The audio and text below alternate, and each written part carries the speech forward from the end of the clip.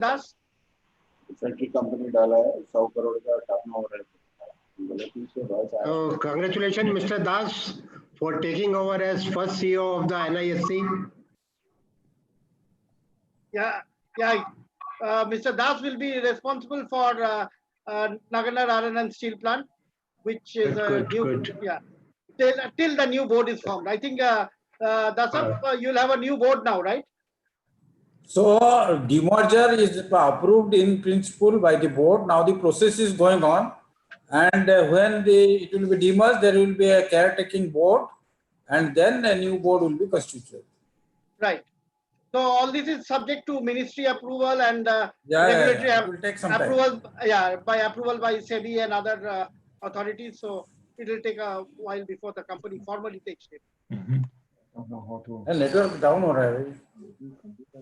Dr. Andreas, guten Abend. Good evening. Thank you very much. Yeah, Mr. Mahapatra has also joined. Mr. Mahapatra, welcome. Thank you very much. Hello, how are you, Mr. Mahapatra? Yeah, I'm fine. Good. Thank you, sir. How are you? Fine. So, How are you, sir? Fine, thank you. Mr. Gitale. Good afternoon, Mr. Mahapatra. Yeah. Long time no see. Huh? Yeah. After a long time. Good to meet you. Yeah, great. Yeah, very good. You are doing very well, I see. You are looking every day better and better. Oh, thank you very much. You're welcome. Hello, good afternoon, Dr. Andreas. Good afternoon, Amit. How are you? Fine, I'm fine. Thank you very much. And you? Fine, thank you. Yeah.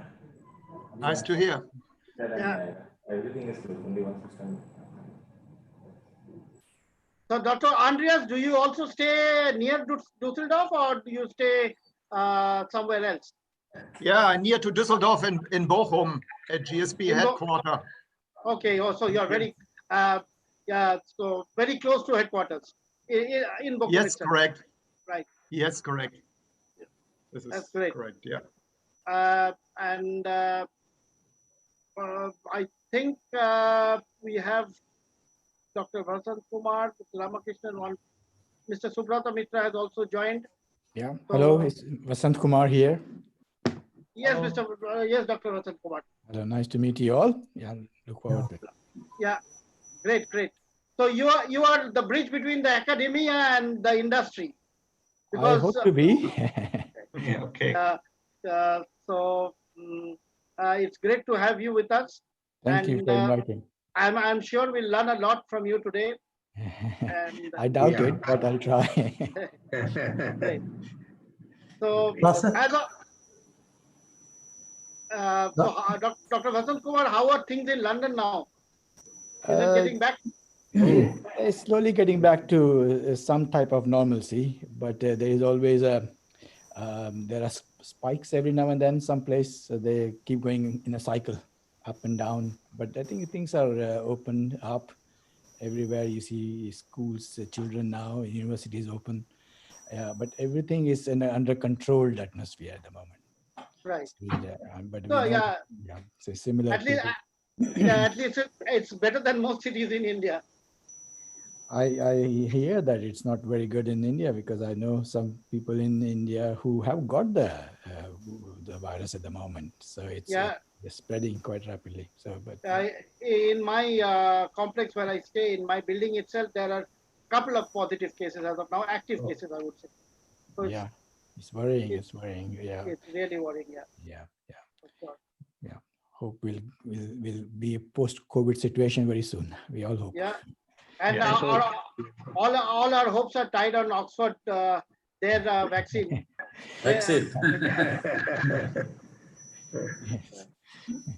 So that's what it is right now. We are only keeping our hopes. Living on hopes. Yeah, indeed. Okay, so we have 1, 2, 3, 4, 5, 6, 7, 8, 9 already with us. 9 panelists have already joined. Ankit, can you check if anyone is there in the audience by any chance? Can you upgrade them? Yes, I'm looking.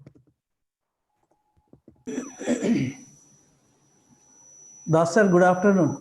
Good afternoon. Meeting you after a long time. Met you last time in Rourkela. No. I think I left Rourkela 12, 13 years back before. Yeah.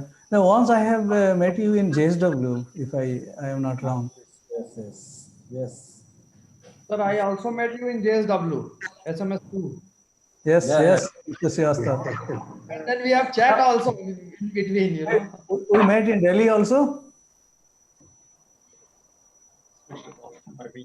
In Delhi.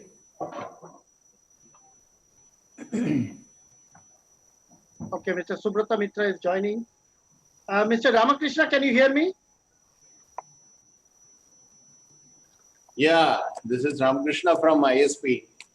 Yeah, Mr. Ramakrishna is the CGM, Chief General Manager, Steel, from SAIL ISPO Steel Plant. So, Good. Mr. Ramakrishna, CEO, will also be joining us. Mr. Kamlakarji is also joining us very soon. So, let's hope in a few minutes we'll have the CEO of ISPO also joining us. He is my elder brother. Mr. Ramakrishna is my elder brother. He is from Bhilai. Good afternoon. Good afternoon. I have joined Nirmal. Good afternoon, Subrata. Welcome to the chairman of our organizing committee, Mr. Subrata Mitra, ex-joining managing director of MN Dastur, and he's also the chief editorial advisor of our editorial board right now. And this is my favorite subject, desulphurization. I have spent a lot of years in the steel planning and engineering of this thing. So I have something to say in this thing. Yeah, and Subrata, we have a lot to learn from you as well today, just as we have a lot to learn from all the panelists today for valuable inputs that we are going to get. Well, Mr. Dilip Ambassador has also joined us. Yes, good afternoon, everybody. Good afternoon. Good afternoon. Arora साहब बहुत दिन के बाद मुलाकात हो रही है आपसे. Hello, good afternoon, dear. How are you? Good afternoon, sir. और दास साहब कैसे हैं? How are you? I'm fine, sir. Fine. बहुत अच्छे हैं. आप बताएं, all well? Yes, everything is fine. Yes. So Good, I great. have to share a lot of things. I have to learn a lot of things with all dignitaries in the dais. Exactly. That is why we get together, Ambassador, just so that all of us can learn. Right. Ambassador, you are based at Ranchi or? Yes, sir. I'm in Ranchi. Yes, sir. I'm in Ranchi only.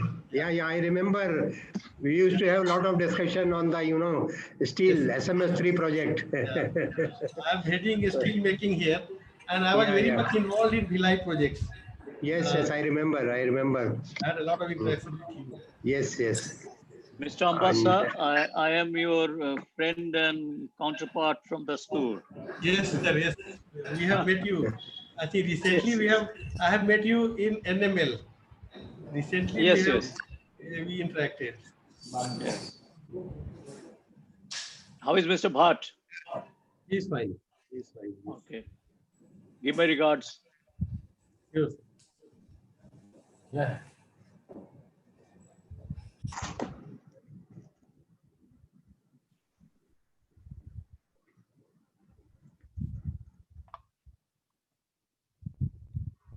Mr. Gitrale. Yes. How is my old friend, Mr. Harvey? They are all doing well right Mr. now. Vijay? Oh, that's good. Mr. Rombal? I have seen them almost 2 months ago, the last time, because due to the virus, everything is a little bit limited and restricted. But I hope that this situation will improve very soon, hopefully. Mr. Weber?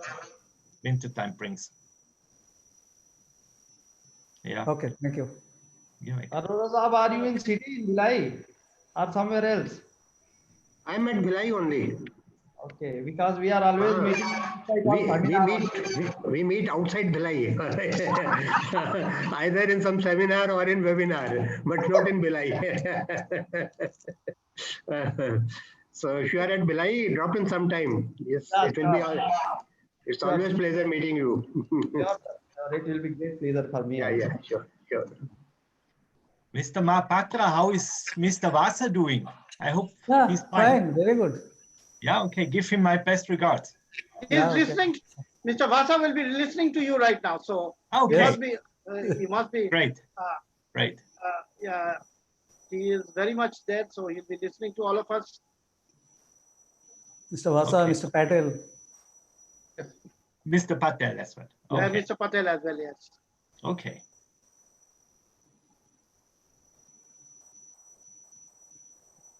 So we have another 10-12 minutes to go. Ankit, are you ready with the national anthem? Yes, yes. Sir, Bandyopadhyay Saab is not joining today? Mr. Bandyopadhyay is tied up today, so he will join for the tomorrow beamstick. He said he will join for sure. And in any case, let me share a secret with you. Mr. Bandyopadhyay is not too keen in talking about desulphurization because he says in electric arc furnace there is very little sulfur. So the sulfur mainly comes from the coke ovens. So I mean the coke is the main I would say not culprit, but the main reason for the sulfur to be there. So Subhrata, if you can add something on this. Yeah, I will add, Nirmal. This is a very important question he has posed. I agree, electric arc furnace, if it melts scrap and DRI, no issue. But if it melts hot metal, which is an Indian practice, then DS is required. I will not name a plant, a big one, who they have a big furnace pouring hot metal and using hot metal. So as soon as you post hot metal, you land into problem with sulfur. So there a lot of efforts have been made to put it, but there is no place to put desulphurization. But as soon as you use hot metal, desulphurization is required to maintain the quality. This is my view. Right. Aroraji, you agree that when we talk about Atmanirbhar Bharat, and we are going to use, we are going to use more of our blended coal.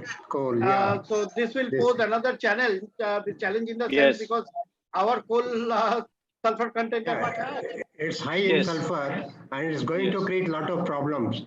And for that, desulphurization will become totally essential. Yes. Right. Absolutely. Nice to hear.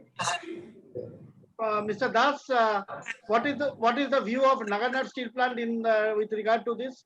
What is the view in the plant? I mean, you are. Now we are buying everything. We have got the coal, best coal from Australia. So our initial problem will not be there. But then we have been allotted a coal mines in Jharkhand. So very soon we are going to use our own coking coal.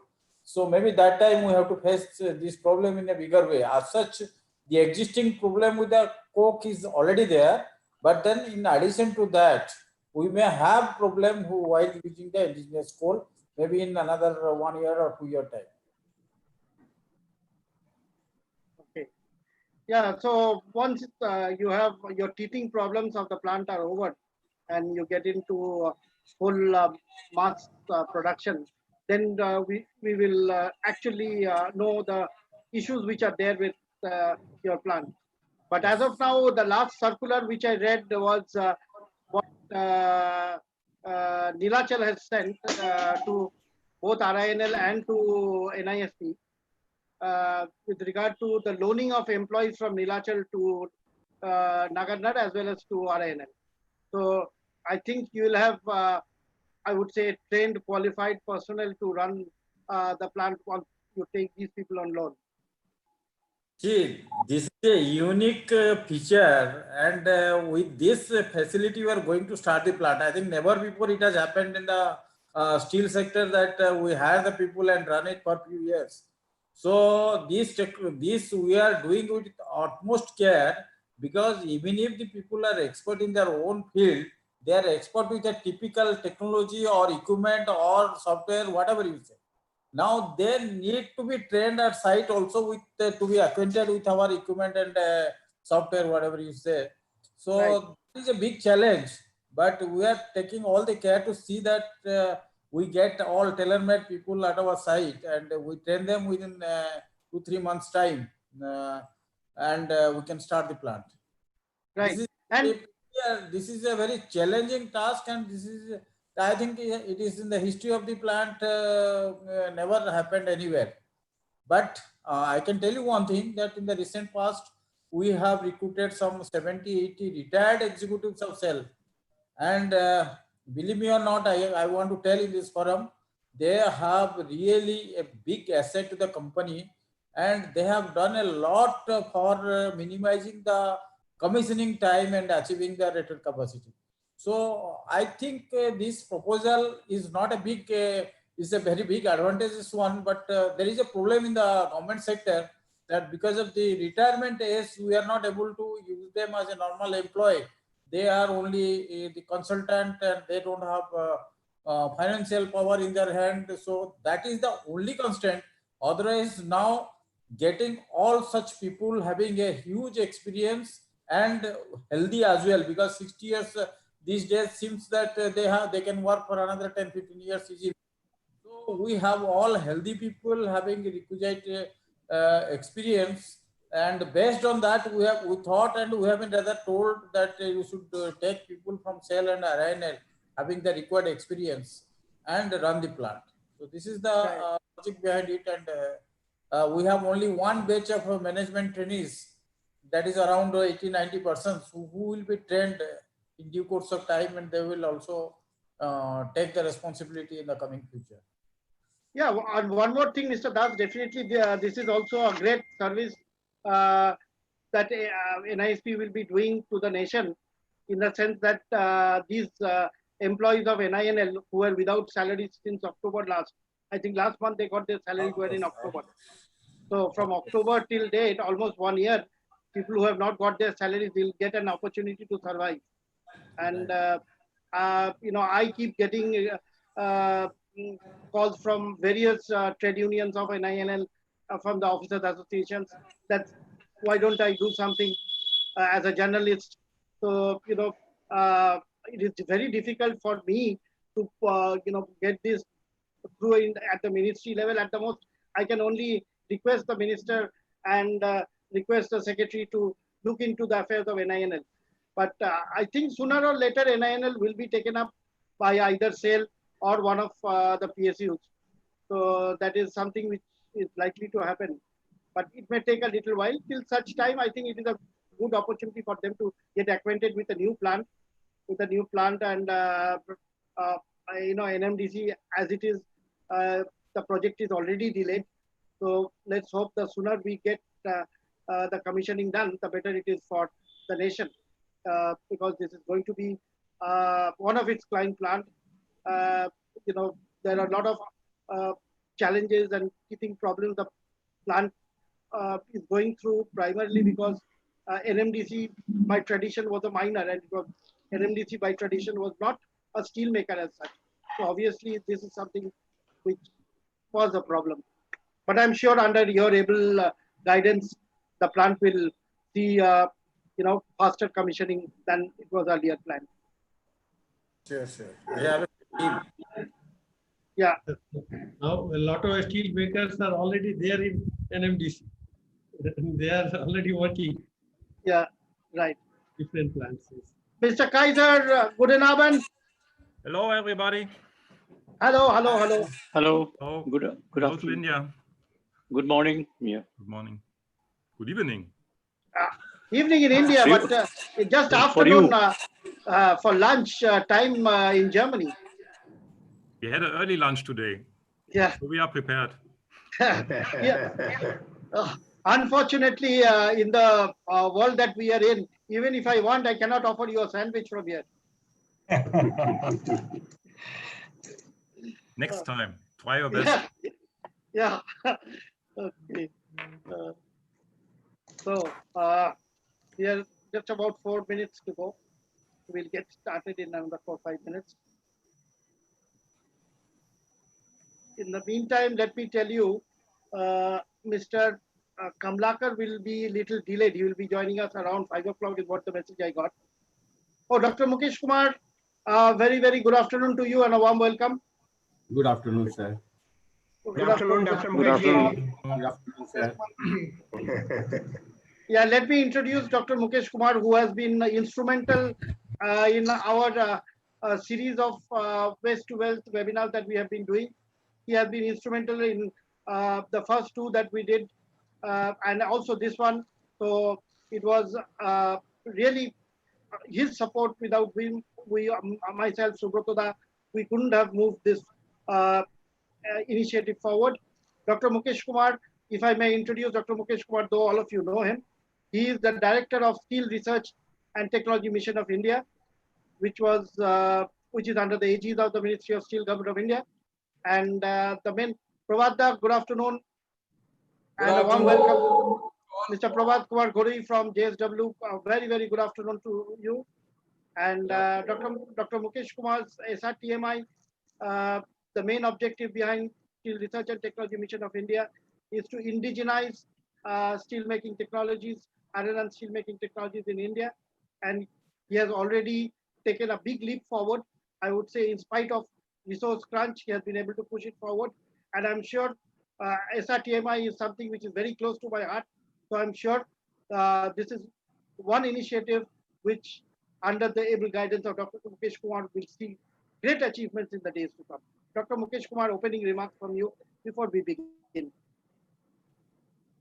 Thank you, Nirmala ji. And just I wanted to highlight the importance of this series, what we has been started. Two series we already had on the waste to wealth, because most of the Indian plants are facing issues of the waste, particularly the public sector undertakings plants like SAIL and RINL and others, where a focus need to be brought on the utilization of the waste, because this is not a waste. This is a wealth what has not been put into use. And similarly, there are other means, like today third seminar is there. This third is on the hot metal desulphurization, where also, because it is indirectly linked with the waste generation, because a large amount of the slag is generated, amount of iron loss which is going in the form of this desulphurization and other things. So the new techniques, whatever are coming, there is a need to look into it, how we can minimize the generation of the slag and how we can minimize our iron losses also through that. So I think the series what Nirmala has started, this waste to wealth series, will help the industry a lot, and all the industry will be benefited out of this outcome of this webinar. Thank you. Thank you, Dr. Mukesh Kumar. Thank you, Mukesh Kumar ji. Ankit, if you are ready, it's almost 4 o'clock by my watch. So we can get started. Okay, so shall we begin then? Yeah, I think we can, because we are just 2 to 3 minutes away. So you can begin. There is no problem. Let us start. Okay, so very warm welcome to all the panelists and attendees who have joined us today. Our topic for today's webinar is DESMET presents Waste to Wealth Session 3, Hot Metal Desulphurization in the Steel Industry.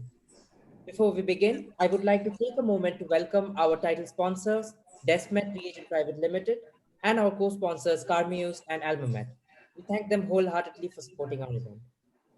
So for all the numerous attendees who have joined us on Zoom to listen to our discussion today, we have a Q&A section in Zoom, which can be accessed by all the panelists and the attendees alike. So I would request everyone to post their questions and queries in the Q&A section, and it will be visible to all the panelists who can then choose to answer it live or directly in the chat. I would also request all the panelists to adhere to the time limit as per the program to avoid any delays. So today, at first I would like to introduce our panelists for today. Is my screen visible to everyone? Yes, it is. Yes. Okay, so our panelists for today, we have the chairman of our organizing committee, Mr. Subhrata Mitra, who is ex-joint managing director, MN Dastur & Co. Limited. We have Mr. P. Mahapatra, director, GSB Desmet. Mr. Vinod Arora, ex-CEO, Bhilai Steel Plant Sale and consultant, Macro Corporation. Mr. Wolfgang Getterle, director, sales and research and development, Almamet GmbH. Mr. Lutz Kaiser, head sales and technology, Almamet Industrial Solutions, HMDS Technology Wing of Almamet International Group. Mr. Anirban Das Gupta, CEO, Bhilai Steel Plant and Director Projects and BP Sale. Mr. Ajit Kumar Saxena, Director Operations, RINL. Mr. A.V. Kamlakar, CEO, the Steel Authority of India Limited, Durgapur Steel Plant and ISCO Steel Plant. Dr. Mukesh Kumar, Director, SRTMI. Mr. Prashant Das, Executive Director, NMDC Limited, Nagarnar Iron and Steel Plant. Mr. Prabhat Kumar Ghoroi, Senior Vice President, JSW Steel Limited. Mr. Atul Dubey, Executive Vice President and HOD, Steel Melting Shop, Jindal Steel and Power Limited, Angul. Mr. D.K. Ambasta, Chief General Manager, Steelmaking Mecon Limited. Dr. Ing Andreas Mertke, Vice President, Technical Service, GSB Refractories India Private Limited. Mr. Amit Kumar Srivastav, Managing Director, GSB Refractories India. Mr. Atul, Assistant Vice President, Sales and Marketing, Metallurgical Plant and Environment Technology, SMS India Private Limited. Dr. R. Vasant Kumar, Professor and Head of Materials Chemistry Group, Fellow of Trinity Hall, University of Cambridge, Fellow of the Institute of Materials, Mining and Metallurgy. Mr. Sanjeev Manocha, Global Steel Industry Manager, Carmeos. Thank you all for joining us today, and thanks again to our sponsors for supporting our event. So our moderator for today's discussion will be my father, Mr. Nirmalia Mukherjee, Editor, Steel and Metallurgy.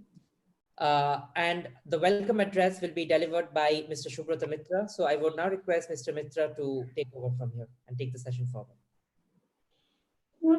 Thank you, Ankit. It's once again a privilege to welcome the esteemed panelists, and this subject being of interest to me personally because Ankit, there is some disturbance here. Yes, I have. Ankit, just mute everyone, Ankit. Yeah. So I had the privilege and opportunity to work on this project when I was young in the steel planning and engineering, conceptual engineering. So I'll just share a few words, my experience. With ever increasing demand of steel quality, sulfur needs to be removed. With the passage of time, the raw material depletion is happening, and bad quality of raw materials have to be used, through which the sulfur enters. Sulfur enters, the blast furnace is some amount of sulfur can be removed, but whatever remains has to be remained in this post, that's called, we call it hot metal pre-treatment before pouring into converters. Electric furnace do not require sulfur removal so much, but if the electric furnace is using hot metal, then it will be required. Anyway, I want to share one news with you. Earlier, because of good quality coal, coking coal, there was not much of a problem. If you remember, if you recollect, RINL VSP phase 1, there was a desulphurization station, a big one, which was installed. It never worked. It was not required to work because of the imported good quality coal that was being used in Vizag.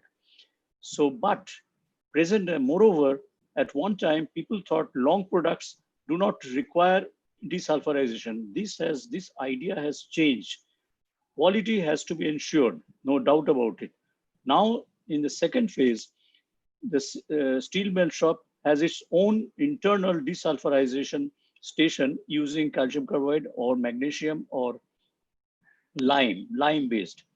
Now, another thing, sulfur through coke oven gas enters the atmosphere, which is detrimental to the environment because it can create acid rain and other health hazards. So there is an effort to desulfurize the coke oven gas.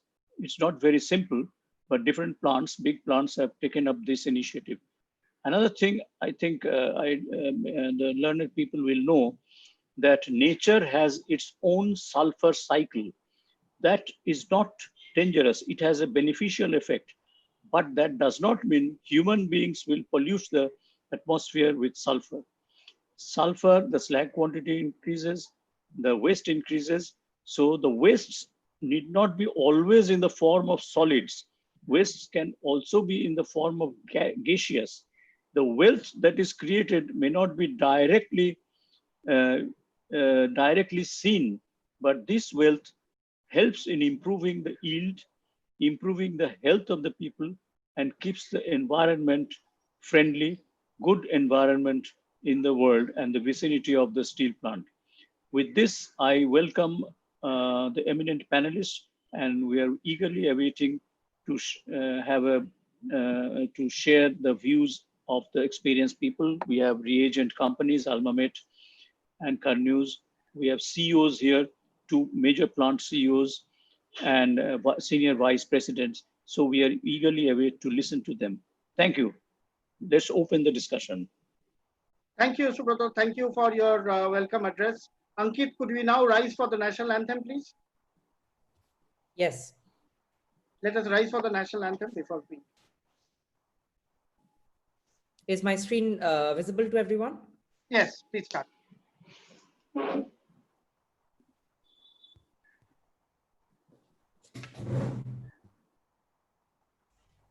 जनगण मन अधिनायक जय हे भारत भाग्य विधाता पंजाब सिंध गुजरात मराठा द्राविड उत्कल बंगा विंध्य हिमाचल यमुना गंगा उच्चल जलधि तरंगा तव शुभ नामे जागे तव शुभ आशीष मांगे गाहे तव जय गाथा जन गण मंगलदायक जय हे भारत भाग्य विधाता जय हे जय हे जय हे जय जय जय जय हे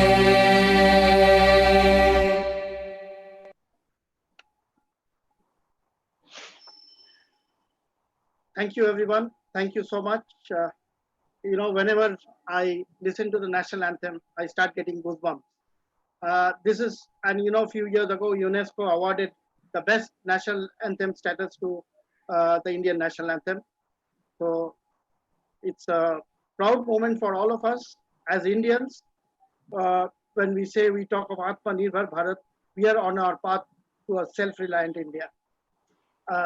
With that, I'll now move on to the first speaker of today, Mr. P. Mahapatra, Director, Desmet Reagent Private Limited, and Mr. Virod Arora, Managing Director, Min Metcon, and ex-CEO, Sale, Bhilai Steel Plant, and Consultant, Mako. So both of them will be sharing the presentation slot. So I think Mr. Mahapatra will begin and then Mr. Arora will continue. Mr. Mahapatra, would you like to share the screen, or Ankit, do you have the presentation of Desmet with you? No, I think they will be giving the presentations themselves. Okay. Mr. Mahapatra, are you comfortable giving the presentation yourself with the share screen option? Yeah, you have to unmute yourself, Mr. Mahapatra. You're muted.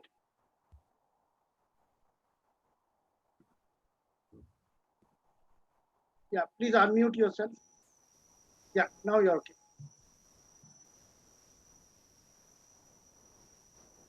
Can you see the slide? No, not yet. You have to open the presentation first, then do the screen sharing. Yeah.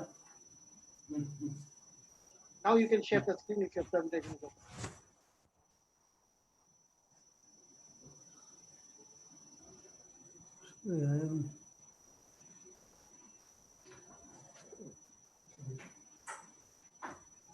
Is your presentation open now? 1 minute. Yeah, take your, no hurry.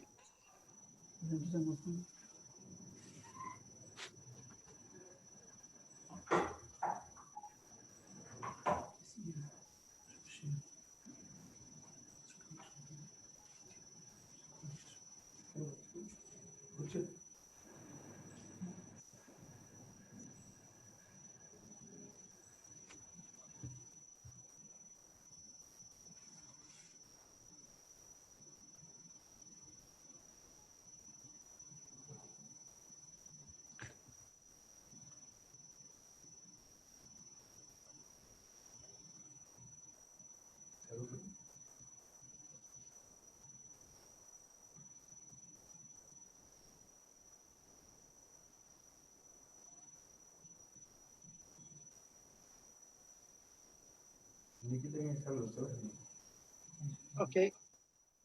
Yeah. Now can you just make it full screen? Yeah, 1 minute. Go to slides.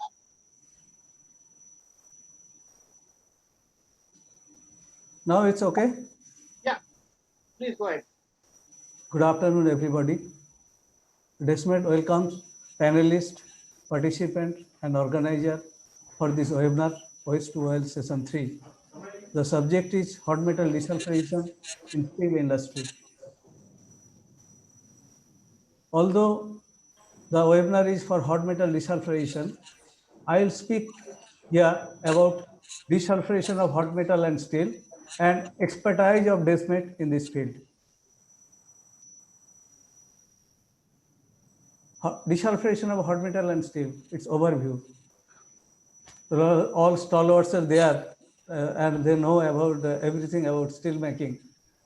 And we know that sulfur is very much detrimental for physical and mechanical properties of steel. It forms iron sulfide and which causes hot shortness in the steel. Source of sulfur is mainly coal or coke, which is charged in blast furnace. So desulphurization of hot metal is required for low and ultra low sulfur, which can be done externally in hot metal ladle and steel ladle. We'll talk about hot metal desulphurization first. Advantage of external DS. So if in the blast furnace, we do not require to control the sulfur, then blast furnace productivity can be improved by 6 to 8%. Because it also reduces the burden of low sulfur requirement in blast furnace. As because consumption of coke as well as fluxes decreases, thereby it reduces the total cost and energy consumed per ton of hot metal. And you are also aware that in BOF, because of oxidizing atmosphere, desulphurization cannot be done. So external desulphurization of hot metal is required. Now, although there are many methods of external desulphurization, but most popular and efficient, cost-effective method is top lance injection method. Here you can see a schematic diagram of injection through top lance.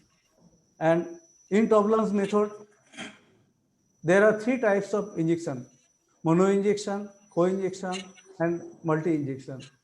If you go through this schematic diagram, you can see which mono injection is done only with one reagent, which is low maintenance cost, simple operation, but injection quantity, because of high injection quantity of material, cycle time is also high, and more slag generation is also there. In case of co-injection, there is the flexibility on temperature variation, and as a result,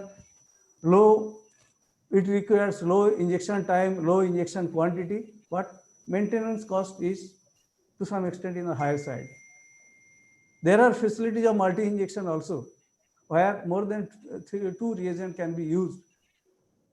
We can use slag modifier, which can reduce the iron loss, but it is very much effective, but maintenance cost is in the higher side. And all these injection process done through carrier gas is nitrogen. And quality of nitrogen is very important. It should be less than -40 degrees.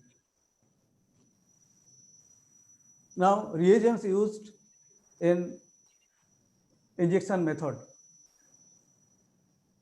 There are three reagents are there: calcium carbide, calcium oxide, and magnesium. The injection in India, desulphurization was started with calcium carbide mono injection. You can see the reactions, chemical reactions. Then when co-injection started, calcium carbide and magnesium was the reagent used for co-injection. Later on, fluidized lime also introduced. Then there are flexibility. You can go for lime magnesium, you can go for multi-injection or eco-injection where lime, carbide and magnesium can be used. But efficiency-wise, lime is having the lowest efficiency, carbide is 7 times higher efficiency than lime, and magnesium is having 21 times efficiency than lime. The key parameters which has to be monitored or which will decide the process for effective desulfurization, cost-effective desulfurization. In case of hot metal, quantity of hot metal temperature, and hot metal chemistry. These are the key parameters. In case of reagent to be injected, its grain size, flow, and quantity is important based on the all metallurgical parameters. Slag, formation of slag, blast furnace slag, as well as slag formation after DS. That is also very important. If slag formation after DS should be very good, it should be it should be granular in nature, and the slag separation, slag metal separation is very important. Otherwise, during slag raking, at the same time, efficient slag raking is also important, because slag behavior and slag raking both indicates the metal loss as well as reversal of sulfur during steel making. These two factors has to be optimized. And DS cycle time, those who are going for 100% DS or use more number of DS, their DS cycle time is very important, and based on this DS cycle time, reagent has also to be chosen. Now it is about desulfurization of steel. Those steel plants who are having hot metal backup, but they do not have HMDS, hot metal desulfurization station for hot metal desulfurization, or the steel plant who are producing steel in electric arc furnace or other process, they are also required to go for low sulfur. So for that, desulfurization is required in secondary steel making. So there are 4 kinds of material. First one is flux having 70% CO and calcium fluoride 30%. This material is not so efficient, and moreover, the most important problem with this material is, since it is having huge 30% calcium fluoride, it is detrimental environmentally for environment. So this kind of material, use of this kind of material is discouraged. Another one is calcium carbide chips. People are using calcium carbide chips in case of medium and high carbon steel, because in case of low carbon steel, there is a possibility of carbon pickup. And this material is basically used for deoxidation, and in the process, to some extent, desulfurization is also occurred. Another process is cold air feeding system, cold air feeding, CASI and CAFE. They are also a desulfurization occurs, but this material is very costly. We have calcium aluminate flux, which is called synthetic slag in plant. So this material is having very much advantages against the other 3 material. The advantages of calcium aluminate flux: it optimizes slag fluidity and thermal insulation, prevent heat loss and covering the molten metal.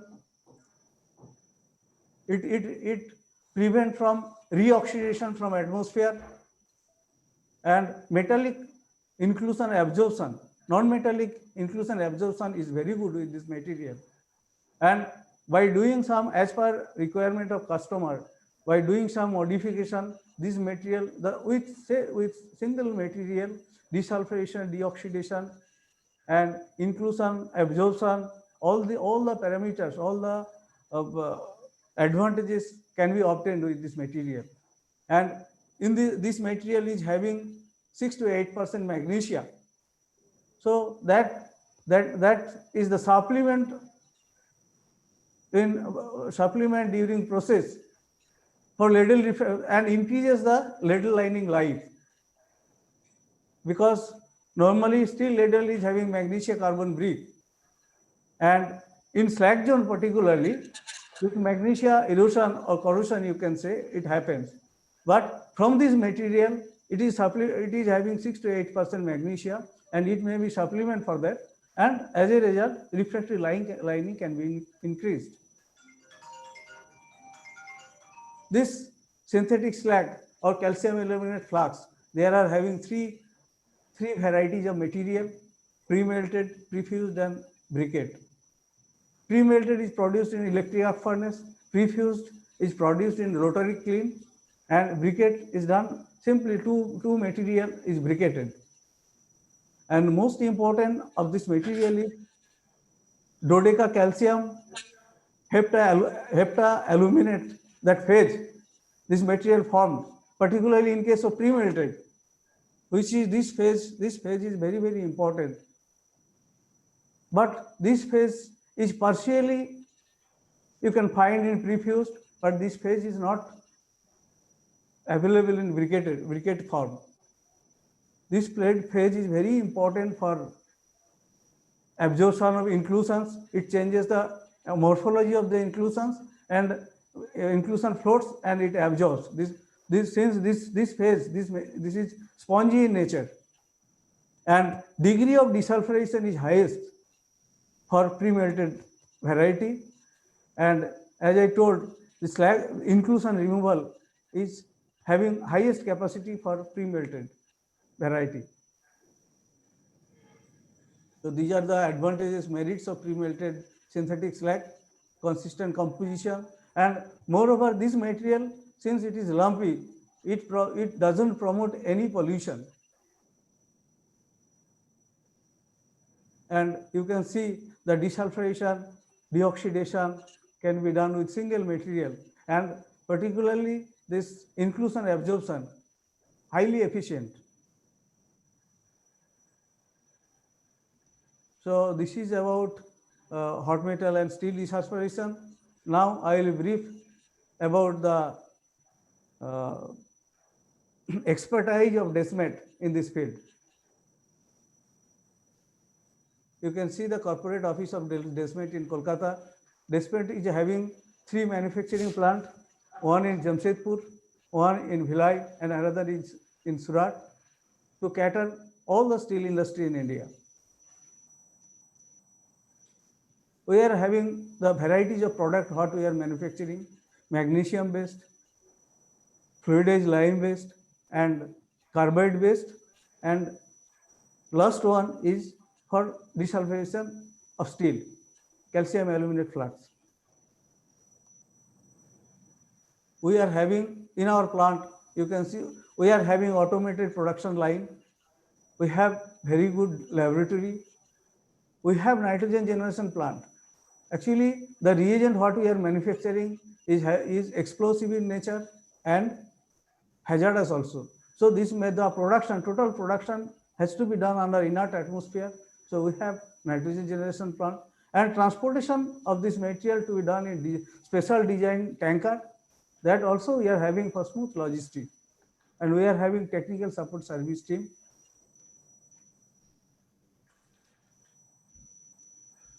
We have obtained these 2 certificates. Now about total DS management. Earlier I have shown you we are manufacturing and supplying the reagent to steel industry. In total DS management, apart from supply,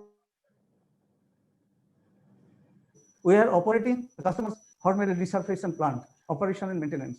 This concept we started first time in Bhushan Steel, and we have executed that successfully 2 years. And in SR Steel also, we have executed consecutive 8 years of this DS management. Of course, we have done operation of their plant and supply of reagent. And last year, we have started total DS management in ISCO Steel plant. You can see Mr. Kamlakar, CEO, sir, he is inaugurating this DS management. Here, our scope is operation and maintenance of the plant apart from supply of reagent. We must thankful to Mr. Kamlakar and his team for giving us this opportunity. Performance highlight at ISP. You can go through that. This plant is now, after handover of this plant is ready every time, 24 hours operation.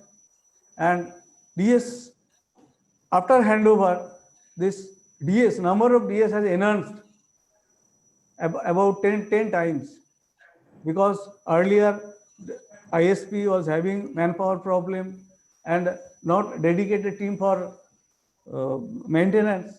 Now, since we are doing operation and maintenance, so number of DS has enhanced by 10 times.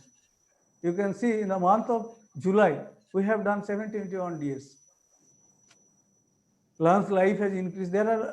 Lunch life has increased, racking plates life also increased, and target sulfur has been achieved 98% plus. This is the performance for the month of July. And you can go through the specific consumption also and cycle time particularly. Now, this is another service we are rendering.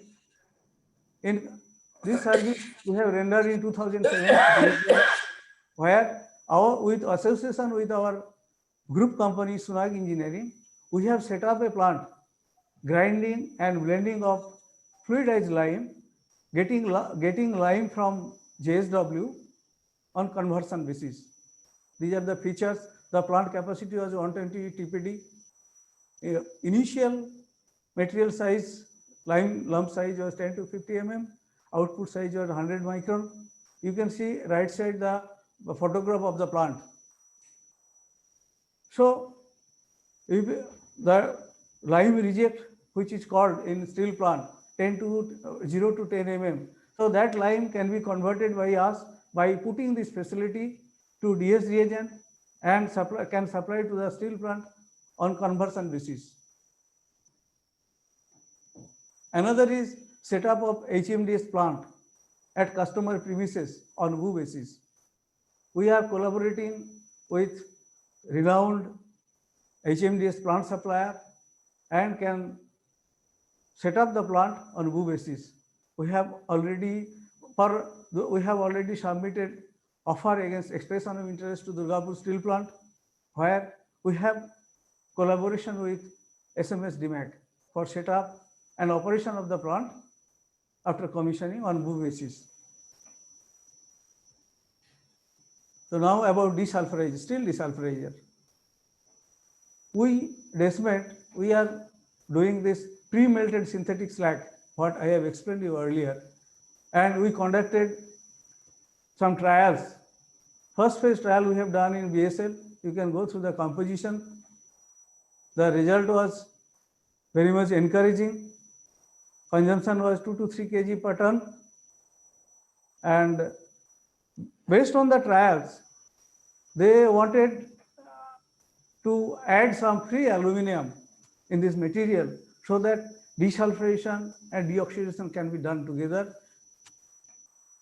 So accordingly, we changed tailor-made the composition, where free aluminum is 15 to 18%, and we have found a very good result, where the consumption has reduced to 1 kg per ton and desulfurization rate was 82%.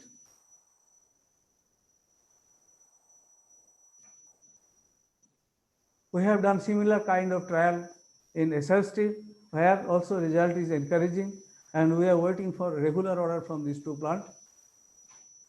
Actually, this material initially we have imported, but we have the facility in Bhilai, and we have got approval from CSIDC, Chhattisgarh State Industrial Corporation, to set up the plant, which we are going to start within 6 months.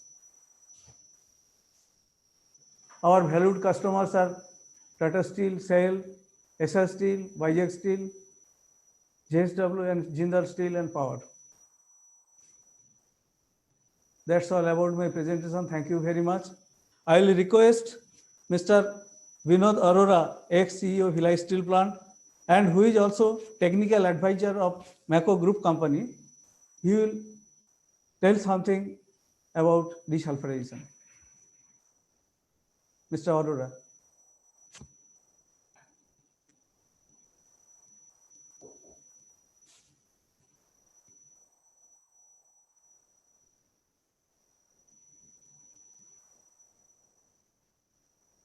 Arora ji, please continue.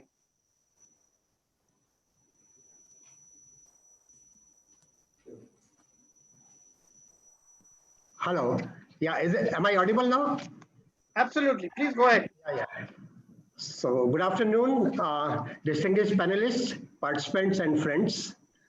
Well, today I'm not going to speak much on the technology of desulphurization, but I will share my own experience of a hot metal desulphurization project at Bhilai. You know, as ED Projects Bhilai, the first major project that am I audible or not? Absolutely. Hello? Please go ahead. Please go ahead. Okay. It looked that as if, yeah. So the first major project that I did was the commissioning of hot metal desulphurization for SMS2. I took over as ED Projects Bhilai Steel Plant in June 2007. Somewhere in September, I had two guests, GM Blast Furnace and GM Steel, who walked into my office, and they were coming straight from the MD's meeting on the ICS rating. In fact, in SAIL, we have a system of ICS, that is internal customer satisfaction ratings. The purpose of which is that if all the internal customer in the chain supply are satisfied, our ultimate customer is also satisfied. So the GM Blast Furnace came and he informed that for last so many months, he is getting very poor rating because he is not able to keep the sulfur in the required limit as desired by SMS. And he is being rated very poor for that. So these two gentlemen, GM Blast Furnace and GM Steel, came to me with a request that I must expedite the commissioning of a hot metal desulphurization project. This project, incidentally, was awarded in February 2006. Already 18 months of its scheduled completion period were over. And the project was done only 35%. ESM USA was the main vendor and BK of Bhilai was the sub-vendor. Incidentally, when we checked into, we found that all the major equipments which ESM was to supply had been delivered. The delay was on part of the local vendor who was not mobilizing enough resources, and the building structure and erection work was totally left over. So we called both Mr. Larry Epps of ESM and Mr. Mayank Rastogi of BK, and yes, we did discuss with them and put pressure on them to mobilize, maximize the resources, and we chased them, we followed up with them, and somehow we commissioned this project in March 2008. So after the project was commissioned, the performance of blast furnace and SMS improved a lot in terms of the steel quality, in terms of the techno-economics, in terms of the productivity. And I also had two delighted customers in blast furnace and SMS in my bag. At Bhilai, I feel that desulphurization is very important for production of the rail steel, DMR grade DRDO steels for the various applications, high tensile strength plates, and also for the production of TMT bars. I understand that Messrs. Desmet are offering the BOO solutions for the putting up of the desulphurization plants, and they are also undertaking the O&M undertakings of the existing plants also. So it is better if the plants do avail these facilities. In the coming time, as rightly pointed out by you, that as India is going towards Atmanirbhar and we are going to reduce our imports, and there may be a tendency of utilizing our Indian coal. And coal, as you know, is the biggest source of sulfur in the hot metal. So there is a possibility of increase of sulfur in the hot metal, and the requirement of desulphurization will come up, and it has to be made mandatory now. This is all I would like to say. Thank you. Thank you so much, Aroraji. Thank you so much with your vast experience. Obviously, you have a hands-on experience of the damage which sulfur can do. So thank you so much for your valuable inputs. And if there are any questions, I would like to take up. I can see one question by Mr. Amrit. How much yield loss is typical during desulfurization process? Aroraji, if you could just answer. I think Mr. Mahapatra will tell it better. Yeah, normally it is 10 to 12 kg per ton of steel. Somewhere it is 15. Okay. I don't think there is any other question. Ankit, is there any raise of hand for questions? No, we don't have any more questions. Okay. So it's good to see that 218 people are already in Zoom right now. In addition, I feel at least my previous experience tell me anything between 150 to 200 will be there on YouTube. So 400 people approximately must be watching us now. So with that, I'll just move on to the Alma Mater video before we have the Alma Mater presentation by Mr. Wolfgang Gittel.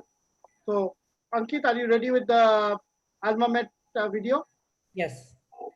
Could we have the Alma Mater video? Is the screen visible? Yes, it is. Yes. You can start. Do you know what car chassis, wheel rims, airbags, pipelines, airplane seats, or laptop casings have in common? Their manufacturing requires products and know-how from Alma Mater. We are the world's largest producer of high-quality magnesium powders, turnings, and granules, which are needed in the steel industry, for chemical reactions, and in pyrotechnics. With decades of experience, we produce customized blends of magnesium, calcium carbide, and lime. Our blends always fulfill the specific requirements of the product and its application. Furthermore, we supply the associated stations and the necessary equipment for our customers. The magnesium granules are produced in our plants in Russia, China, and Turkey. In numerous places of business, our more than 300 employees endeavor to achieve an excellent individual service for our customers. Our consulting ensures the safe handling of our products and their optimal and most efficient application. In hot metal desulphurization and secondary metallurgy, this ensures an increased efficiency of desulphurization reagents, a reduction of iron loss, an extension of the service life of refractories, and a safe and consistent addition of solids and gases into the melt. Of course, we also supply high-quality injection lances to improve the process of hot metal desulphurization in a sustainable way. Talking about high quality and lasting effects, an important concern is the careful conservation of environmental resources. That is why we pay special attention to recycling waste substances arising in the steel plants.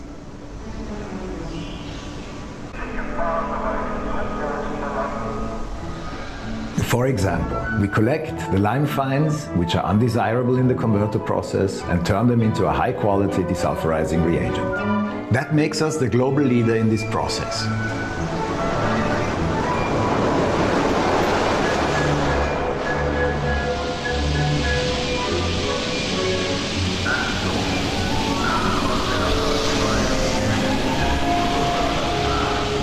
We also pioneered the recycling of hard-to-use magnesium scrap, and thanks to a special technology, it can now be used perfectly in hot metal desulfurization. Our products are of course also used in the non-steel sector, here particularly in the industries of pharmaceutics, chemicals and pyrotechnics. Almamet's high-quality magnesium is used for the production of paints, vitamins for animals, plastic bottles, and lipstick. Based on the particular usage, we optimize shape and properties of the raspings or chips and powders, and we advise on how to safely use our material at any time. By the way, our magnesium is also responsible for the light in flares.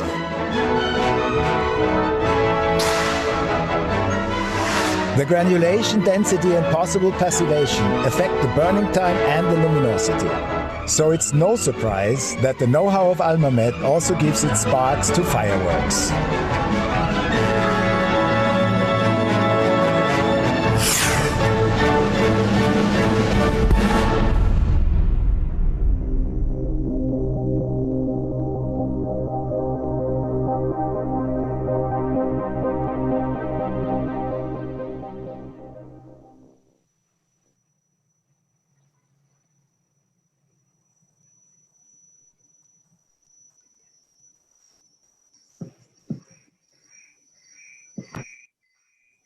Nirmalada, unmute, please. Oh, I'm so sorry, Prabhat. I'm so sorry. My apologies. After that excellent video presentation, we'll move on to the presentation by Mr. Wolfgang Gittel, who's Director of Sales and Research and Development, Almamet GmbH. He is the head of R&D as well as sales of Almamet GmbH. May I request Mr. Gittel to take over now? Yes. Mr. Chairman, many thanks for the introduction. Ladies and gentlemen, very welcome to the symposium about waste and wealth in the steel industry. I would like to give you a brief introduction about the service of Almamet, what we are doing for the hot metal desulphurization. First of all, I would like to show you the global map with our subsidiaries. You see, we are very active, of course, in Europe, since we are a German company. We have different warehouses and distribution centers all over Europe. That means in Germany, of course, in UK. In Spain, we are supplying the steel industry, and in Poland, of course. We have production facilities, as already mentioned in the video, in China, in Russia as well, and in Turkey. So that means we have a very big redundancy, so that we are not only linked to a production plant or to any traders coming from China. This gives us a very good perspective, since a lot of trade wars are pending worldwide. We also have activities in South Africa. We are supplying the steel industry there by 100%. And I would like to show you now a list of the locations we have worldwide. The main center is Almamet Germany, where we have the main office also. MSC Germany, this is a company where we have a production facility for secondary magnesium granules.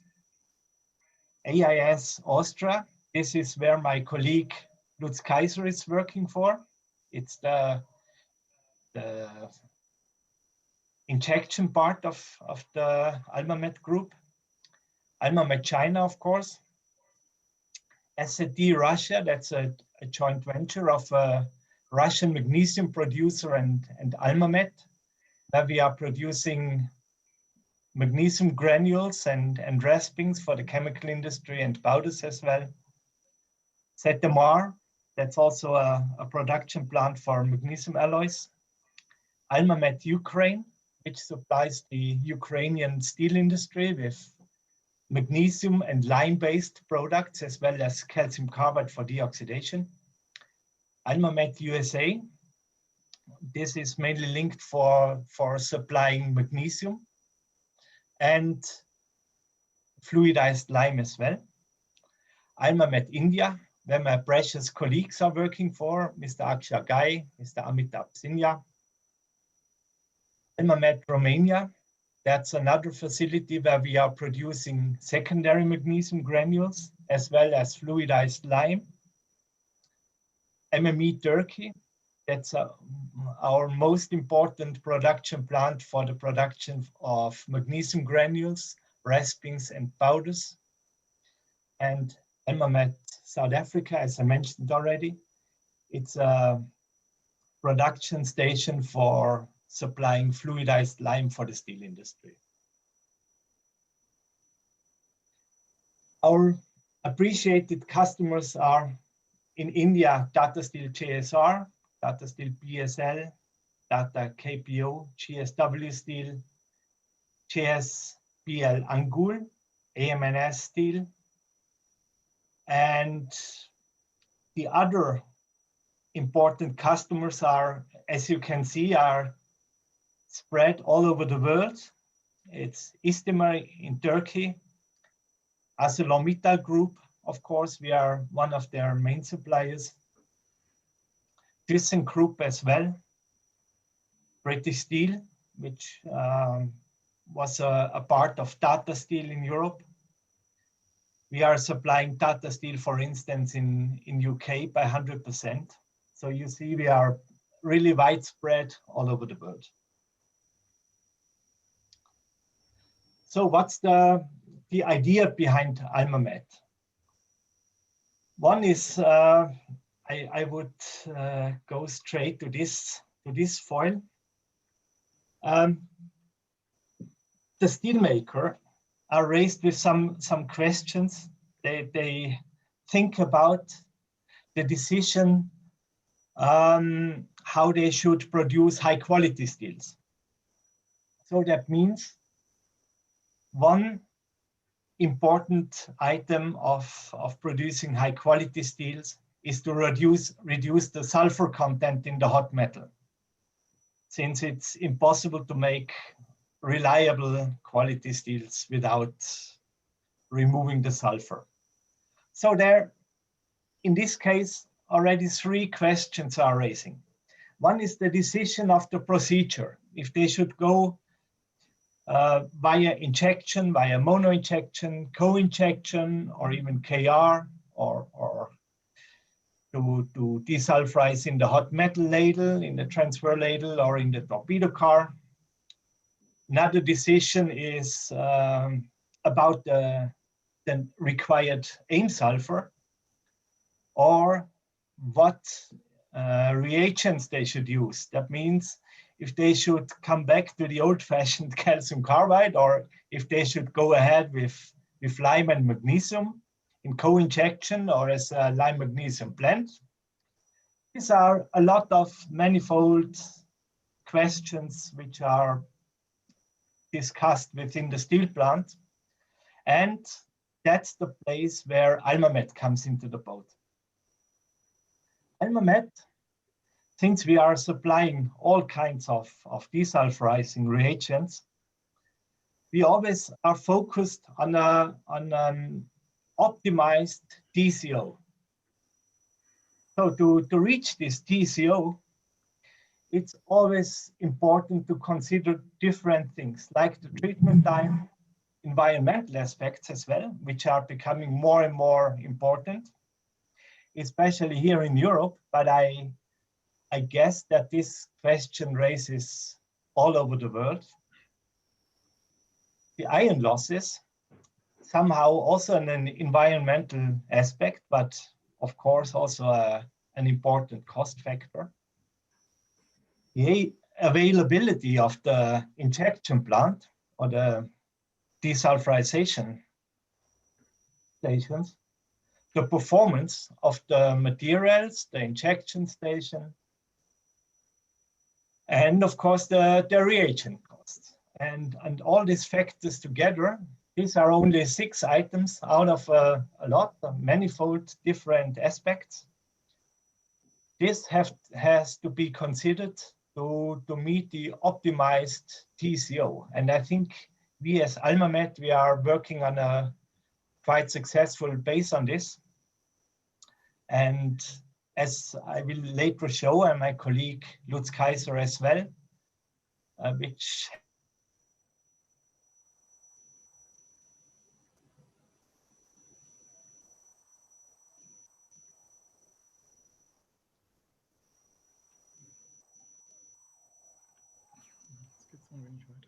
I think it's a connectivity issue that Mr. Gittal is facing. Ankit, is there a connectivity issue with Mr. Gittal or? I think so, yeah.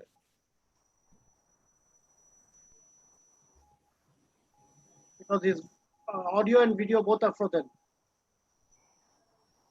Yeah, I think it's an internet problem. Okay, let's wait. Oh, he got disconnected, is it? Yeah. Okay, so then I'll request in the meantime, Mr. Kaiser to go ahead till Mr. Lutz Kaiser, you can go ahead till Mr. Gittal comes back.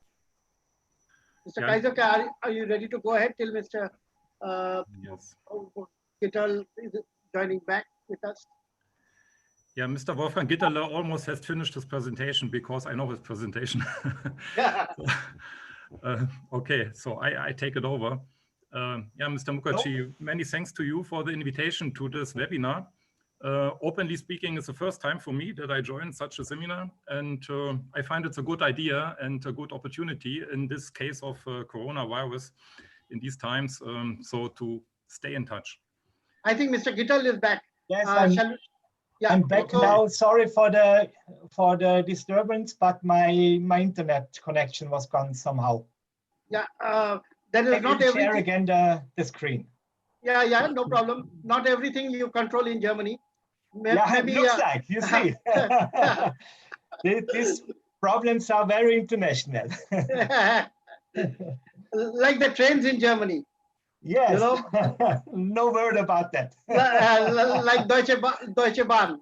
Yes. So, okay, let me share the. Okay, I stopped at the international trends for the steel production. One is the environmentally friendly production, which results in CO2 savings mainly. We even have some efforts now to introduce hydrogen as a reduction gas. Let's see how this works. But you see, at least there are some movements in this direction. Safety improvements, of course, that leads to the substitution of calcium carbide, because calcium carbide really seems to be losing the market share here in Europe, for instance. A lot of plants have already switched over to fluidized lime, and the tendency is still ongoing, an ongoing process, especially for the integrated steel plants with desulphurization in the ladle, in the hot metal transfer ladle. They are more or less all moving to substitute calcium carbide and substitute it by fluidized lime. The recycling of internal byproduct also plays into the hands of fluidized lime. AlmaMet was the first one, is really the pioneer in introducing fluidized lime in-house production, where we screen the converter lime in the steel plants, fluidize it, mill it, fluidize it, mix it with some different fluxes and other tailor-made ingredients.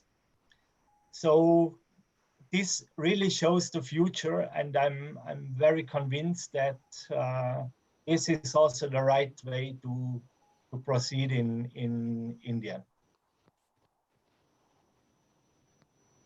I have now some pictures. One very important thing is the lime grinding and blending plant, as well as the magnesium warehouse at JSPL in Angul, what I mentioned before, where we have made very good efforts, I think.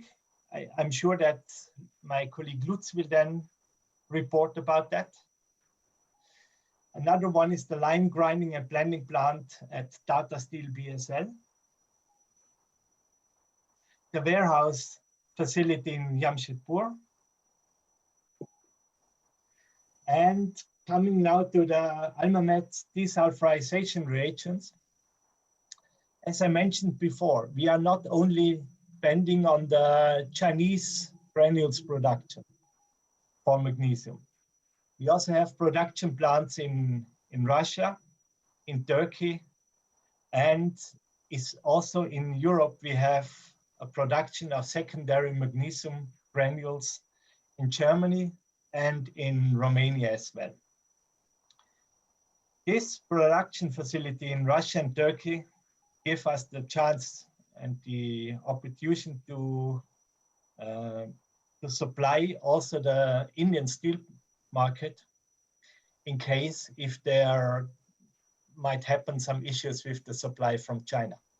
I think this is a very important part of the chain for you, and it really should show you that Almamet India is a reliable partner for hot metal desulphurization.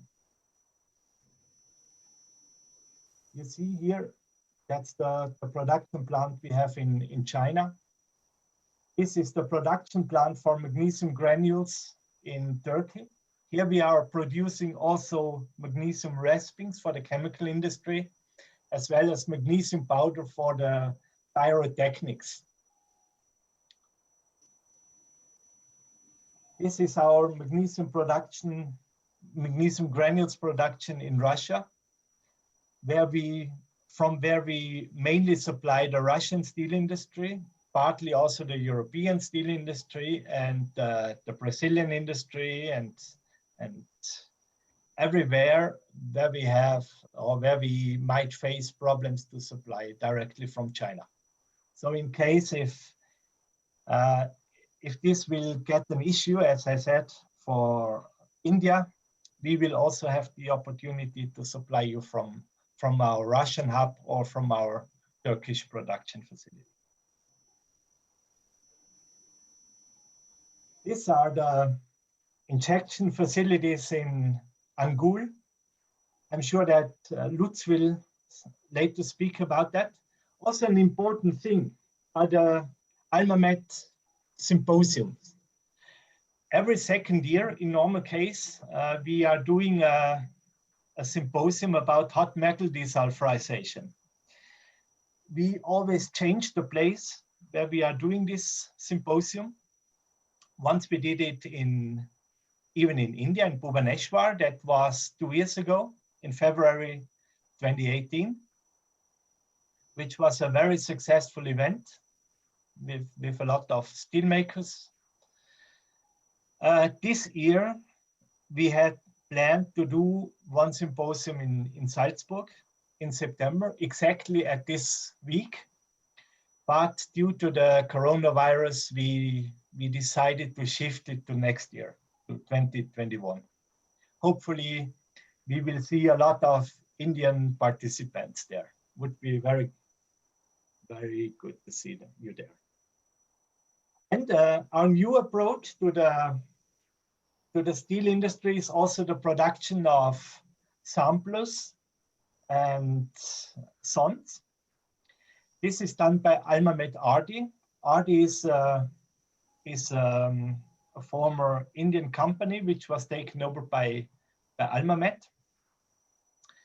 This Almamet RD company was founded in March 2020 and is related to the production of probe sensors and systems for the measurements in molten metal, like temperature. So we have temperature sondes, oxygen measurement, hydrogen measurement as well, samplers for the hot metal industry, for the sampling of hot metal and steel as well. The required instruments as well, the automatic manipulators and robotic measurement systems, as well as the total probe management service for plant. You see, as I mentioned before, Almamet is focused on the TCO for the steel plant. That's why we also introduced in this market for the sondes as well, to give you the opportunity to be supplied from one hand, in this case named Almamet. Thank you very much for your interest in my presentation, and I would like to hand over straight to my colleague Lutz. Thank you very much. Thank you so much, Mr. Gettal.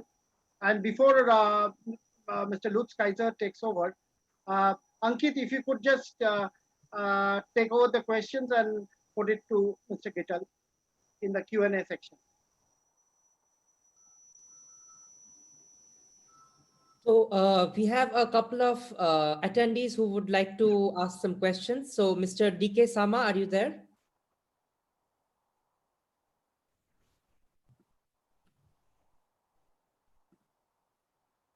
And Mr. Shushant Das.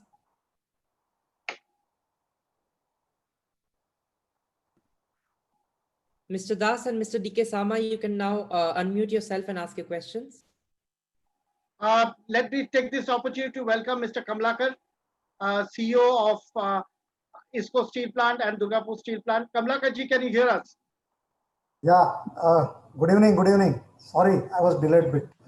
No problem, Kamlakar ji. I already got the intimation that your meeting is carrying on, so I was aware that you would be a little late.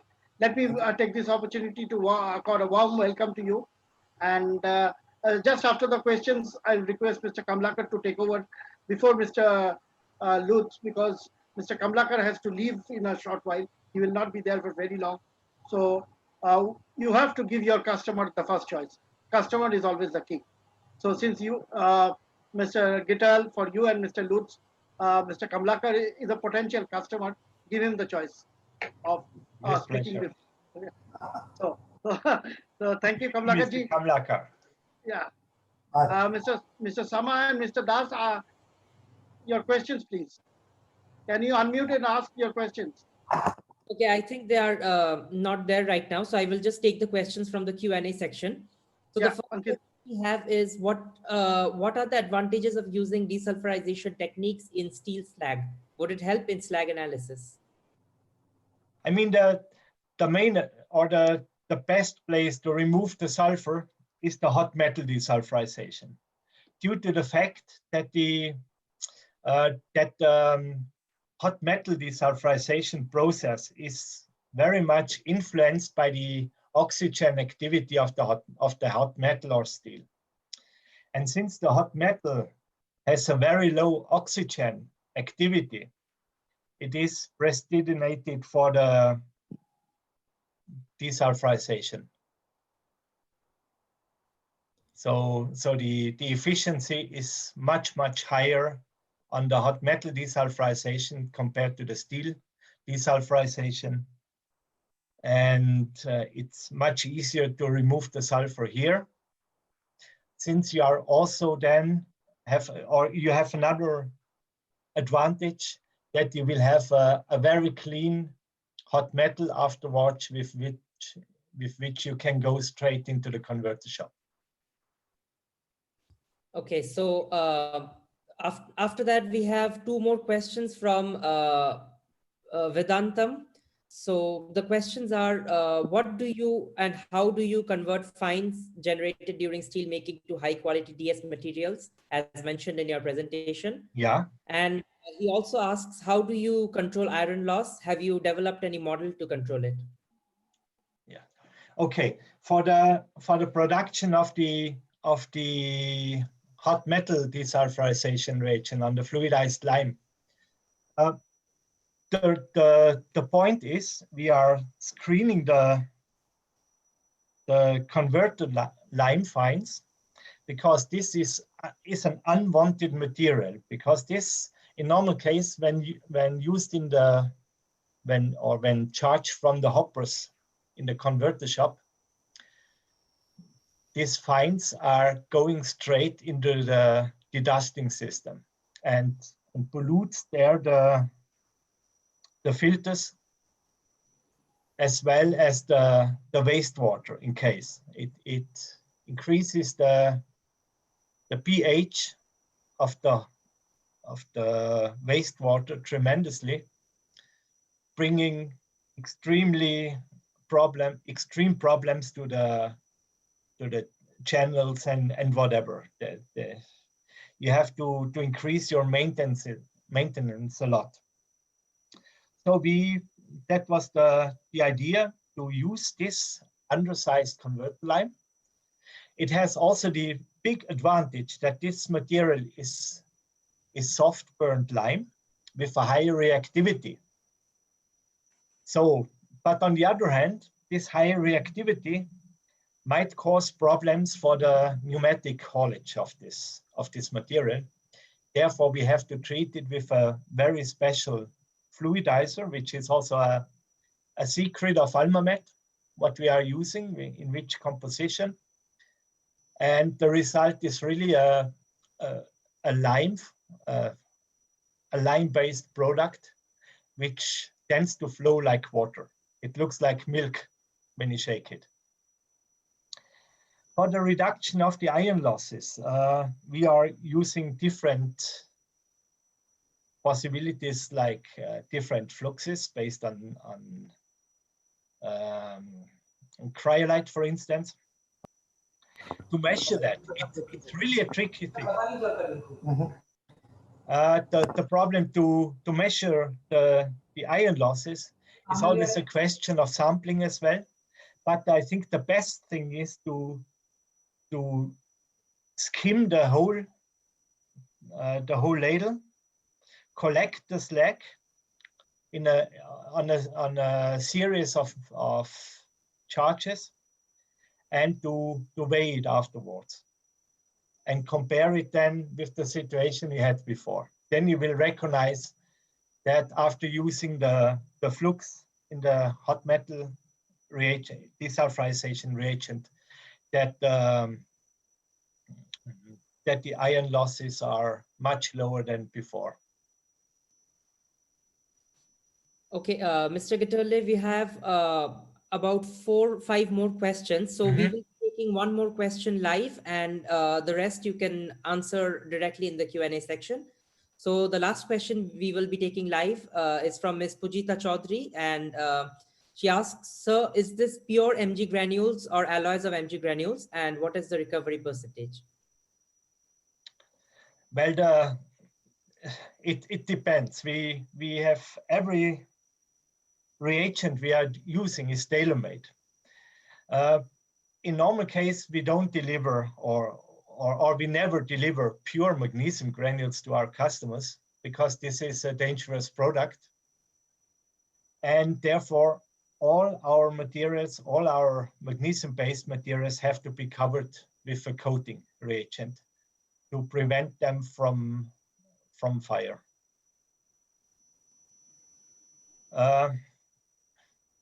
You can, yeah, as a rough number, I would say that you can consider about 0.5 kilogram of magnesium reagent per ton hot metal to get reasonable results.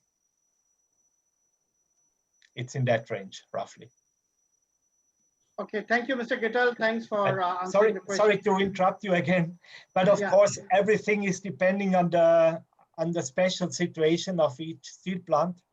That's why we are providing tailor-made solutions for everyone. Thank you very much. Thank you. Dankeschön, Herr Gittel. With that, we'll move on to Mr. Kamlakar, CEO of ISPO Steel Plant, Durgapur Steel Plant. And though he is particularly, I would say, competent more on the rolling mill side, I'm sure as a steel maker, he has a lot to share with us today as well. the need for desulphurization and to reduce the content of sulfur in the finished product. Especially, he was earlier with Bhilai, so I'm sure he will share his experiences there also. So overall, his experience with regard to the entire desulphurization process. Over to you, Mr. Kamlakar. Thank you, Nirmala Mukherjee. I wanted to extend my thanks to Mr. Mukherjee for providing this opportunity again to share my views on the steel making, particularly the desulphurization, today's topic. You all know that ISP is having, I will talk about the ISCO steel plant in brief. ISCO steel plant has got 2 desulphurization units installed by Messrs. Kuttner, Germany. The ISP is the only plant in the sale at present who is using the desulphurization, and that to the tune of most of the time we are using around 80% of our heats through this desulphurization unit. This has given a very big edge over the hot metal production, because the hot metal, the main constraint for their volume is the silicon and sulfur. So if I am getting rid of this element, that is the sulfur, so I am giving them a clean sheet that, okay, you go for whatever sulfur you wanted to produce, you produce, but I require the volume at the certain temperature and with the silicon. So the blast furnaces are very comfortable in enhancing their volumes. We have touched nearly 8,500 tons from that blast furnace of ISP. With this desulphurization working very well. We use 165 ton hot metal ladle for desulphurization. Its capacity is of the process is more than 50 heats in a day. But as per the requirement, we are doing it cost effectively. We have desulphurized up to 36 heats in a day. We use both calcium carbide and magnesium based compounds as reagents. The process has been outsourced to Messrs. Desmet for supply of reagent and operations. And I am proud to say here that Desmet is doing excellently well in ISP, and they are helping us to achieve many desulfurized heats as per the requirement of ISP, because we are basically into the rolling of special quality wire rods, TMT bars, and some structurals. So where this sulfur plays a very big role. So we are using this desulfurization for basically for the specialist steels, because it is a slightly addition of the cost is there. Approximately the DS cost comes around 125 to 130 rupees per ton. But okay, this seems to be very less, but again it is a cost. The typical input for this DS, what we give the hot metal composition of silicon around 0.5 to 0.8%, phosphorus 0.1 to 1.15, sulfur 0.5 to 0.7, and temperature around 1290 to 1480. The mode of operation, what we use is the CO injection and the mono injection. The hot metal loss is around 8 to 12 tons of hot metal. My team is here in this webinar. Mr. Ramakrishna, CGM Steel is present in this webinar, and he and his team is going to give a very good presentation. I can say very brief, but very good presentation on how the ISP is working on this desulfurization technique. So you can interact with them, because it's slightly paucity of the time I have to leave. But the benefits I just wanted to share here, what benefits we are getting, the non-conformities generated due to sulfur has been reduced to 0 in financial year 2021 against 1.12 in the 1920. So this is a big achievement what we are getting, and we are aiming to make it 0 for the entire year. Due to low sulfur, manganese is less.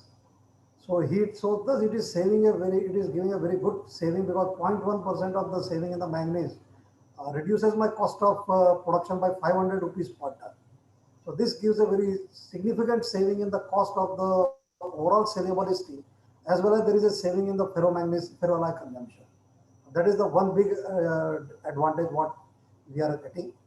High casting speeds are achieved in the casters because of the low sulfur.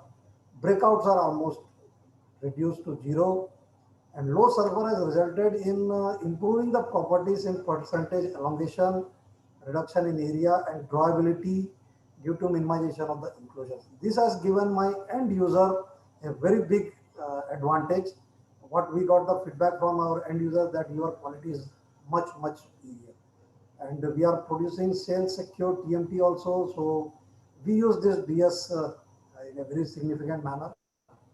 So this is what I wanted to share with the house about the desulphurization technique what we are using in ISP. And my team is here, so they will be giving a very detailed presentation, and you can have a very detailed interaction with the team.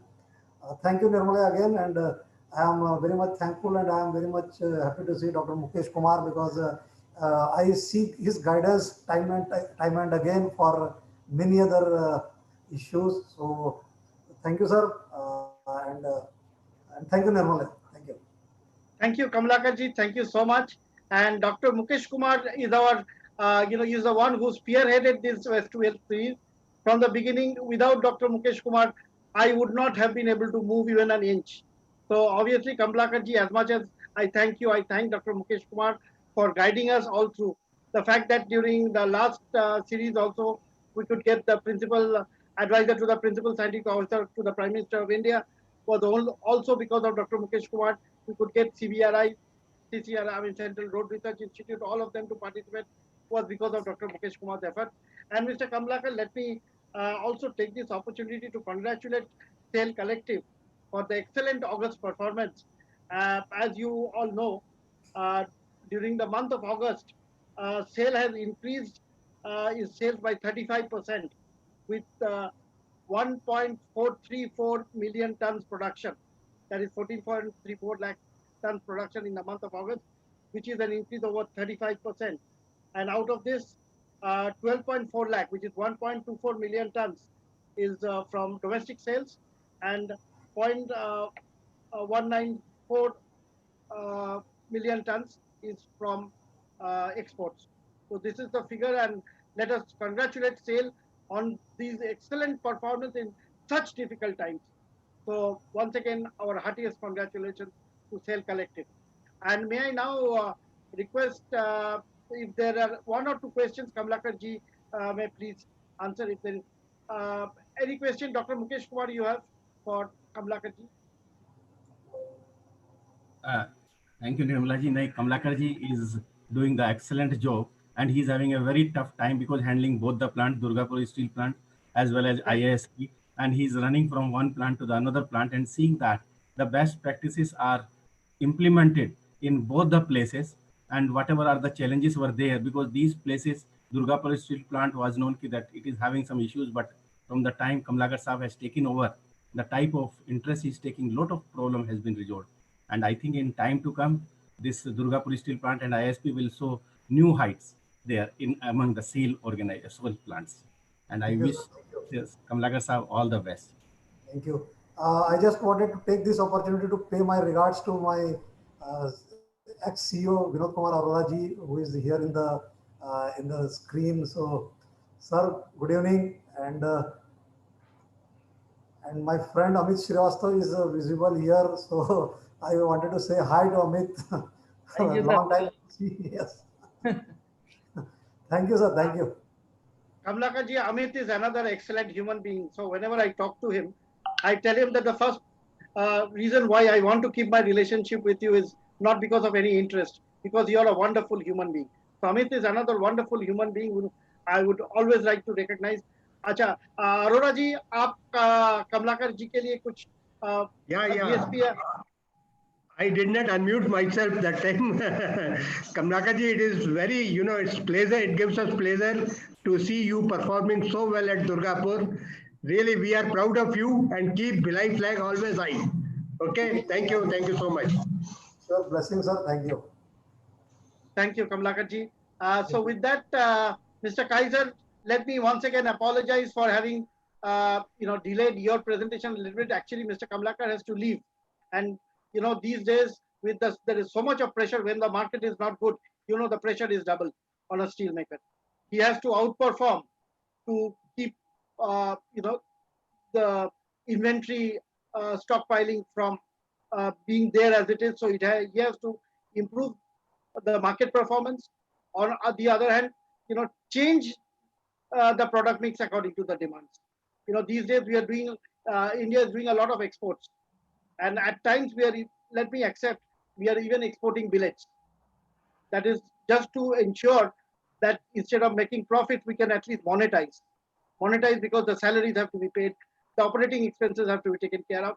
So we need to monetize first, then think of profit. So that's what the situation in SAIL also is. So obviously, and running two plants, both ISCO steel plant and Durgapur steel plant together is a big challenge today. So I'm sure you understand why I could not hold him for long.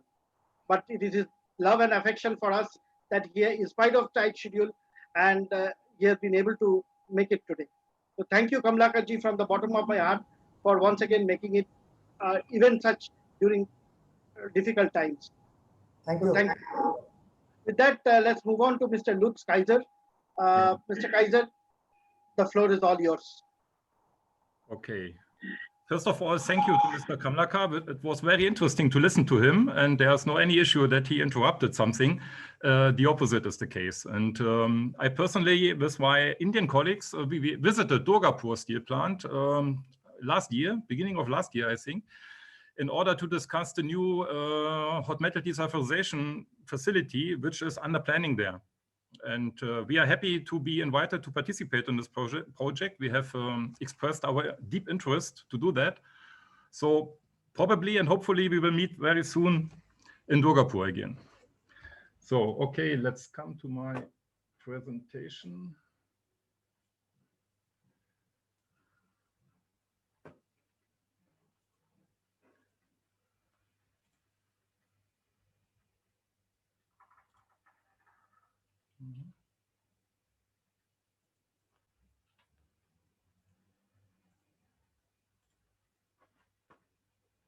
I'm wondering, just a moment.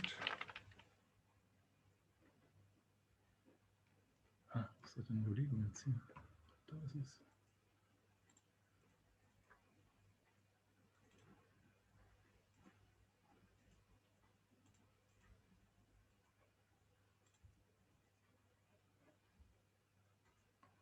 Okay.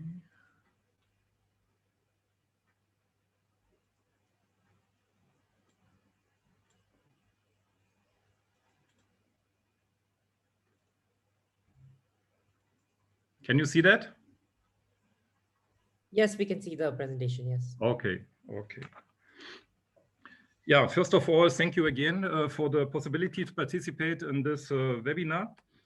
I think that's an ideal podium and stage for the Armament international group, because desulphurization in all his facets is our core business. It's not one of our businesses, it's the business, I would say. So I feel absolutely right here at this place. To my personal background, I was more than 25 years with Polysius, ThyssenKrupp. There also was a branch of for metallurgical injection processes. And 2 years ago, meantime, me and my team, we changed to Almamet because we found we are a good addition to the Almamet group to make us a comprehensive supplier for everything around desulphurization, especially hot metal desulphurization. So as you can see here, this is a very simplified structure of the Almamet International Group. We have on the one side the Almamet GmbH with his head office in Einring.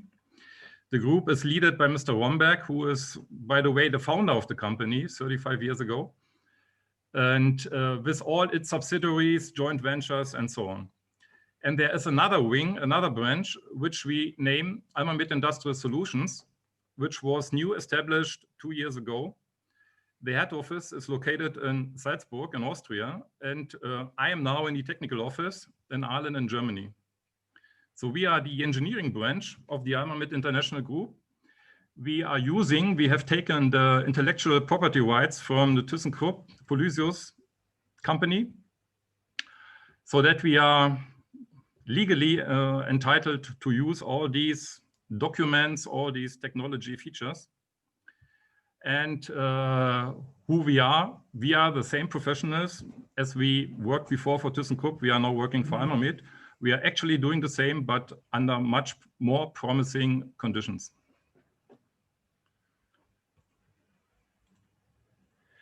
So what makes the Almamid International Group unique? This is actually our portfolio. So we are your one-source supplier for all services, all supplies around desulphurization, especially of hot metal, but also for steel. So we can provide you with technology, with equipment design, with plannings, plant plannings, with consultancy, technical support, with optimization of running plants, optimization of processes. We can offer you BOM models, business models, means operation and maintenance, as we are doing now, for example, in GSPL Angul, which I will explain a little bit more in detail later on. And of course, the manufacturing, the production and supply of reagents of different kind, not standard reagents, but customized reagents, which meet exactly the requirements of your production line. And revampings, of course, refurbishments, all this we can offer. So I think, or I know, in this structure, we are the only one in the world who can provide you with all these services and equipment and performances under one roof, under the roof of the Almamid International Group. So coming to the desulphurization itself, most of you, we all know, okay, it's always the same. We have a ladle, we have hot metal inside, we have to add some reagents, and we have to remove the reaction products in form of slag, which are bounded in a slag. So this is the common principle of all desulphurization of hot metal. Depending on which reagents we use, we have different reagent products, more stable, less stable. We have made the experiences with the mono injection of magnesium, which comes out, it's not a suitable process because of the big problem of resulphurization.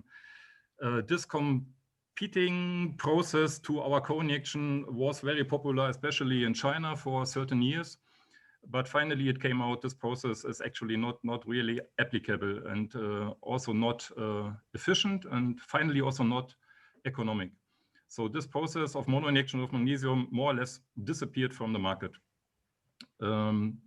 But as in the life, always there's not only one solution. There are always different possibilities, and so also for hot metal desulphurization. So aside the co-injection, we also have, or the injection processes, we also have the process of mechanical steering, which originally comes from Japan, where hot metal is produced under completely different preconditions. It was adapted to China for several reasons. It was successful in China, especially from the sales aspect. I don't say from the performance aspect, but from the sales aspect, it was, and it is, quite successfully. But co-injection still exists, and it will exist. This is my conviction, because of the many advantages this process has towards KIA. We could discuss this issue probably for several hours, but the time here is very limited. So I just give some basics, I would say.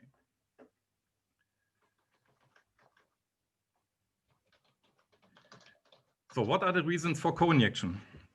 Especially when we have in mind the comparison with the KIA process. The co-injection process doesn't give us any limit for the initial sulfur, for the start sulfur. So even you have 0.1 or 0.2% of sulfur, very high initial sulfur, that's not a problem for the co-injection process because of its efficiency. The co-injection process provides you with high flexibility regarding the operation of your blast furnace.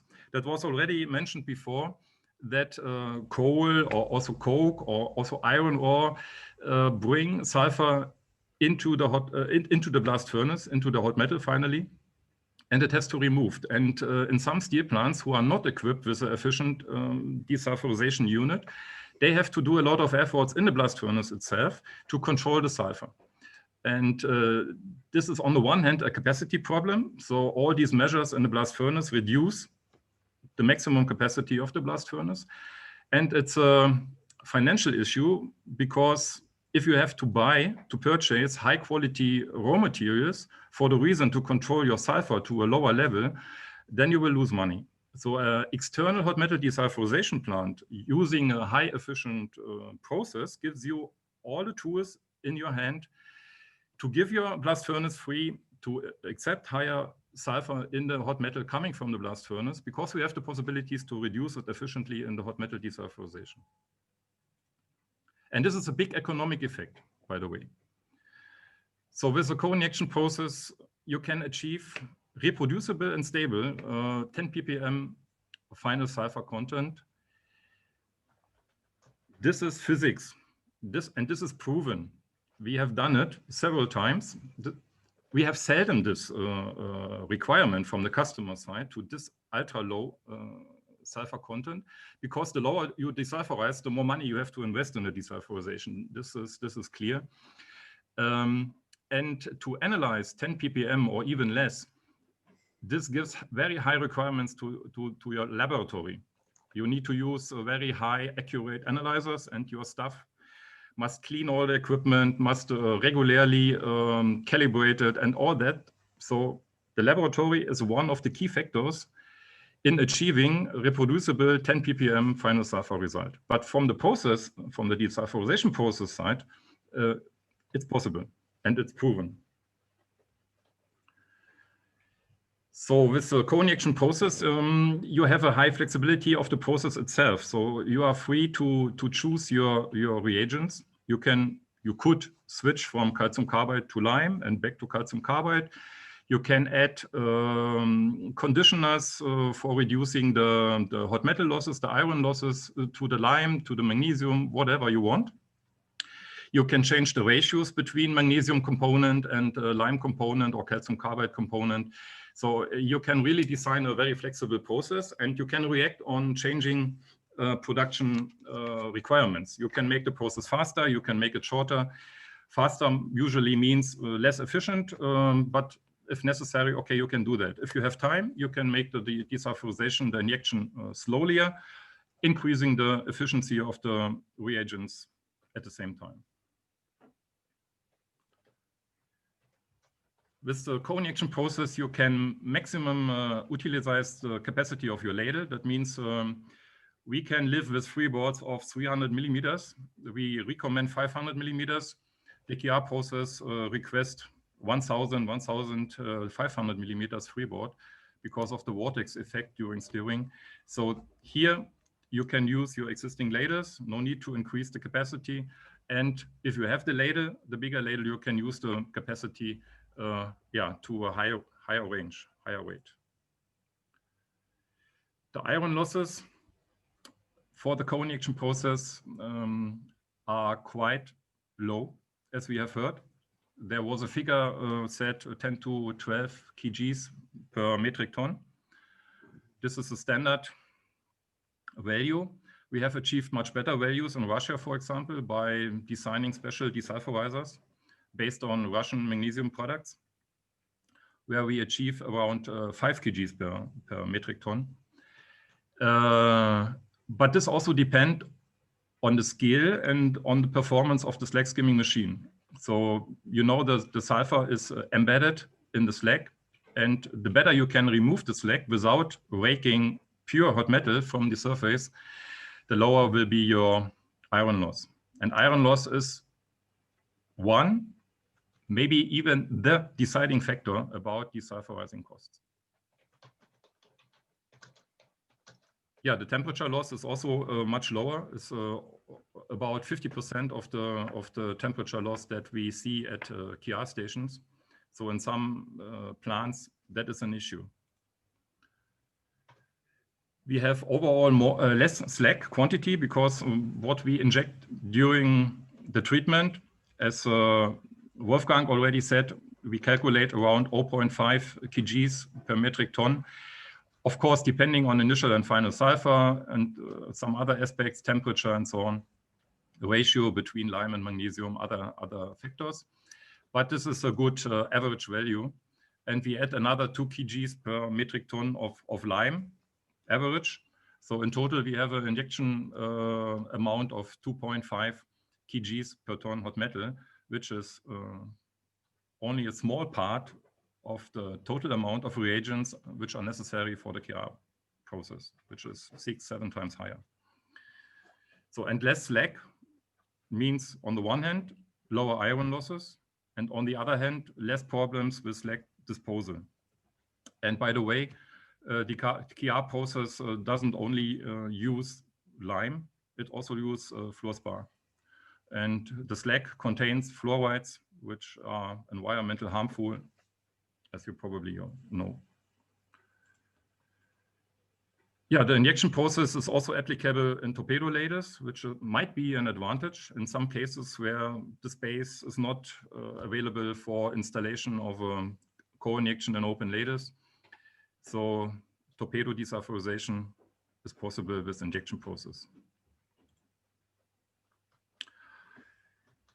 The injection of the reagents is a very brownfield friendly and revamping friendly process, because you can arrange the different equipment components very flexible, because a pneumatic conveying line is, you can install the bows that you need, so you can find your nice place for the silos, for the dispensers, another place for the lens lifting devices and all that.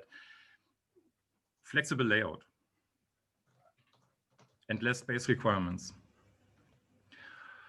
And when we calculate the TCO, if we make a full cost evaluation of the processes, it also comes out that the co-injection using lime and magnesium, that we have to say in addition, is the more economic process, especially considering the amount of slag and the iron losses.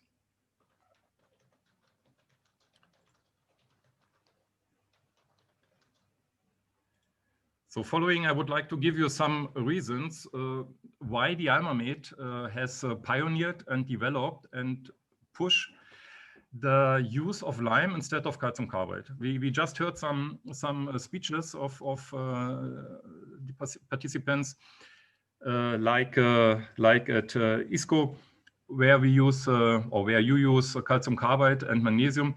This is a very good known process to us, and even in Europe, a few steel plants still use it because of the higher efficiency of calcium carbide, which makes possible a lower shorter injection time.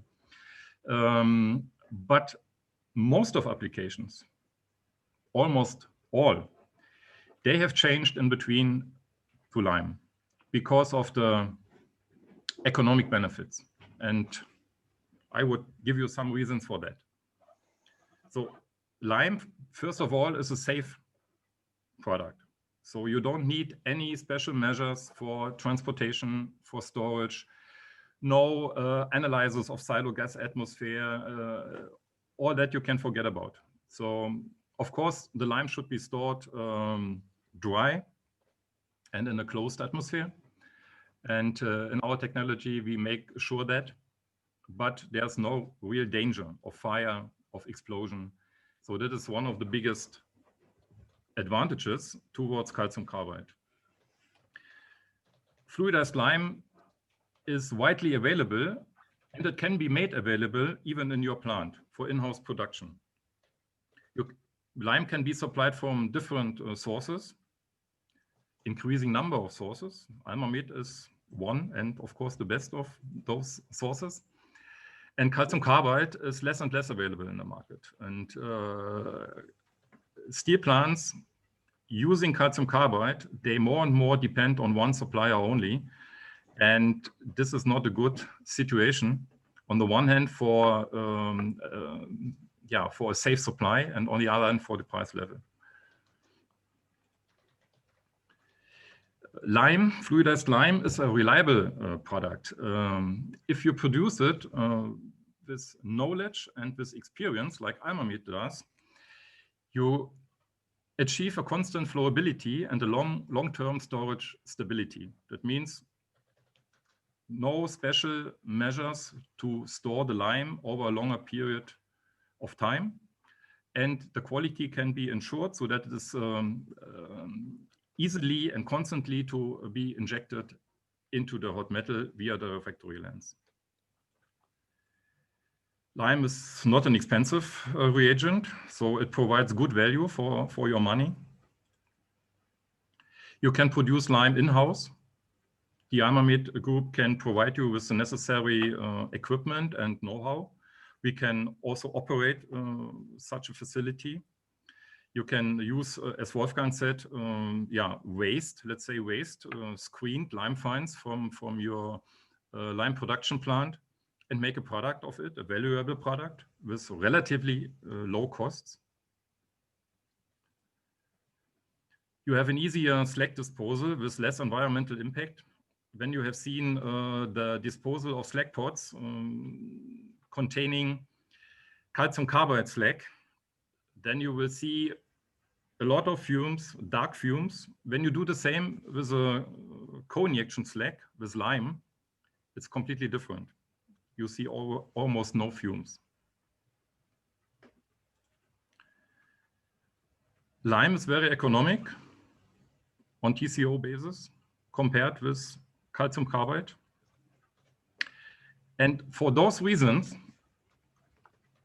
it's a story of success, which was, as Wolfgang already said, pioneered by Almamed. And meantime, it's the major process, co-injection using lime instead of calcium carbide. There are almost no reasons anymore to use calcium carbide. So we can make the co-injection with lime and magnesium same fast, more efficient than every process with calcium carbide. From my point of view, there's no reason to use calcium carbide anymore.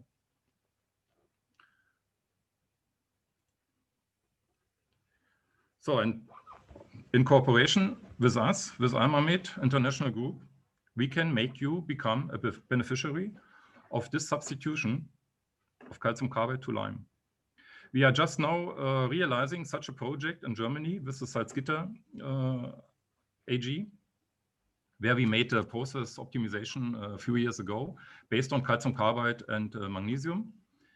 But once we have introduced lime to them, they have changed all 3 stations they have running under high utilization to lime, because they have calculated and they find tremendous economic effects using lime instead of calcium carbide. So when we are talking about processes, and we just say co-injection, okay, co-injection, what is co-injection? Co-injection, it's a difference whether you have an Almamed co-injection or another co-injection. So in some steel plants, I made the bad experience that co-injection has a bad reputation, but not because the process is bad or has major disadvantages. They have just facilities which are not state of the art. And that's a pity. And so let me explain shortly what are the differences of the Almamed co-injection in comparison. So on the left side, you see the standard co-injection process, which is characterized by constant injection rates of lime or calcium carbide and magnesium. And the magnesium injection starts shortly after the lime injection start. What we are doing, we use more lime in the beginning of the injection process, in the so-called T1, in the pre-injection period of pure lime, making the slag more reactive, giving the desulfurizing products a better condition to get transferred to the slag and to be bounded in the slag. We reduce the co-injection period, where we inject simultaneously lime and magnesium, and we also increase the post-injection, the T3 period, in favor of flowing out the reaction products, give them more time and more turbulence to go into the slag. This is the aim. And we do that with different injection rates. This is just an example. In your case, in your application, it might be somehow different, but we have the chance to change the injection rates during the running injection. And this not by operator intervention. This is already part of the recipe, which comes from our metallurgical model. Another precondition for a successful treatment by co-injection is a good process control. So that means all the parameters which have influence on the injection process itself need to be carefully controlled. So, and this we do, this is PLC controlled, and we have 5 control loops for each dispenser, for each lime dispenser, 4 for the magnesium dispenser, in order to control the conveying gas rate, the fluidizing gas rate, the top pressure, the outlet control valve position, and so on. So we can make sure that the real injection process runs like the recipe has defined. This is the key to the success. So here we see the principle. Okay, I think we are already behind the schedule, so I make it a little bit faster. But adapting this technology, this flexible technology, which we call dynamic co-injection, we have received or achieved very good results at Salzgitter when we made the revamping and process optimization in 2016, which was characterized by 3 minutes lower injection time compared with before, and even more important, by 17% cost saving. 17% cost saving by dynamic co-injection with lime and magnesium compared with standard co-injection with carbide and magnesium. Here we see our injection dispensers. So never mind, here's still the Polysius sign on that. It's a little bit elder photo, but it still looks like this. We keep the quality from before. We keep the suppliers, we keep the technology, we develop it further, we make it even better. So it's a modular system, as you can see. For mono injection, co-injection, even multi-injection, we can use the system as a modular system. Here we have a picture of our outlet control device, which is very compact, consisting of a butterfly valve, shut-off valve, and our own designed outlet control valve, which I say, and I know it's the only one in the market really reliable working. So in many installations, we have seen that those valves are not working. They are just in a fixed position, and finally they act as an orifice, but not as a regulating valve. With this valve, you have this function, reliable and on long term. Here we see storage silos. This is an installation in Sweden. I would like to put your attention to this fluidizing bottom, which we can equip with 1, 2, 3, or up to 4 outlets, which makes possible to feed not only 1, but up to 4 injection dispensers at the same time, which is time saving. And we have a very reliable fluidization of the reagents so that we have a quick refilling of the injection dispensers, which makes the plant ready for the next injection very quickly. As one of the speakers in the beginning said, it's same important to skim the slag very carefully. This is also our philosophy. We said, okay, the injection can be as good as it could be, but if you cannot remove the slag very efficient and make the ladle clean, then you have done it in vain. So we have no own slag skimming machine, but we cooperate since many years with very well-known German suppliers. For example, this machine comes from Dangudintal in Siegen. There are other machines which we have successfully in use.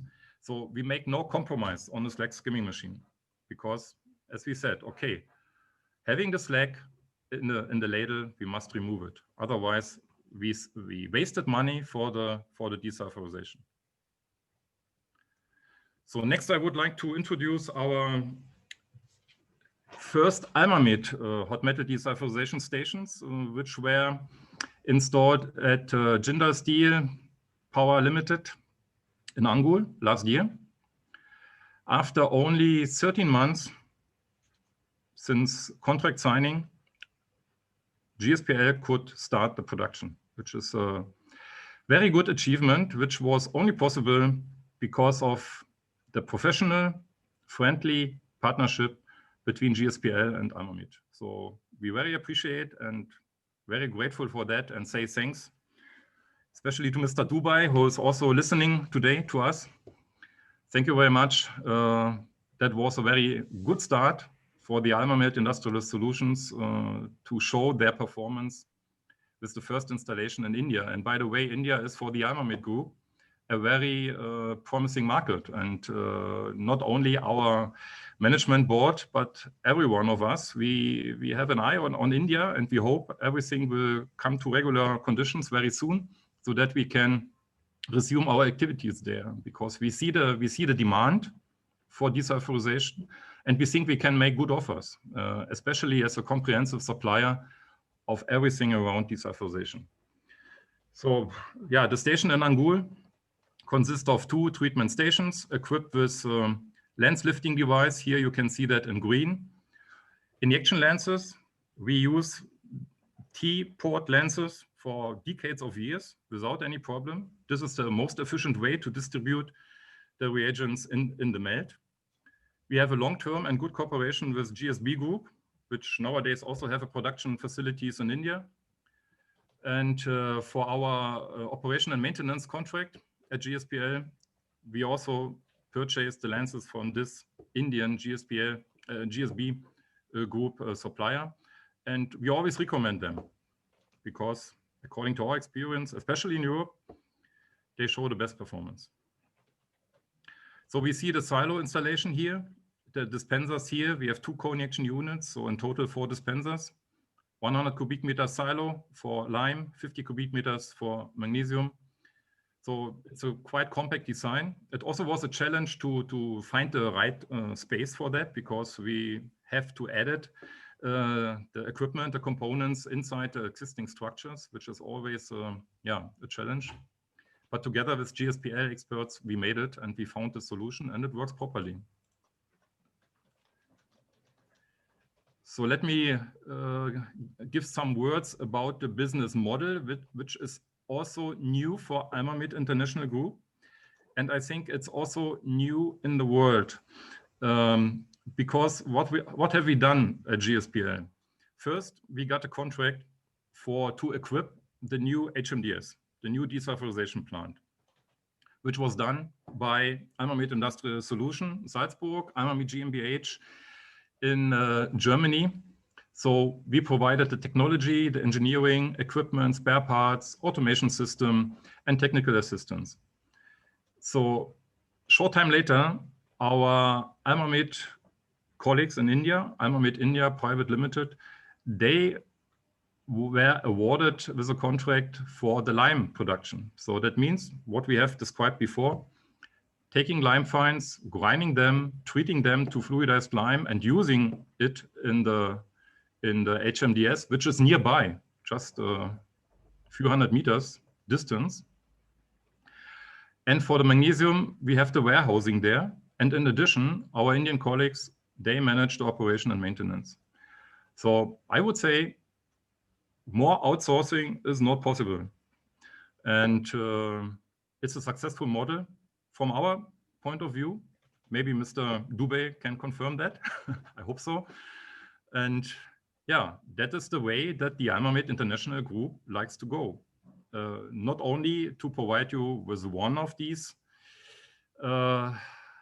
services, but provide you with the full service.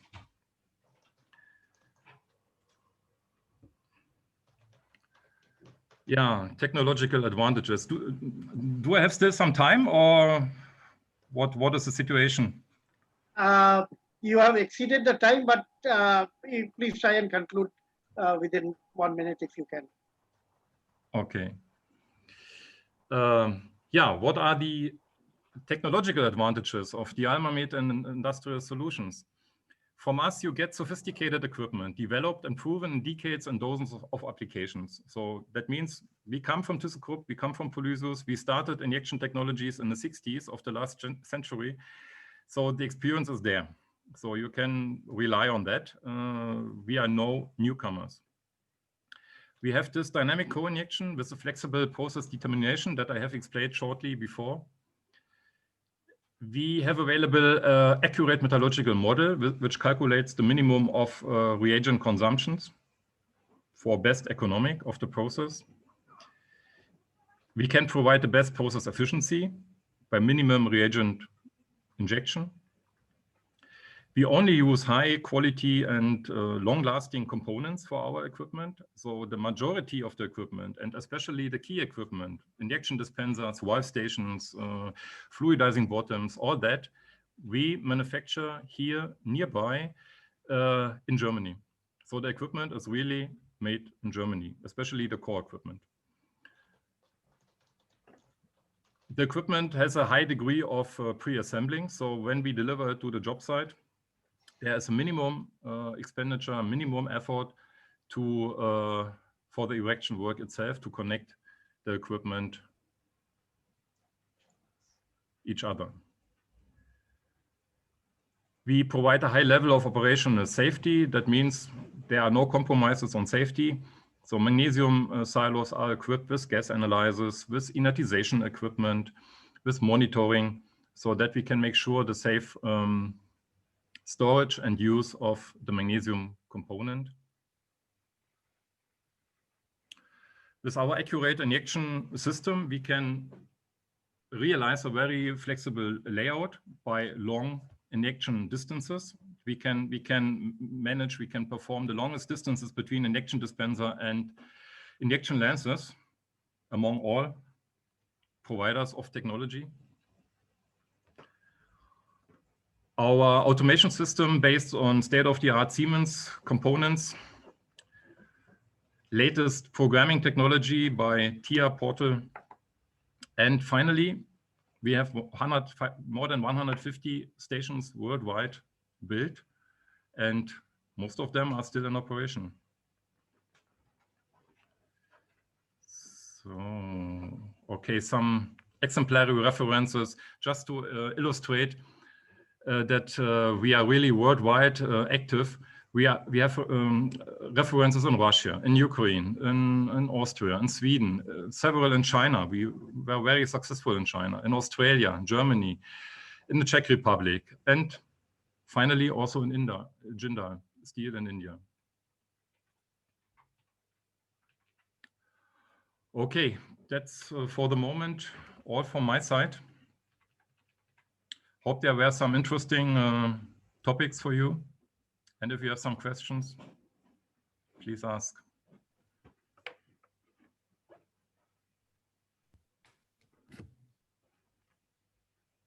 Okay, thank you very much, Mr. Kaiser. So we have a couple of questions from the audience. Before that, I just want to thank Mr. Gitterle. There were about 10, 12 questions in the Q&A section that he has taken time to answer very extensively in the Q&A section itself. So thank you, Mr. Gitterle. Vielen Dank, dass Sie alle Fragen beantwortet haben. Ihr Deutsch ist sehr gut.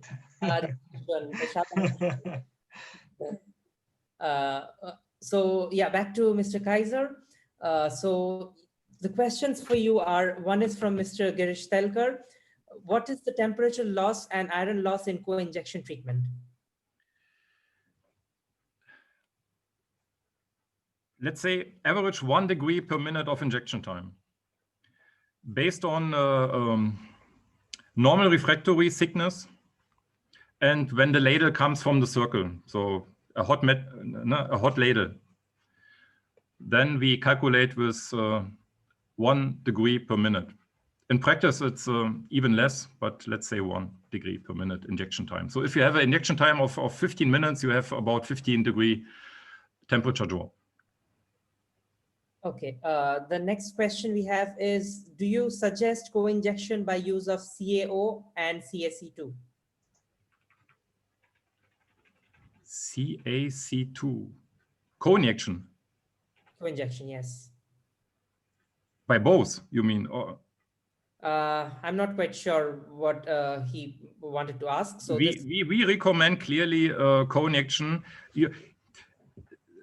The essential point is you need a calcium component to form a stable reaction product. Because if you only would use Mg, you would have MgS as a reaction product. This is not stable.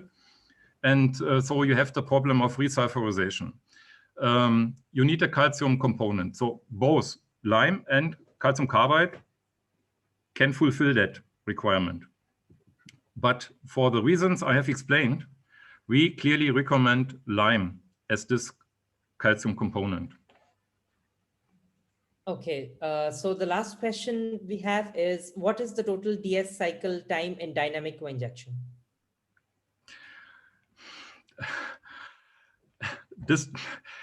This depends on the conditions. Yeah. So latest size, hot metal weight, initial sulfur content, final sulfur content, freeboard. So the freeboard also decides about the maximum possible injection rates. So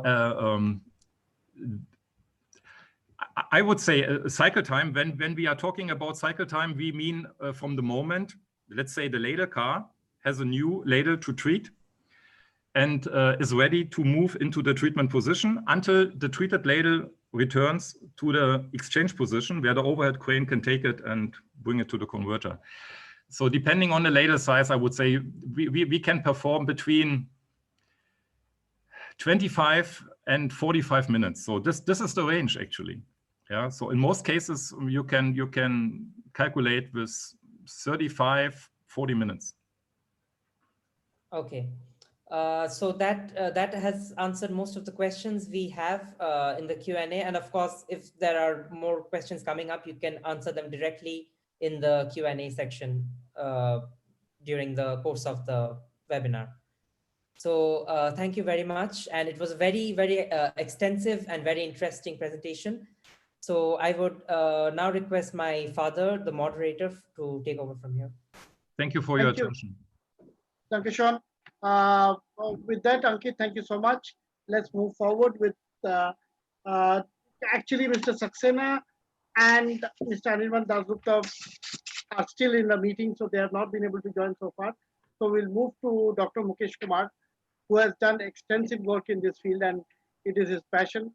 And as you know, SRTMI is also doing a lot of work in all the areas from waste to wealth.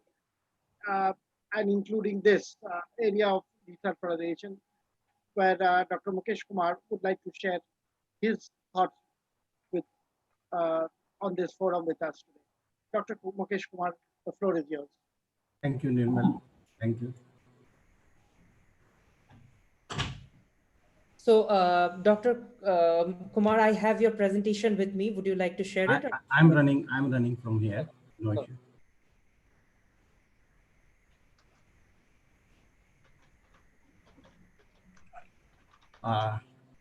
Thank you, Nirmal, for giving me this opportunity to share my views. I think Mr. Kaiser has given a very, very nice presentation about desulphurization, hot metal desulphurization using calcium and magnesium. Because in the India, as Mr. Kamlakar has told, only at one plant in SAIL we are using hot metal desulphurization, but other plants, they are not in a position to use hot metal desulphurization. Accordingly, the slag volume generated in these plants are quite high. It is ranging between 350 kg per ton of hot metal to around 480 kg per ton of hot metal. So in Ministry of Steel, when we were making National Steel Policy 2017, we made certain goals that what to be achieved if we want to be globally competitive. And reducing waste generation, and particularly like this slags and other things, has come as one of the options that we should make attempt to minimize slag generation in these areas. So when we were doing this exercise, we were reviewing various technologies, and a lot of people came and they made presentation to the ministry about various type of this thing. So you will agree with one thing that hardly any much options is not there. Most of our hot metal desulphurization is revolving around either calcium oxide or calcium carbide, or magnesium or sodium carbonate. And when we are talking about the flux for controlling the iron losses, either the fluorospar is there, or recently like naphthalene cyanide with the ilmenite also, some people have tried that thing. So we came across with one presentation that was from Ukraine, because they are using what Mr. Kaiser has told me, that there is a risk of using magnesium as standalone, because there is chances of resurfacing of this sulfur and other things. But whatever we learned from them, I think they have done this using magnesium granules in such a manner that that type of phenomena does not take place. So I thought to share some of the learning what we have learned from them. And this practice is being used in China also in number of steel plants. In Ukraine, it is being used. In Russia also, it is being used. The main objective is that when we are using CaO or magnesium powder, because magnesium powder is pyrophoric in nature, and we have to passivate those things either by calcium or calcium carbide and other things, so that we can avoid any explosion or any blasting there. So once we are using magnesium granules to a size where it becomes non-pyrophoric in nature, so risk of explosion and other thing is avoided. So that's what we say that why I just want to take why we want to go to the sulfur removal, because we know that solubility of sulfur in solid is much lower than in comparison to the liquid, and that's how we want to prefer that it should be removed during the hot metal desulphurization itself. And if sulfur is not removed, it forms sulfide like iron sulfide and other thing along the grain boundary, and which can cause cracks in the metal. And due to these reasons, what is happening is market is demanding that whatever steel we are producing, it should have low sulfur, low phosphorus, and lot of efforts are being made in this direction. And because I told you that sulfur is having the maximum solubility in hot metal, so that's why this is the best place where it can be removed.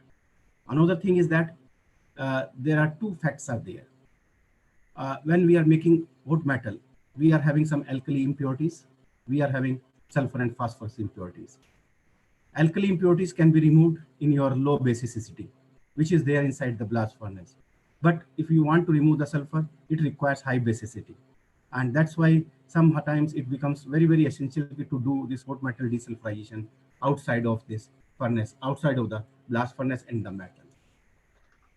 Like Mr. Kaiser has already explained, in the existing practice, either we use lime along with magnesium powder, or we use lime, calcium carbide, and magnesium mixed together.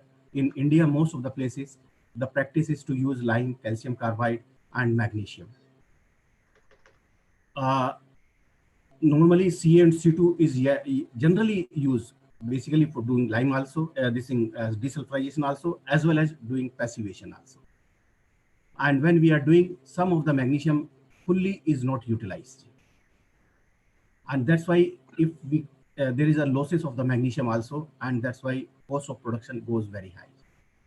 This type of system, no doubt, it is a capital expensive, because it requires a lot of installation, storage vessel, then charging vessels, and this thing. If I see just figure from this thing, that like we have a magnesium storage silo, we have a lime or calcium carbide silo, then we have our dispenser unit, and then it is going to lancing, and then it is going to the either torpedo vessel or the slag ladder, and then we are removing this thing.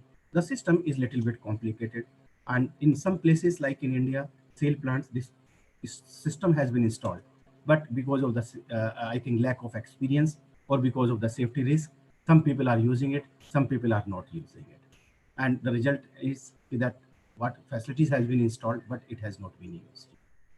So if we go with the improved process, when we are saying that instead of using a mix of lime, calcium carbide, or magnesium, let us try to use only magnesium granules, a size where it cannot take fire. Wider operating range, they have maintained that it can operate between a temperature range of 1200 degrees to 1460 degrees centigrade. Magnesium is utilized more efficiently when this reduction in temperature is there. The specific consumption of magnesium is decreased by around 5 to 10% for every 100 degree drop in temperature. That also has been seen. If we are going on the higher temperature side, then there may be a large magnesium consumption also there. It is easy to control because magnesium granules are non-pyrophoric in nature, and it has no risk of fire or explosion there. It can eliminate need of sulfur removal after steel making because we can achieve very, very low sulfur level with this type of process. As Mr. Mahapatra has told, that magnesium is having nearly 21 times more efficient than calcium, or it is nearly 3 times more efficient than calcium carbide and other things. And then it is having low capital and operating cost. So if you see the practically this thing, you don't need much. You need a small vessel where only magnesium granules is there. And through the magnesium granules, we can just put through the same lance. Existing system also can be updated with the new modified this system. But only thing is that we have to get this thing there, new type of magnesium granules. So just I can summarize the main observation is that high magnesium utilization, magnesium loss is not there, and it reduces specific consumption of magnesium normally between 0.3 to 0.6 kg per ton of hot metal. Reduction in slag generations and limited increase in temperature, thus low iron losses is there. System is reliable, automation and stable is there. Sulfurization time will reduce at least by around 15 to 20%. So that also will help in improving our productivity and other things. And low operating and capital cost in this thing. So if we see what type of sulfur level we are looking for, so just we were looking two type of ladles, whether it is ladle 125 ton and above, or ladle between 70 to 120 ton and above. Even if we are having a initial sulfur say around this 0.05, and we want to achieve say level of around 0.01 or 0.005 or 0.02, so maximum it comes to around 0.5 to 0.6 kg per ton of this. With this, I think our slag generation is very, very low, and sulfur metal can be achieved up to what extremely low sulfur content also. So this way we can optimize our system, can minimize our slag generations, and can improve our productivity also. And the ultimately is to become globally competitive, and overall it will affect your steel production cost also. So in my opinion, if we can do some fine tuning to this type of technology, where we can avoid use of this in lime or calcium carbide and can use only magnesium because it is very, very efficient and very highly efficient. So then it will be in the interest of the steel industry, but the system suppliers may need to work more effectively on this thing. But this technology, as I told in the beginning, is being used in Ukraine, in Russia, and in China. And we have a number of plants for references.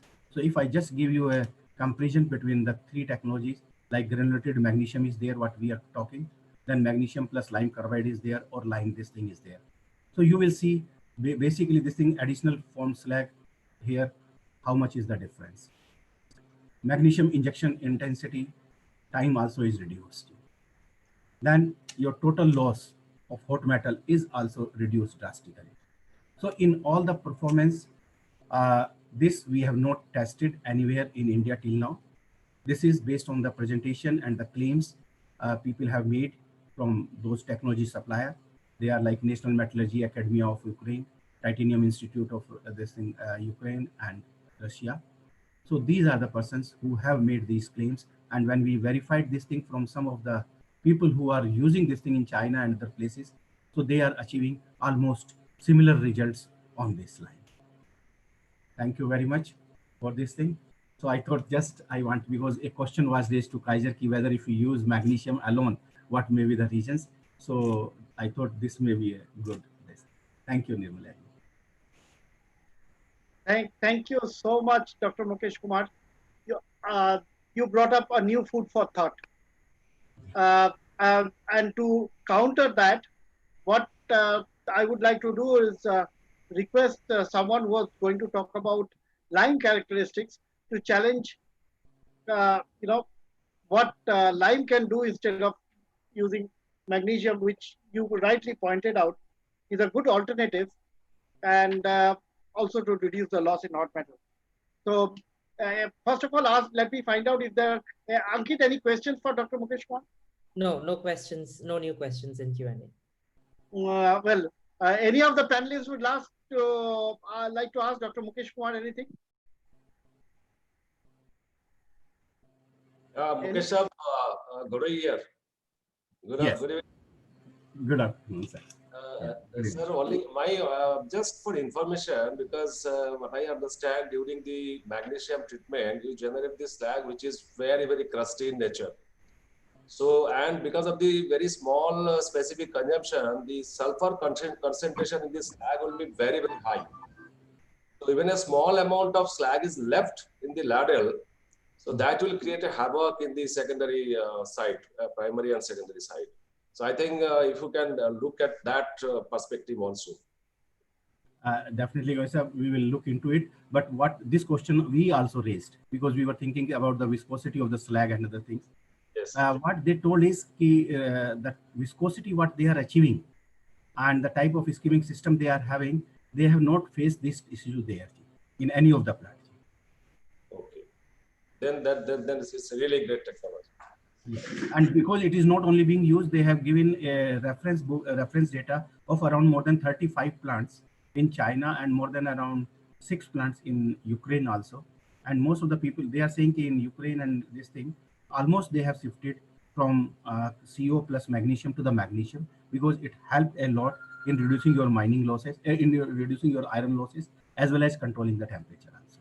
Yeah. And as well as minimizing the slag generation to almost, you can say, by reducing by around 40 to 50%. Thank you, sir. Thank you. Thank you, Prabhada. Thank you, Dr. Mukesh Kumar. Now, since Sanjeev Manocha is sending me messages that he has to leave, Sanjeev, if I may cut down your time a little bit, so that you know that the next speaker was Mr. Prashant Das. He doesn't lose out on time. Sanjeev, if you could just finish as fast as you can, I'll put you on before I put in Mr.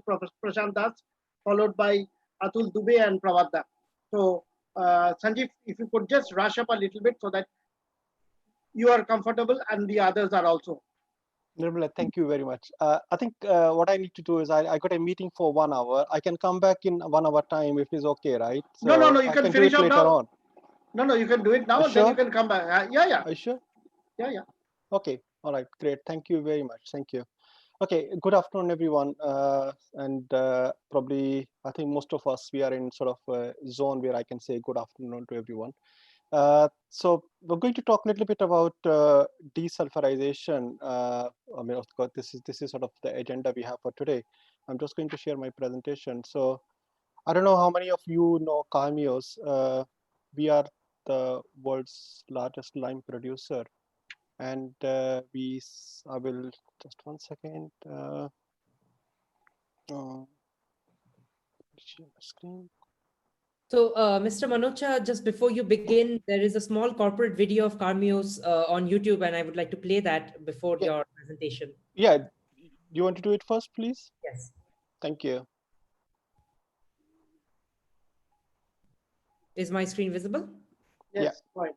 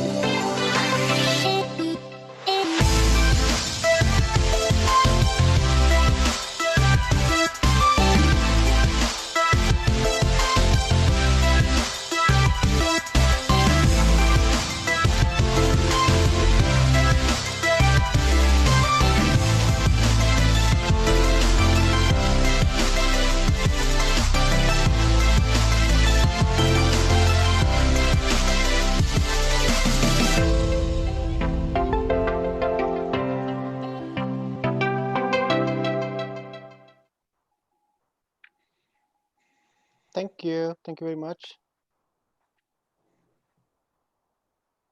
Can I share my screen now, Ankit? Yes, you can continue. All right. Thank you very much. All right, Nirmal, I will keep your time slot, so I will try to run fast on this one. So just continuing on introduction to Carmeuse, then I'll come to the topic a little bit later.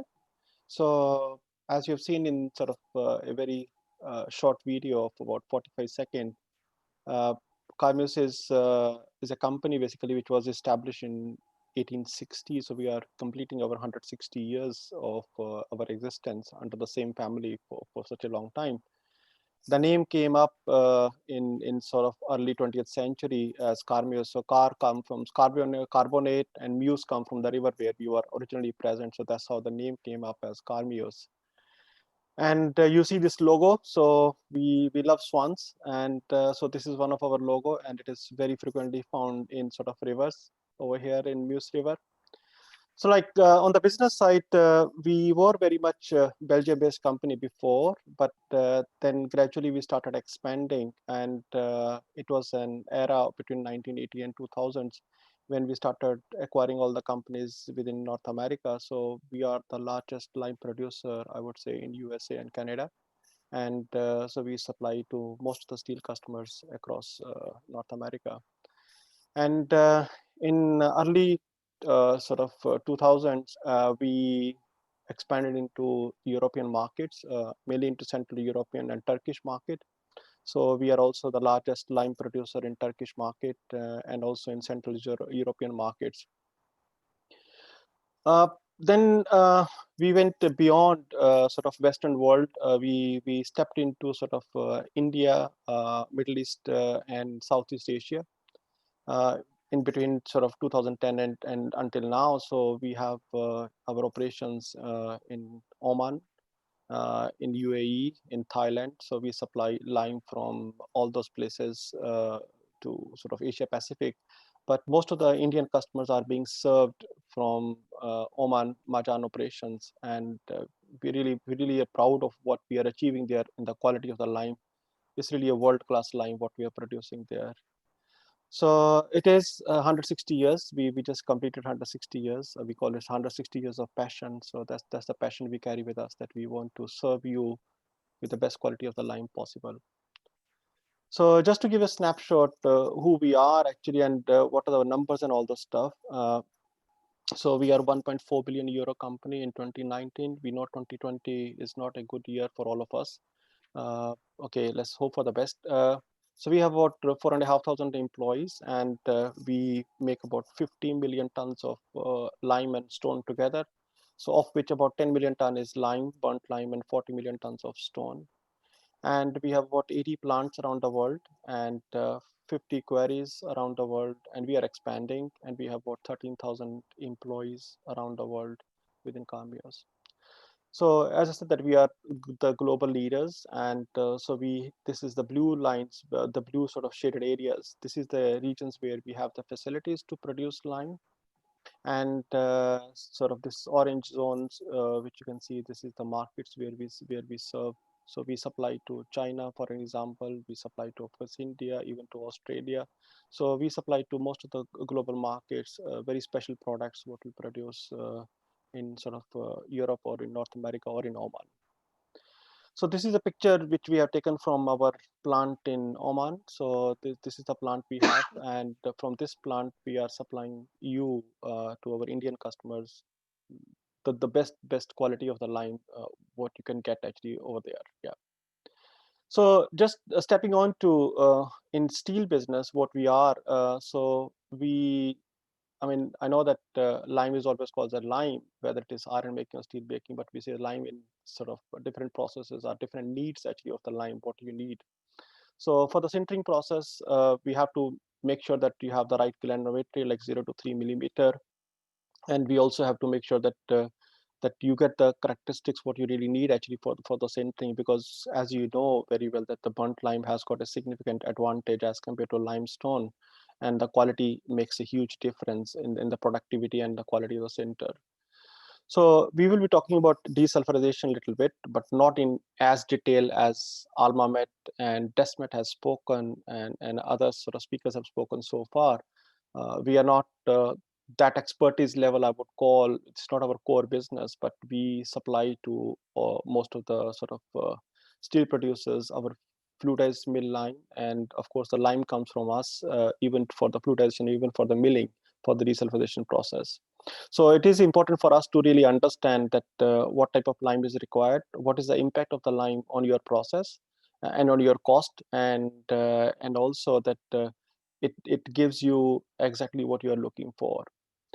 In the steelmaking process, for the BOF and for the electric arc furnaces, of course, you have you always say that it's same type of lime, but what we say, because we are sort of lime experts working in this field, so we know that for the BOF, an example, you need soft burnt lime and with a high reactive lime, because you need dephosphorization at the right time and all those stuff. So we supply, or we produce actually that type of lime what you really need for the BOF process. And similarly for the electric arc furnace processes also, where we would like to sort of offer you the lime which will help you to make a good foamy slag process. So there are 4 key characteristics I would call, which one has to monitor, one has to watch, and we have to supply you.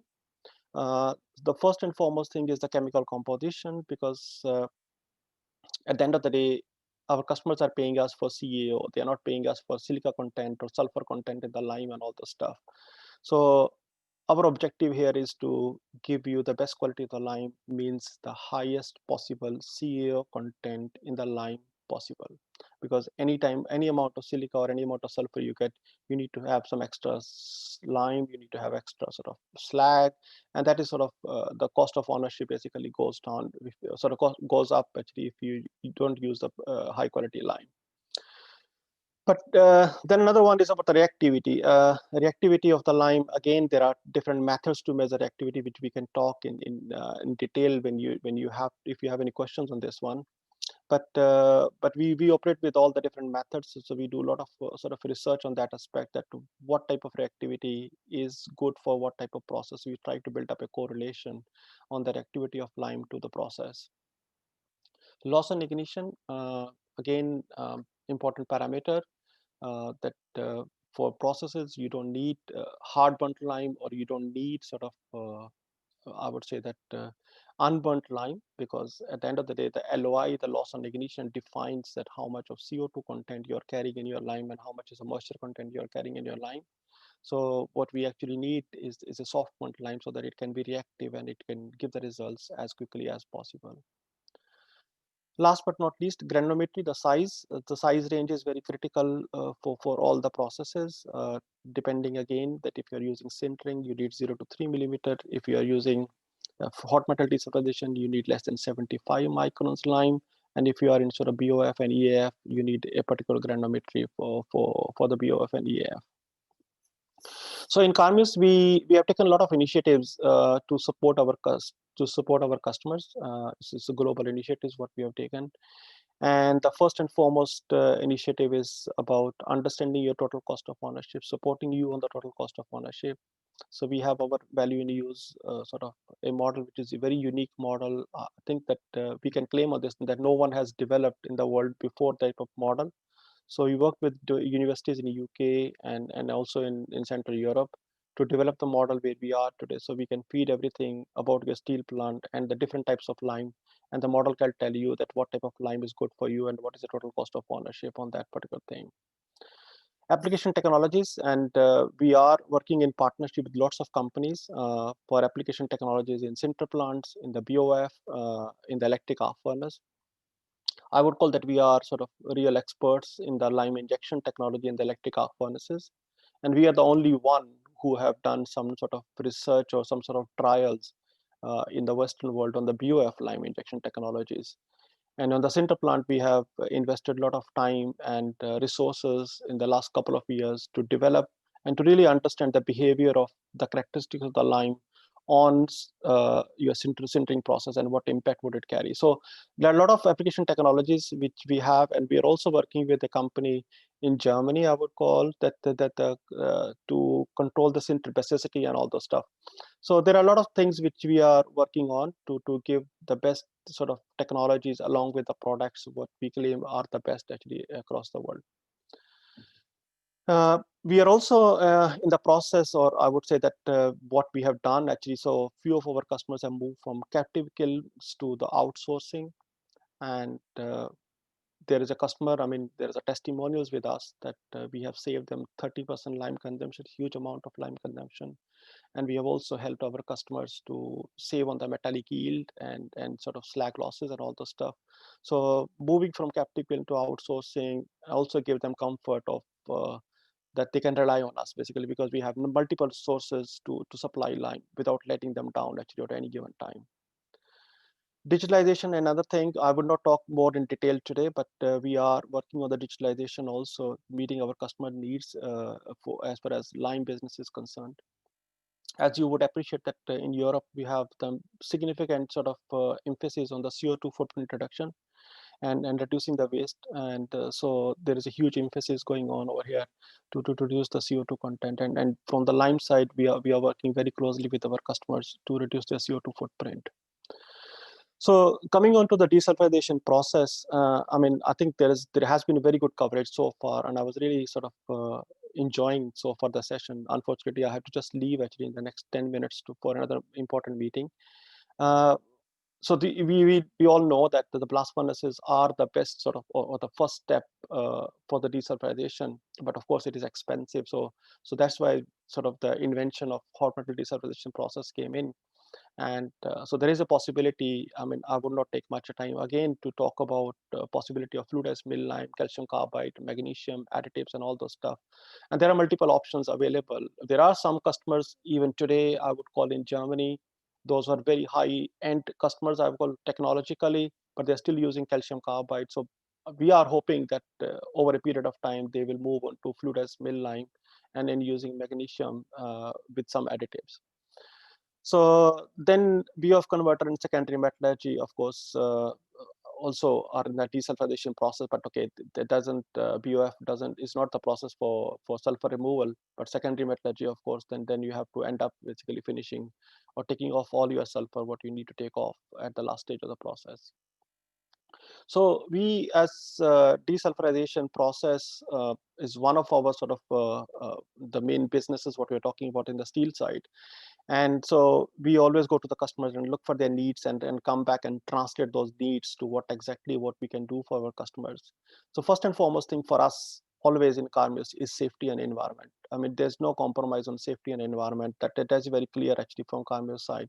So we make sure that our people, your people, everyone is totally safe and the environmentally friendly sort of solutions what we try to bring.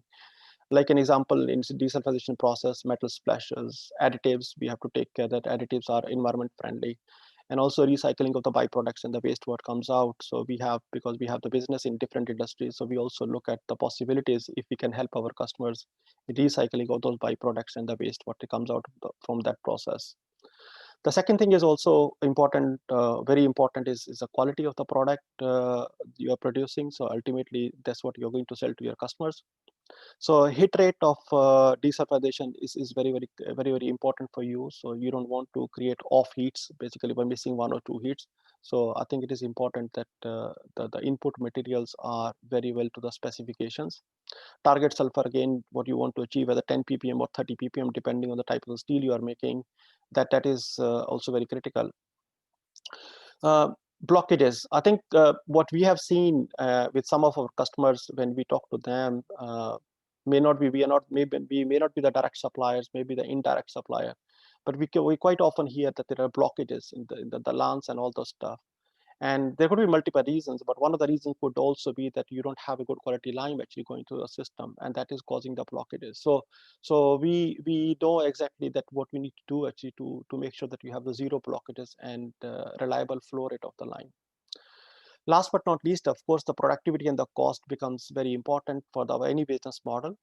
Injection time is important. So, I mean, Almamet talked already a lot about the injection time, reducing the injection time with different trials and all those stuff. Yes, we totally endorse that. The productivity is very important. Metallic yield is also equally important. You need to reduce the amount of metal going in the slag, so as much as you can. And also the cost of additives, what you add. So as I think, again, Almamet mentioned again, so that lime is the cheapest solution as compared to other sort of options available. So cost of additives is something, again, very, very important. So, I mean, I would rather skip this slide, given that got a time constraint on this one, but I will just emphasize on the last point over here is that there are different number of options in sort of blending that lime. It's not only sort of just lime, fluid as mill lime, but you also need to blend it with some sort of material, some sort of fluxes like so fluorite or cryolite or something. So to give the fluidity to the slag so that the slag does not carry sort of or doesn't become very viscous. So this is the sort of I would say that some know-how which we have developed working with our customers and understanding from our customers also that how much and what we need to do and all the stuff on this one. So critical parameters, again, I think there has been a good coverage about desulphurization process. So we know that ladle design is very important, of course, and lance design is also equally important. Where we come with a flow rate.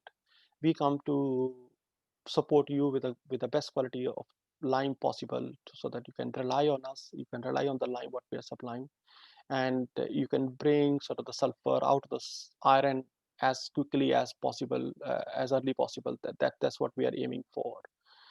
And lime characteristics for desulphurization, I would emphasize again on this thing that the CaO content is very important, very, very important. You need to look at whether you're talking about available CaO content or the total CaO content. We are talking here about the available CaO content, not in the form of hydroxide, not in the form of carbonate. Because my last point over here is about oxides. Because what we need is the reactive CaO so that it can go and react with the sulfur and sort of it can pull out the sulfur, as you know, all the equations that calcium oxide has to react with the sulfur. Calcium carbonate, you need extra energy to bring calcium oxide out of it. Calcium hydroxide also, you need extra energy to bring calcium oxide out of it. So it is important that you keep lime in the purest form possible and then use it. Low impurity level, I think that the best thing is to have the natural gas burnt lime so that you don't have extra sulfur going into the desulfurization process. And also the lowest impurities in terms of silica, alumina, and all those stuff. So that is probably very, very important. Reactivity of the lime, as I said earlier, that reactivity of the lime is very critical. Again, that you need lime which can go and react and try to bring out the sulfur as quickly as it can, actually. So that is why you need really reactive lime. And if you have sort of a lime present in form of hydroxide or in form of carbonate, that doesn't help, actually. So the reactivity goes down. So blends, selecting what type of blends is required. I think, again, some experts sitting over here, I mean, can really advise you that what blends are really good to improve the slag fluidity. And last but not least, the flowability consistency is very, very, very important, actually, for you actually to have the 100% hit rate. So this is just a couple of examples what type of lime we supply. I've just taken yesterday only got access to basically this August 19 to sort of January 20 data actually from one of the customer we have been supplying. You can see that the calcium oxide is completely skewed on the right side, although LSL is 94, but we are at 96% and beyond, even going up to 97.8% of CaO. This is total CaO content, not available CaO content. And similarly for the fluidity also, when we supply milled lime, we look at the sort of fluidity of the lime, and it is important for us that we should be somewhere close to median, but we look at the data that we are again skewed mainly towards the lower specification limits actually to achieve high fluid lime. That's what we do actually. So data is basically from the same period for the same customer. This is the data I've just fetched for today actually, just to show that. So Carmen's approach, we have very customized approach. We have very sort of standard approach, and we are not here just to sell the material. We are here to build up relationship with you actually for longer period. We look at everything that how the PSD, the particle size distribution of the lime, is impacting the flow rate. So we have a huge lab setup. We have done a lot of research actually over here in Europe and also in USA to really see that PSD, how it is impacting. What is the impact of the additives and on your process, and how does it change the flow rate and all those stuff. And what is the optimal quantity we should be adding, considering cost, considering all other parameters. So we do all the sort of work on that one also. And we have to make sure that the fluidity what we are claiming and what we are telling you is really sort of something measurable, and it's something which is reproducible and repeatable process. And so we have sort of a number of different methods to measure fluidity, because again, we believe that one size does not fit all. So we always look at the possibilities so that we can customize what exactly you're looking for a particular customer. And ultimately, of course, that we have a cost validation model to really see that how the things are going basically for customers. If is it really good, or we are just spending money for nothing. And I would emphasize that we have pilot scale test validation. So if we supply to customers like the longer term sort of supply, so we have pilot scale test validation before we come to you actually, and then before we supply you any material. So in conclusion, we know that hot metal desulphurization is positively influenced by a number of parameters, but like the density of the hot metal has an impact, gas volume, flow rate, and so on. But let's not forget that the sulfide capacity, the basicity, the fluidity of the slag is very, very important for your desulfurization. So you can invest a huge amount of capex, you can bring all the technology, whatever you want to bring, but if you don't have a good product, then you will not get the good results actually out of this. So ultimately, you need a product which can really sort of take away the sulfur, what you are really sort of trying to achieve. So in Carmeus, we said that we have 160 years of passion satisfying the needs of our customers, and we always emphasize that the high amount of CA content, that's what we want to supply you, and we want to give you particle size distribution which is really good for you for your process. And yes, we have investments. We do a lot of investment and sort of in our research facilities and all the stuff to really bring the best whatever we can to you, right? So here we are. So yeah, so thank you very much. Really appreciate your time, and I'm happy to take any questions if there is a time now to take any questions. Thank you. Thank you, Sanjeev. Thank you so much. Why again, one more reason for you to be just after Dr. Mukesh Kumar is to sort of counter the use of only magnesium versus what you had to. Your business runs as long as people use more of lime. So that was my point. Why I wanted you to be one after another. Thank you. Thank you very much. Thank I you. would just mention, sorry, Nirmal, just mention one point. One of my colleague, Dr. Vasant Kumar from University of Cambridge, he's also going to give a talk. We are working in partnership, looking at the possibilities of using replacement for magnesium metal, because magnesium metal is very expensive. So we are looking at the possibilities of recycling the waste coming out of the steel industry back into the desulfurization process. So he will talk in detail about this thing. I'm not going to talk about this thing, but this will be very interesting. I would recommend everyone to really listen to him. Actually, very interesting paper from him. Sure, we will. Dr. Mukesh Kumar, do you have a question for Sanjeev? No, I don't have any this thing, because this is about just lime, and what he told, that is very right, that it has to be studied, this thing. Thank you. Thank you. Ankit, any questions for Sanjeev? Yes, so the first question we have is, how much reactivity is ideal for BOF process compared with EAF? So, I mean, again, reactivity is measured with different methods, right? So we have T5, T60, HCl reactivity and all those stuff. It depends basically that what type of reactivity you're talking about. But for the BOF, if you to compare between BOF and EAF, the BOFs, you need more reactive lime, I can say, as compared to electric arc furnaces. Electric arc furnaces also need reactive lime, but BOF is very, very critical to have the reactive lime. And I can put up some sort of examples of T60 or T5. I don't know what parameter they are looking for. If the question could be a bit more specific, I can answer that question a bit more specifically. Okay, so the next question we have for you is recycling of byproducts in DS. Could you explain a bit more about this? Could you elaborate a bit more on this? Yeah, absolutely. I think this is something which is at very early stages. So we are looking at the possibilities of taking away the slag from the desulfurization process and using that slag into sort of different applications where we can.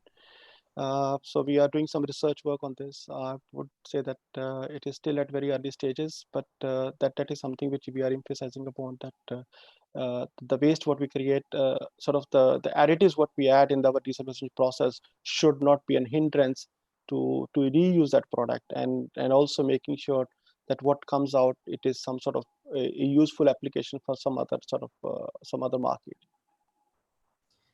Okay. So the third question for you, for better DES in HMDS, how much reactivity of CaO is ideal? Again, I would say that again it becomes very specific to type of reactivity what we're talking about. I will request that if they can direct me question about what type of reactivity measurement system they have, T5, T60 or HCl. If they can pose that question to me, I will answer straightforward to them directly on that type of question, actually, that what reactivity we are looking for. Okay, so the last question for you is Mr. Nagesh is interested to know some examples, some of your customers, who they are and how they have benefited with your product. Like, I think it's to answer this question very generally, that we are the largest lime producer, right, in Europe and as well as in sort of US market, and we are stepping into the Asia market. So most of the lime, I would say, going to the market is supplied by Carbios together with others. So whether you are using desulfurization lime coming through one of the agencies, so there is a probability that the lime is being produced by Carbios. And we also supply to some of our customers directly milled lime, which we mill. We have the milling facilities, but we are not very sort of wide presence in milling the lime and all the stuff. But in certain facilities, we also supply to those customers. I mean, to name those customers, there are, okay, I think there's some confidentiality. I cannot name those customers at this particular stage, but there are world-renowned customers where we supply actually the mill lime. We also supply with additives. We also supply with sort of some fluidizing agents and all those stuff. So there are a number of customers where we supply. I can answer that question privately, but probably not in public. Yeah. Okay. Thank you so much, Mr. Manocha. And of course, if any more questions come up in the Q&A specifically for you, you can. I will answer that. Sure, surely. I will be back in 1 hour time. Yeah. Thank you very much. Thank you. Really appreciate it. Thank you, Sanjeev. There is a small message from one of your engineering college mates in Chandigarh. His name is Naveen Kapoor. He was 2 years your junior in Chandigarh. So he has conveyed his regards to you. Thank you very much. Thank you. Thank you. So thank you, Sanjeev. Have a nice. Enjoy your session. I'll see you in 1 hour time. Thank you. Yeah, sure. We'll wait for you to come back. Well, thank you, Sanjeev. With that, we'll move on to Mr. Prashant Das, Executive Director, Naganda Steel Plant of NMDC, followed by Mr. Atul Dubey and Prabhat Kumar Ghori. Prabhat is here also. Mr. Atul Dubey is also here. And Mr. Das is definitely. So one after another, Ankit, if you could carry on, I'll take a break for 10-15 minutes. Sure. In the meantime, Mr. Das, the floor is yours. Good evening, eminent panelists and August gatherings. It is a good opportunity given to me to deliberate on the topic. The topic is desulfurization. The producer of different chemicals for this has been deliberated very well, where a lot of information has been provided. Dr. Kumar also has given a nice presentation where I think all the issues relating to desulfurization has been all discussed. But in my topic, I will just talk on the issues and challenges in the practical field for this desulfurization. Now, if we see today's market, then the high quality product is more essential, keeping the steel policy in view and intention of government in view to make India the top leader in manufacturing and consumption of the steel. In the coming years, I think we should concentrate more and more on the quality steel. So as we are saying desulfurization, we have to see it is all extreme desulfurization to the level of O2 or below than that. And we should look for the product which will give a lot of margins for us for the market to survive internationally. Now, if you see the desulfurization, everybody has discussed, while it is coming from the coal and in the blast furnace route. But in the present scenario, even getting the good quality of coal, which we are getting so far, that chance also is getting remote and remote. So the load of sulfur in hot metal in coming times is going to increase multifold, because we will be going for substitutes and using of the cheap variety of coals available in the country, and the development which are also envisaged in the coming future, there also the sulfur load is not going to reduce. So it is obvious that we have to handle sulfur. Now, as far as the handling of sulfur is concerned, it is the hot metal which is the most important area where if we can handle effectively the sulfur level and in a cheaper rate. And when you handle the sulfur in the hot metal level, subsequent handling of the slag in down the line is reduces, and cost of production, time, productivity, everything is having a positive effect on that. So the desulphurization in the hot metal level has to be given a full thrust. We have got lot of papers, lot of deliberations on the desulphurization of the hot metal. I think lime also we have discussed. Karmos has given in the presentation that lime desulphurization will be more effective.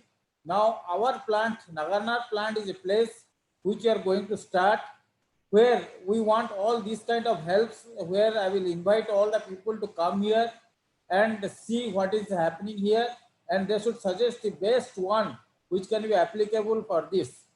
Now the challenge remains is that nowadays nobody is having any experienced manpower, because in our steel plant, which will be unique in nature, unlike other steel plants, we don't have any experienced people.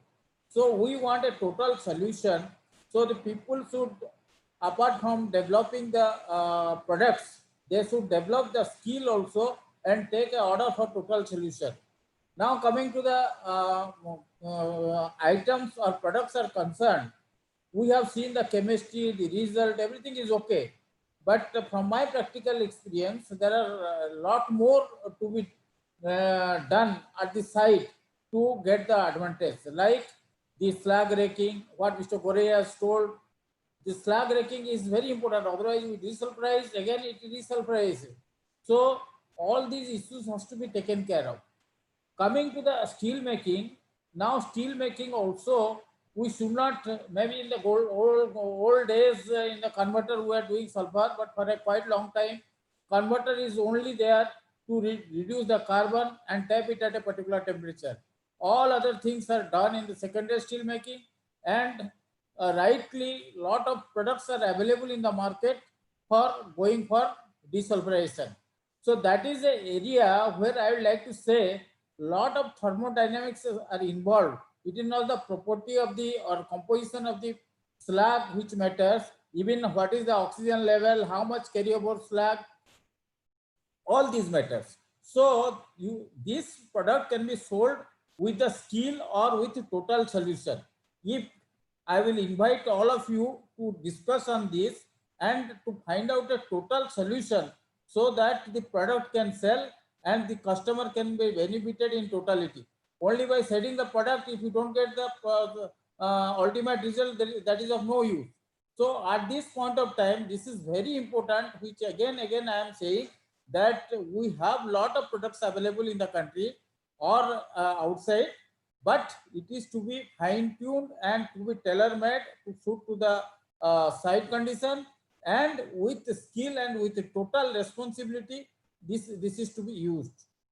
Then coming to the final part, that is the cost part, it has to also, there should be some transparency, so that in the coming days we can have hand in hand, and we can go ahead together.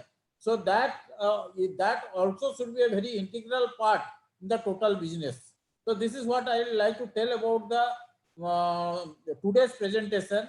The first part of this is already discussed about different products. It is really good, and this is just as a customer, I am just giving my reaction for a new plant, what should be done. That's all from my side. Thank you very much, Mr. Das. So anyone from the panel would like to add to that? Any questions from the panel? I have one question. Yes, Mr. Srivastava. When you are going to start your plant, RHMDS. Yes. Yes. Our plan is to start in the month of July.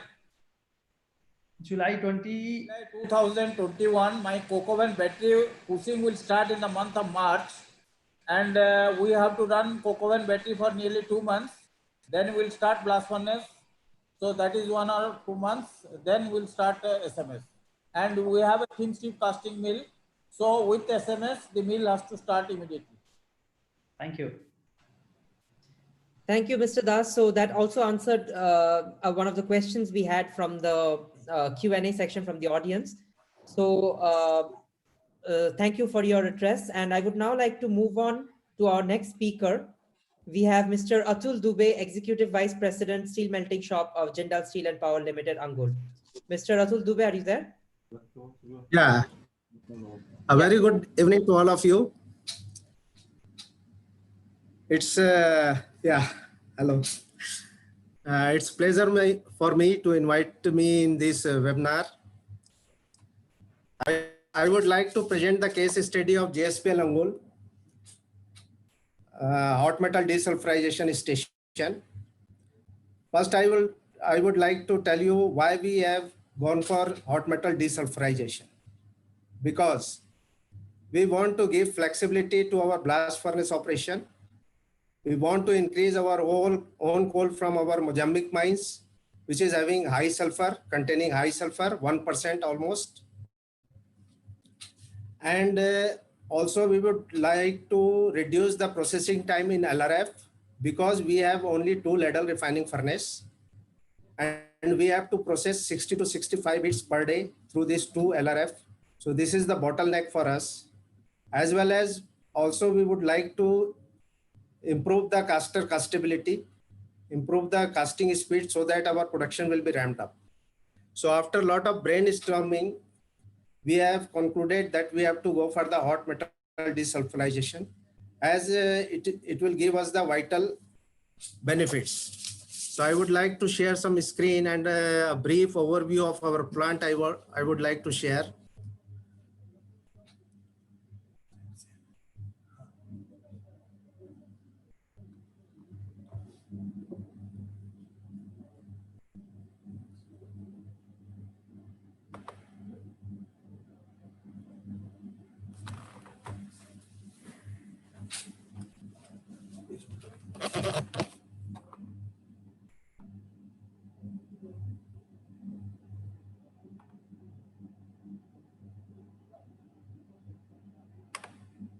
Mr. Dubey, we can see your screen, but not the presentation.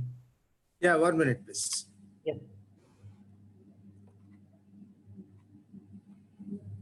There is something wrong.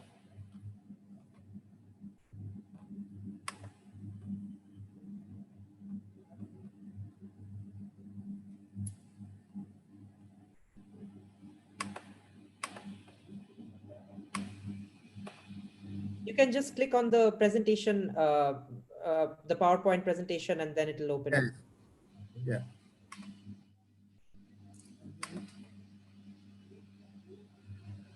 Perfect.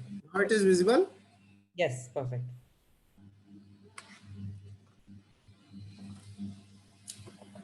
Yeah. So let me take you through the brief overview of our plant. We have 1.8 million ton capacity gas-based DRI plant, India's largest blast furnace, 4554 meter cube, 4 million ton per annum capacity. In the melting bay, we have an electric arc furnace, 250 ton. This is also India's biggest.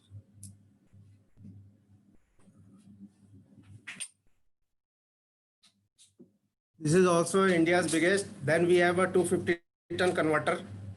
And also we have 1.5 million ton panther shot making capacity. This is the grain shot. In between, we have accommodated our hot metal desulphurization station, 2 stations, each having capacity of 1.5 million ton. In the downstream, we have a ladle refining furnace bay. We have 2 ladle refining furnace, 1 vacuum degasser. And again, we have 8 stand billet caster, capacity 2.3 million ton, 1.6 million ton single stand slab caster, and 7-stand combi caster capacity 1.8 million ton, where we can produce rounds as well as billets. So our bottleneck is we want to increase our ramp up the production, but bottleneck is ladle refining furnace. With 2 ladle refining furnace, we can able to process only 45 to 50 hits, because we are having all microalloy grades, pressure vessel grades, API grades, armor grade, defense grades. So these all are very critical grades and lot of alloy addition in LRF. It is taking too much time. And again, sulfur is high, so we are taking long time to process the sulfur also. As we are a quality steel producer and our priority is the quality steel, so it is very much desirable to keep the sulfur level very, very low. So we have gone for the HMDS, and just want to share the technical specification of HMDS. It is supplied by the technological supplier is Almamet. The project completion duration is 10 months. Commissioning date 24 July 2009. The capacity is 3.5 million ton per annum. We also have lime grinding and blending facility unit 5 metric ton per hour by Almamet. So we are using our own lime fines, and it is grinded and blended by Almamet in our own grinding plant, which is situated inside our plant. So these are some process parameter I would like to share with you. The hot metal temperature we are getting 1350 to 1400. The input sulfur is 0.04 to 0.1. The output is 0.002 to 0.005. The specific consumption CO 0.0621 kg per metric ton per point of sulfur, and the magnesium is 0.0124 per metric ton per point of sulfur. The injection speed of CO is 24 to 60 kg per minute, and magnesium is 7 to 15 kg per minute. The cycle time is approximate 35 minutes, as we have 250 ton ladle size. The treatment time is 18 minutes. We further want to reduce the treatment time. Setup time is 7 minutes and breaking time is 10 minutes. So overall cycle time is 35 minutes. Yield is 99%. Temperature drop is 30 degrees centigrade. The lance life supplied by GSB is around 50 hits, 50 to 55 hits. The lance coming speed is around 10 meters per minute. And the nitrogen used as a carrier gas. So this is the brief parameter we are operating our HMDS. The benefit I want to conclude, we have now better utilization of our own coal from Mozambique mines, and we have increased the utilization of that coal up to 35%. Earlier we are using 15%. So we have almost $7 per ton of steel saving because of coal, high sulfur coal we are using, and we are spending around $2 for processing of sulfur at HMDS station. So we have a statewide saving of $5 per ton of steel. This is an intangible benefit. Apart from that, if you see the parameters before HMDS and after HMDS, the input sulfur at LRF is 0.045 earlier, which is now 0.015. The aluminum consumption has come down from 3.5 to 2.3 kg per ton. The lime consumption at LRF has come down from 10 to 12 kg to 6 to 8 kg. The power consumption has drastically come down. It is almost 40 to 45 kWh. Earlier it was 50 to 55. The processing time earlier is 60 to 65 minutes, which has come down 45 to 50 minutes. And number of hits, what we have earlier processing is 45 to 50 hits. After that, LRF is becoming the bottleneck. Now we can able to produce 55 to 60 hits every day. And the great benefit is we are able to maintain the manganese sulfur ratio, which is earlier 15 to 20, and now it is 40 to 50. And on the other hand, we have reduced the consumption of manganese, and it has benefited us in our caster. Our casting speed straightway go up by almost 30%. Earlier it is 2.5 meters per minute, and nowadays it is a 3.5 to 4 meters per minute. So we have ramped up our production, and is the HMDS is the turning point for that. As you know, JSPL is performing very well in all the platform in this COVID period. Our sales has gone up by 37% in this year to year, and our production has gone up by 21%. but still we want to know from our panelists is if they can able to help us the effective utilization of HMDS slag, because still we are dumping this slag. We don't know how to utilize this slag, and use of metal recovered from the slag because it contains the high sulfur. And third one is the yield improvement. We have almost 1% yield loss, like Mr. Loads also says 10 to 12 kg per ton. So we would like to reduce the yield loss because it is a great impact on the cost. So this is the open question from my side. If somebody is having suggestion, and that's all from my side. Thank you very much for your attention.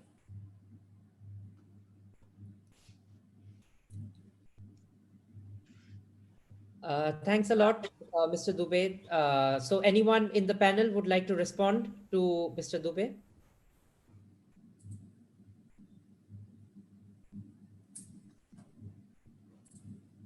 Yeah, Mr. Dubey, Godoi here from JSW. Yeah, good evening, sir. Very good evening. What we are doing is this KR slag, we are using it back into our sinter making. And almost 100. So you kindly analyze your slag and just see what is the CO, MgO, and metallic value. So if you can start using to some extent and then optimize it, because we are using 100% KR slag for sinter making. Okay, that is one. Thank you, sir. Second is you're talking about this metal loss. Normally, this metal loss, it's always a conflicting situation, because you don't know how much carryover slag is there with the metal. So when you are raking it out, that means you are raking out the carryover slag from the blast furnace as well as your spillage loss or the raking loss. So there is always conflict between the blast furnace and steel making side. If it is 1% overall loss, I will say that it's a good. Rather, in our case, it is much higher.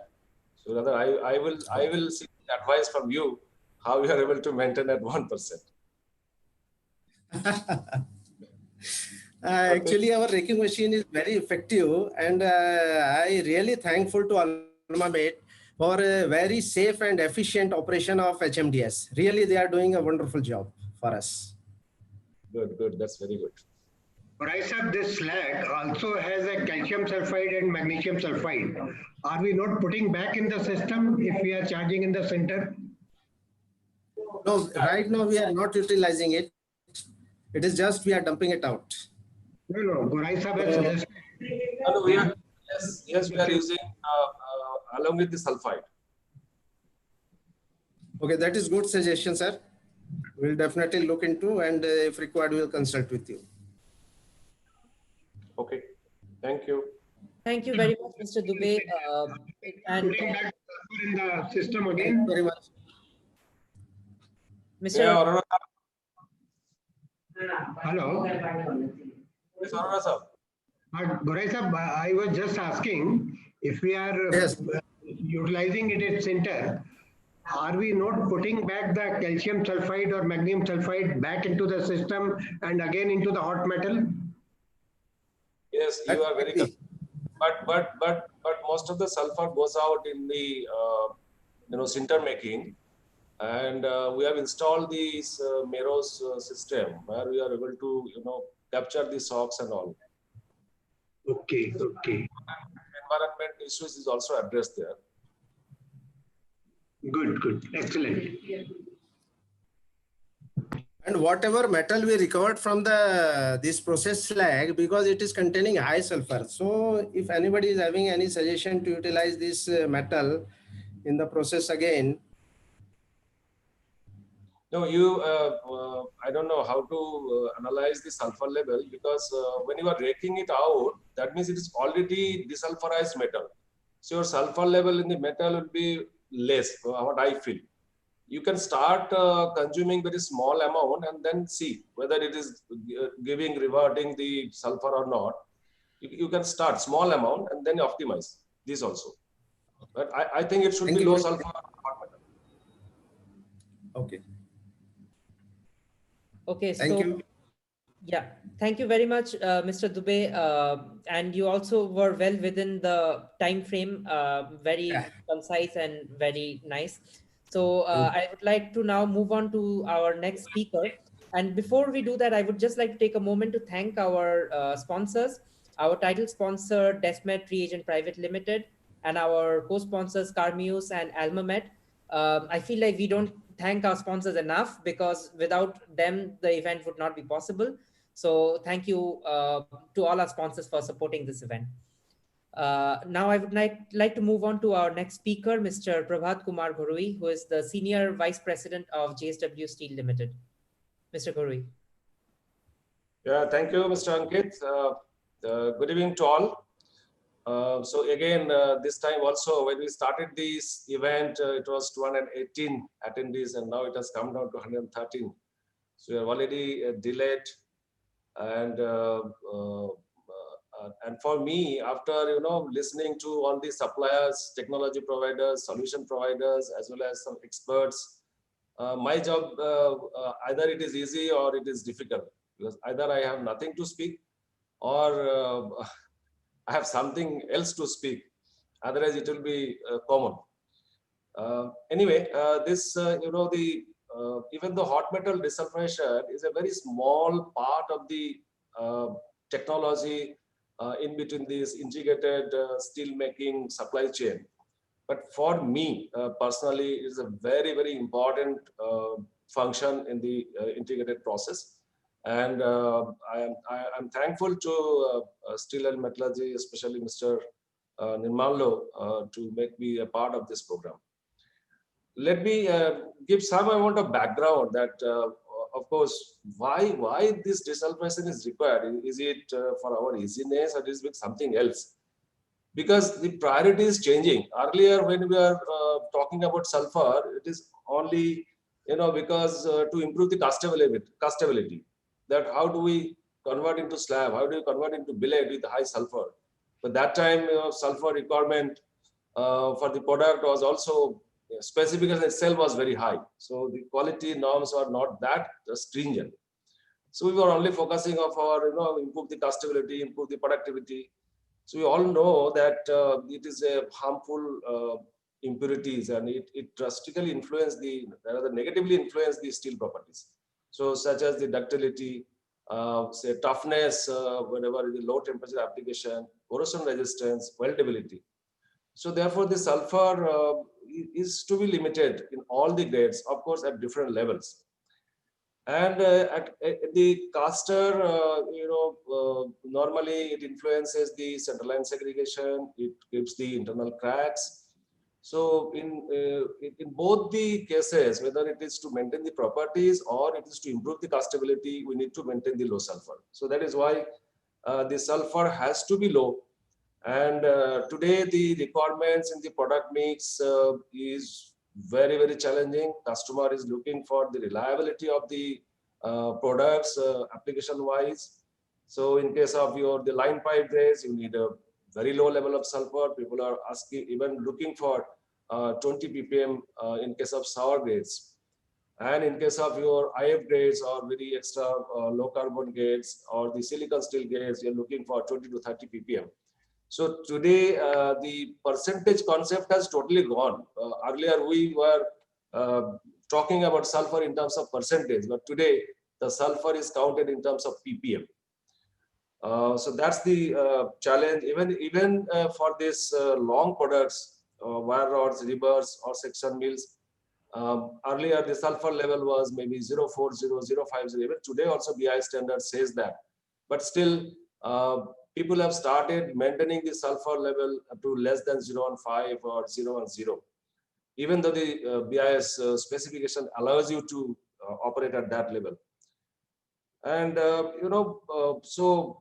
with all these issues, or now people, rather the steel makers, is forced to go for the desulfurization, and for obvious reasons, we all know that the hot metal stage desulfurization is the most economical and very fast, because the oxygen is not there.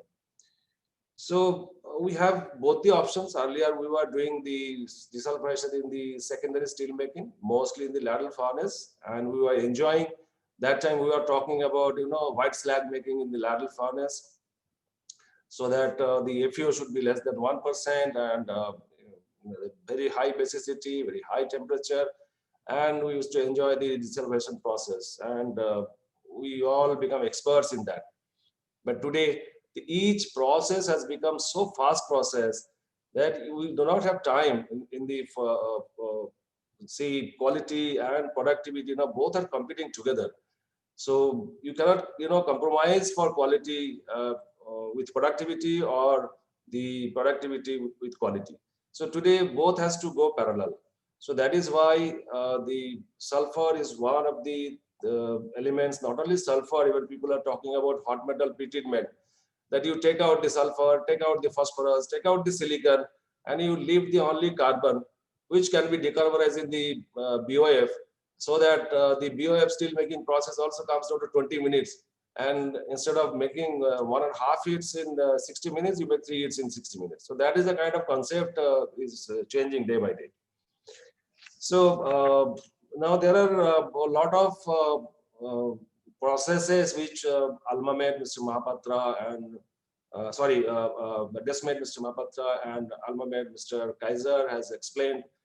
They have all kinds of solution: co-injection, mono-injection, co-injection, multi-injection, and one more technology which we have introduced at JSW, which is the KR process.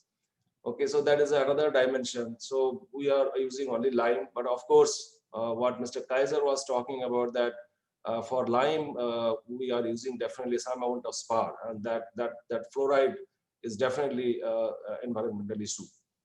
So these are the things, solutions are available. Only thing is there are a lot of challenges, which most of us have spoken. And I think still today we are facing these challenges is the deep desulfurization. When we are going for deep desulfurization to the level of 20 ppm, 30 ppm, and sometimes it is people are going for 5 to 10 ppm. So that means the amount of sulfur in this slag is becoming more and more. And if you are not able to address that, taking out this slag properly, so we are leading to a disaster, because this again the sulfur is going back to the BOF, and the entire sulfur is coming back. Again, you are landing up with the desulfurization at the secondary steel making. So it has become a combination. So that is why I was emphasizing earlier also that the taking out the slag, I think the technology supplier, whether it is Desmet or Almamet or anybody else, I think they should work specifically on this, how to take out the 100% slag out of this desulfurization process, which is very, very important. Because there are all other sources, say example, scrap, your other coolants, the fluxes, which also gives us a lot of sulfur input to the steel. And apart from that, after so much of efforts being put in the hot metal desulfurization, again, if we take this sulfur back to the furnace, I think the entire purpose is lost. So there, I think we need to do a lot of work. Again, we have to come out with some technology, and so that the sulfur is taken out 100%. And as I was telling to Mr. Dubey, that I think we are the first at JSW in India that we are using this waste generated out of the desulfurization process 100% back into the process. Either it is the slag or it is the hot metal skulls generated during this process by proper magnetic separation. So I will say it's a complete solution we are doing, that waste also is getting utilized back into the process, slag or metal, and at the same time we are able to do the bring down the sulfur to a very low level, because we are in the business of API, we are in the business of the automotive grades, we are in the business of high strength low alloy grades, we are in the business of silicon steels. So we do not have any option to keep a sulfur even more than 0104, irrespective of grades, even the the long products. So thank you once again, Nirmalaji, and thanks all for your patience hearing. Thank you.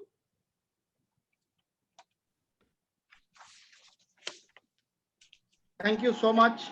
And whenever I remember Subhajyotida the other day said that question should not come from a mentor. So you are mentor for all of us, Dada.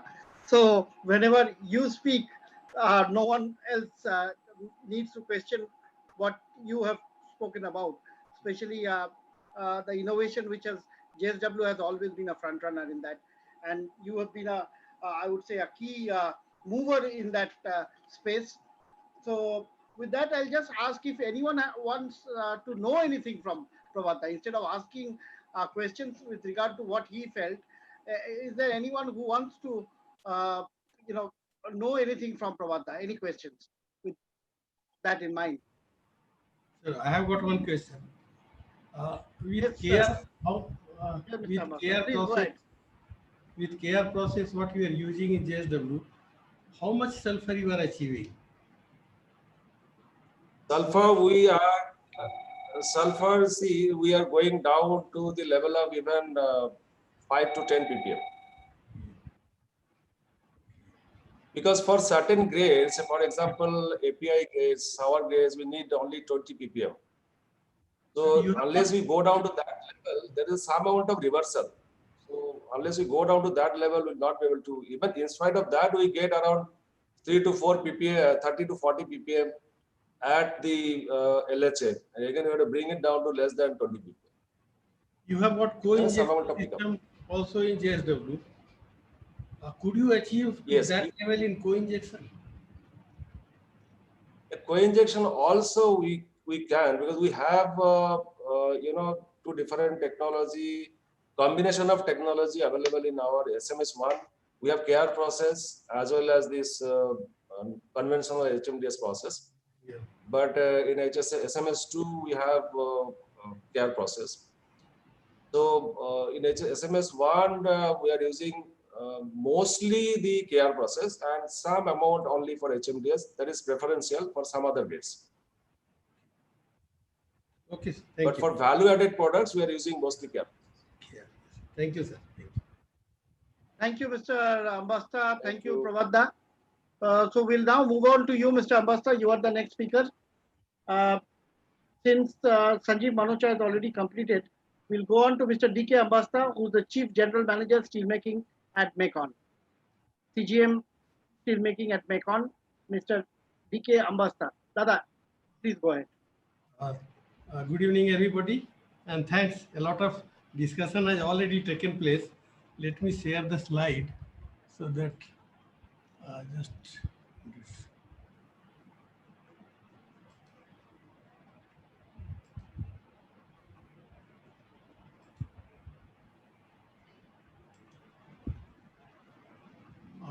Can you see the slide, sir? Yes, yes. Yes. So a lot of discussion on desulphurisation already taken place. We have to discuss something which we can take up. So about the sulfur, already discussed that it is mostly unwanted. But this sulfur, low sulfur is required because my raw material is going to be further deteriorated and we are getting more sulfur in our process. So that needs a reduction in sulfur downwards. And as we are moving for high quality, high technology in continuous casting, as many persons have told, castability has to increase. High technology in continuous casting means we have to go for high speed caster. So we need low sulfur even for the normal grade. What to talk about quality grade, for normal grade also, if we have to cast at high speed, sulfur content has to be less. And of course, quality demand will increase and we have to have many critical products which needs very, very low sulfur requirement. Now, sulfur can be removed anywhere, starting from blast furnace to liquid steel. If you think for blast furnace, a lot of sulfur we are getting in blast furnace, and around 85% of sulfur is just discharged through slag or fumes. 70 to 75% through slag, 10% to 15% through off gases, and 10 to 15% sulfur ends up in hot metal. If we reduce further in blast furnace, it will affect productivity and coke rate. So this is not economically attractive proposition. And steel making converter, earlier it was done, but steel making, the environment, high oxygen, high temperature, it has negative effect in for desulfurization. And during process also sulfur is added by way of coolant and some additives. So, and some sulfur reduction can be achieved, but that is not the main target. If you move to secondary metallurgy, means lateral furnace, we can achieve up to 0.005%. Below that, you cannot achieve, other vacuum treatment will be required. But location of this lateral furnace is very strategic in between converter and caster. Many a times you have to catch the sequence casting, and you don't have time to do sulfurization, desulfurization as you require. So this is not the ideal choice. So left it with your hot metal pre-treatment before charging to converter. With this, you have got a lot of choices. These choices of different processes and choices of reagents. Just I'll compare, I'll give two options. Suppose we take blast furnace sulfur, we are having 0.08 and we want to achieve 0.005. So one option, we do not have hot metal pre-treatment, means independent desulfurization, and if we have desulfurization, then sulfur level from 0.08 for from blast furnace and aim is 0.005. If we compare the cost, this is the situation. Cost is quite big gap is there with no desulfurization and with desulfurization. And if sulfur input is low at 0.004, then this cost will be reduced. And if you compare time, it is also same. If you are having high sulfur from blast furnace, better productivity in blast furnace, then desulfurization, with desulfurization, you are more beneficial. Your total process time will be reduced. Otherwise, it will be too high. And with low sulfur, still less. So if we compare all together, it is a very advantageous condition for option 2, hot metal desulfurization before converter and having good amount of sulfur from blast furnace. No need of desulfurizing in blast furnace, and then we can do in hot metal desulfurization so that we can have better productivity and we can desulfurize well here. So that is a very good option. You can see option 2, our cost is $3.3 per ton advantage. Maybe this will go change with dollar value and all that. But if we are having low sulfur at blast furnace, that much advantage is not there. So one has to take a decision. Okay, we are having desulfurization system, but whether to route through desulfurization or not, that is a choice. That has to be decided. Not necessarily that all heat has to go through desulfurization. We have to see the end product, we have to see the cost, and we have to see what initial sulfur is available.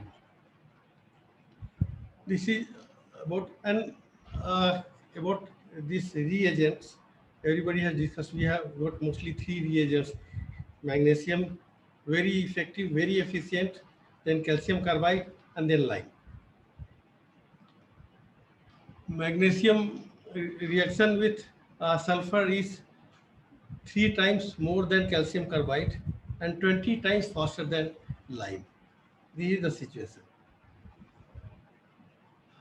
Advantage and disadvantage, okay, everybody has discussed. Just as say, lime is slightly low reactive, takes more time. Magnesium is very effective, but its boiling point temperature is 1107. It boils, and then resulfurization, reversal of sulfur takes place, but it's very effective. Reaction is very fast. If you compare effectiveness, 1 kg of magnesium is equivalent to 7 kg of calcium carbide and 20 kg of calcium lime. And if you compare cost, that is also important. Magnesium is 10 times costlier than lime and 3 times costlier than your lime. This calcium carbide. HMDS process, we are having two processes. We have discussed in detail about co-injection and mono-injection. We have got stirring process also, care process, which we will take up. I'll discuss only mono-injection, what Mr. Mukesh Kumar was telling, because co-injection we have discussed in detail. Mono-injection is very simple methods, very simple installations. One lance is dipped into the hot metal and magnesium granules are ejected.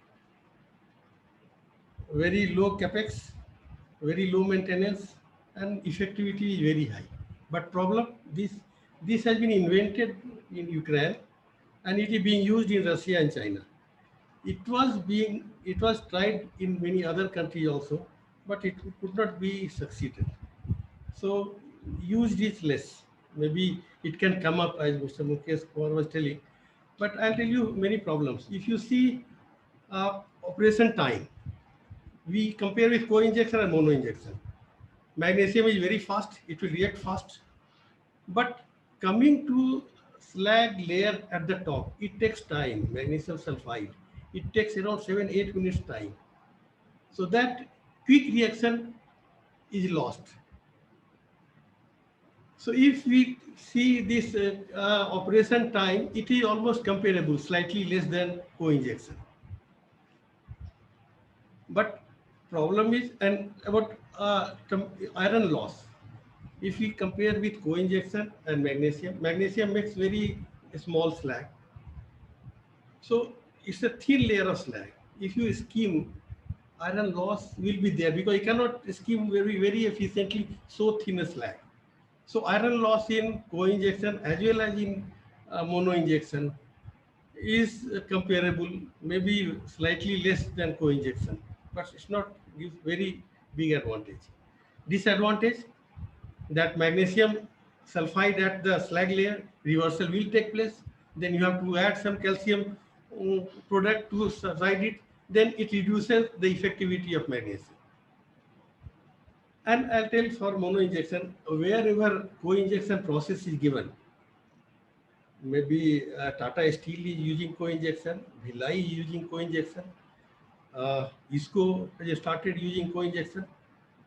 It can be tried. Mono-injection, it can be done there because all facilities are same, nothing more. It can be tried with magnesium. And then these results can be seen. It can be experimented. Then really if it gives better result, we can think for magnesium mono-injection type. Because whatever system has been given for co-injection, it is good for magnesium and calcium carbide. It is good for magnesium and lime. Same system can be utilized. Calcium carbide has got some hazard. It reacts with water and make acetylene gas. So careful handling is required. But a lot of silo is suppressed with nitrogen. A lot of acetylene detectors are there. So it can be taken care. But of course, if one is not comfortable, we can use calcium oxide with lime and magnesium. Multi-injection is also coming up. You can use both calcium carbide, lime, and magnesium as well. But capital cost and other things, these are generally. Now about the care process. Care process is also very simple. We are using only lime and it is mixed in the hot metal. In co-injection, we are mixing with the gas, carrier gas, that is nitrogen. That also cools the drops the temperature. In this case, a rotating impeller is there and a lime is added and it is mixed thoroughly. Advantage, it is so thoroughly mixed so that you can achieve very low sulfur. As Goraisa was telling, that they can achieve very low sulfur in care process, better than co-injection. If we compare with co-injection, in co-injection you can go up to 0.002. If you want to reduce further, your cost of reagents will be very high. So it may be a costly affair if you compare with care. But care has got its own advantage, own disadvantage. So just I'll compare. If you consider process time, I am comparing co-injection and stirring, this care process. Lime 20 kg lime, as we have discussed, more lime we have to add. Its reaction time is more, so process time is more. It is 10 to 20% more than co-injection. And mono injection and co-injection is almost comparable. Where sulfur level is required, KR process is ahead than co-injection and mono injection. It can achieve as your desired sulfur level. Time and other things is matter. Flexibility, co-injection is more flexible. You can use reagents, different reagents. You can use different composition of reagents. If sulfur level is low, I don't need to inject more magnesium. I need to inject more calcium carbide, which is cheaper. I need, so these sort of combination we can make. So this flexibility is there. We can use calcium carbide or we can use calcium lime. That flexibility is there. So it is much more flexibility in co-injection. KR process, it is fixed. You have to use lime, and impeller speed and all that is fixed. You cannot change in between. So that flexibility is not there. Safety is lime. So this is very safe. Reaction is very safe, and there is no problem. Some safety issue is there with calcium carbide and magnesium. Magnesium is very reactive. Calcium carbide is a fire hazard. With this comparison, it's a safe process. So if you see in table, this KR process leads when sulfur reduction and safety is concerned. They are ahead.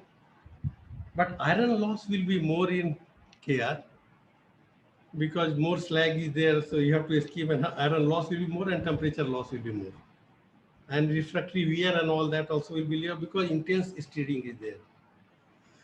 So KR process will lead in sulfur reduction and safety, whereas co-injection, iron loss will be reduced, flexibility will be there, and temperature loss also will be less.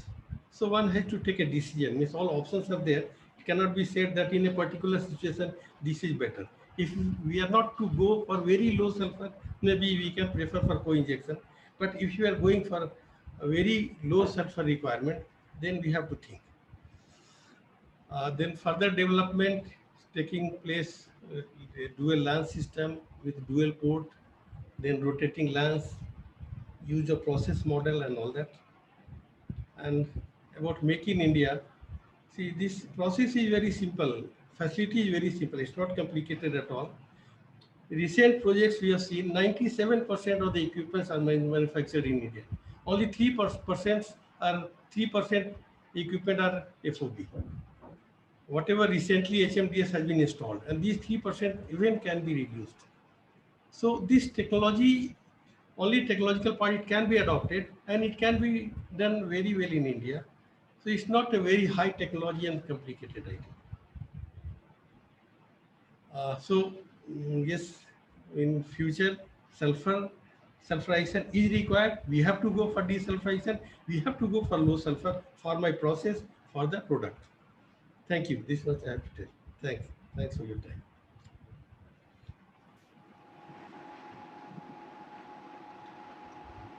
Thank you so much, Mr. Ambata. Any questions for Mr. Ambata? Any questions for Mr. DK Ambata? Ankit? Ankit, can you check if there are any questions?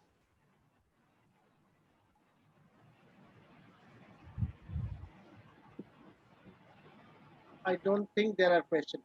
Okay. So in that case, we'll move ahead. Thank you, Mr. Ambata, once again.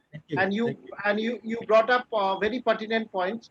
One was with regard to, maybe Dr. Mukesh Kumar will have something to add later on this. The magnesium, with part of the cost implications for using magnesium. That is one. And the second thing is, Mukesh Kumar ji, if you can highlight whether we will be able to really become Atmanirbhar when it comes to, desulfurization plants in future. Where AlmaMet, I am sure, will have manufacturing facilities in India. When we talk of Atmanirbhar Bharat, we talk about manufacturing facilities in India, and the technology part will be taken care of. Even when SMS India or any of the solution, DESMET is not a solution provider, so to say. That is why, DESMET will need to work ahead with regard to giving solutions as well, maybe forming another joint venture in course of time. Maybe that is the way forward. And then Almamet India could also perhaps look at having own facilities. Mukesh Kumarji, if you could add to our Atmanirbhar way forward in this hot metal desulphurization. Only one thing I want to tell when we are talking about the Atmanirbhar, no doubt because this equipment and other things is the one time this thing. But the main portions come is the recurring cost. And as far as whether it is a lime, whether it is a magnesium, because we don't have good quality lime available in the country. Even for iron and steel making, we are totally dependent on external source. But at the same time, we have more than 300 billion ton of lime deposit, in which we say 10% is the steel grade. And if we consider that 10% steel grade, it means it is a big amount is there. But only thing is that exploration need to be undertaken. Lot of areas, because that only 10% of our obvious geological potential area has been explored till date, and 90% of the area is still yet to be explored. So we are very, very hopeful that when we are saying that 10% of the lime deposit in the country is suitable for steel and iron and steel industry, so maybe we may become self-sufficient in this line. But as far as the magnesium is concerned, very unfortunately, the first seabed magnesia plant, which was put up near Vizag by Aditya Birla Group, could not be. Pericles, yeah, Birla Yes, Pericles. Birla Pericles. And I think recently one meeting also took place where also again there was a discussion that we should bring some focus again on development of our magnesium based materials, also like including seabed magnesia also, so that we can see how best we can meet our internal requirement. So the way Ministry of Mines is moving forward in exploration as well as in identifying the opportunities to make country Atmanirbhar, I think by 2030, definitely you will see a sea phase change in this thing, and we will definitely be moving towards the Atmanirbhar Bharat. Well, Amitji, would you like to add anything to it? Because all the lances are being supplied by GSB India. So would you like to add anything? Yeah, HMDS lance, we have more than 80% supplies is from us. And Mukeshji, we are 100% Atmanirbhar Bharat and make in India. Of course, technology is from Germany. No, technology may be from there, but at least you are manufacturing these things in India now. Exactly. That is the thing we say. Yeah, exactly. When we say Atmanirbhar, we talk about manufacturing in India, making in India. Because no government says that you are not taking technology from outside or anything. What they want is wherever you want collaboration, you go for the collaboration, but try to be Atmanirbhar. Because again and again, you need not to go there. Then repeatedly, you can that thing can be repeated in India only. So you bring the technology and make it in India. That's the concept. Why for seabed magnesia also we are looking for some external technology, and efforts are going on. And same thing with the lime and magnesite, this thing also. Both the things, people are looking for this thing, because magnesite also looking for refractory also. So this is a focus area, and it has been identified that these are the need of the country, and we have to make effort in this direction to make ourselves. Okay, sir, I have a point. In this moment, we are for desulphurization, manufacturing of reagent, we are using Indian lime. As you told, 10% is steel grade. 10% is steel. We started to use that particular place of Rajasthan, and we are doing it. Patraji, very good, sir, and that's what I am very confident, because out of 300 billion ton, if 10% if we consider, it is still 330 billion ton. Yeah. It is a big resource, but only thing is that these till now these are the resources. Our effort has to be to convert these resources into reserve category, so that these can be put into usage. That is the only thing, and for that anonymity has been created in the Ministry of Mines, and lot of fund is being issued from there, so that exploration can be advanced. Moreover, this from where we are sourcing, so those people are not aware that much. So they need a lot of education, a lot of guidance. what we are doing and getting the material, right material. One thing, Mahapatra Sahab, you will agree that getting a social license to operate, it is our duty. Yes. We are getting consent to operate, we are getting consent to establish, but we are least bothered for social license to operate. And for social license to operate, we have to join hand with the local villages, local community. We have to convince them. We have to bring awareness in them so that they can also grow along with the industry. So only if we want to grow only the industry, that is not the right way. So that's why nowadays focus is how to get social license to operate for any industry, and which is very, very important. In this way, both can prosper. Absolutely. Thank you, Mukesh Kumar ji. Mr. Mahapatra ji, only one suggestion. DESMET should now look forward for a partner to provide solution, which will be Atmanirbhar. No, no, we have all the solution. Only thing I have shown in my presentation. We have with Sunag Engineering. You have. I mean, they can do. Yes, they are our group company. Right. So that. But you still do not have a package to offer. The total package. Yes, we have package. We have package to offer. We have offered this. We have submitted offer against expression of interest in Durgapur Steel Plant. You can what I have mentioned in my presentation. Right. So maybe that. Subrata, would you like to add anything to what has been mentioned with regard to the Atmanirbhar initiative towards HMDS? You have to unmute yourself, Subrata. Please unmute yourself. The impellers. What is the status of impeller production? That's a big consumable. It has to be maintained by the plants. Care process is being followed by JSW and other plants. It's a good process. The impellers will act as consumables as the injection lances are. Injection lances is a very old, we are confident of using. What about the impeller life and its availability? And that needs to be ensured. Rotating impellers. Yeah, Subrata, we will work on it and we'll discuss, and definitely we'll find a solution to make impeller here in India. Yes. Very well. Thank you. Okay, before we come to Amit ji, Mr. Amit Srivastav, I would request the next presenter, Mr. Ramakrishna, Chief General Manager, SAIL East Coast Steel Plant, about which Kamlakar ji also mentioned that he has a very concise presentation to make. Ramakrishna ji, please go ahead and let us talk about ISCO for what Kamlakar ji started today with. Thank you very much. Thank you very much, Nirmalda. And a very good evening to all the revered panelists and all other people who are on the forum. Actually, me along with my 10 colleagues had been going through this, and it has been a very good learning for us. And along with this, I would like to say a few words about, after going through this, we are not much left with, but a few words about ourselves. As Subrata sir was saying, the depleting reserves of good quality raw materials make this desulphurization a compulsion for us to make quality steels. And previously, even though we commissioned in 2014, our production of quality steels and the DS has been only maximum 10%.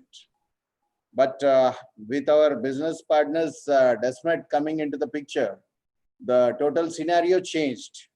And along with that, like Amit, my young bro, saying, we are giving lances. So the availability of lances and other spare parts have become easy for us. So from 10%, now we have gone up to 60% of our production into DS range, which we will be trying to improve more.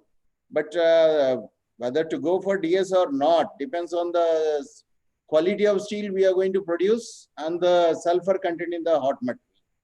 Because it should be cost effective also. Not every steel can be sent for DS. So with this coming into the picture, almost 80% of our wire rod mill steel production has become special grade steel. And mainly, as our CEO sir was saying, the advantages of desulphurization and other things, along with them, what we had was better utilization of tonnage, because the speed has increased. by more than 20%. The casting speed has increased more than by 20%. So we could have the better utilization of the tundish and a good time available for us to maintain the casters. That has been our main advantage. Previously, we were not getting this much of advantage. But as rightly mentioned by Subrata sir, that machinery and spares, even though the raw materials, we have been talking about the raw materials, but the machinery and spares that are required to maintain this system are not easily available in India. They have to be brought from other parts of the world. For example, we have been waiting for a wall for the past 8 months, but we are unable to get it. So we have done some what we call desi arrangement to take care of the desulphurization here. Otherwise, our one system would have been down for almost 3 months. I think we have started the system in January. So it has been a big advantage.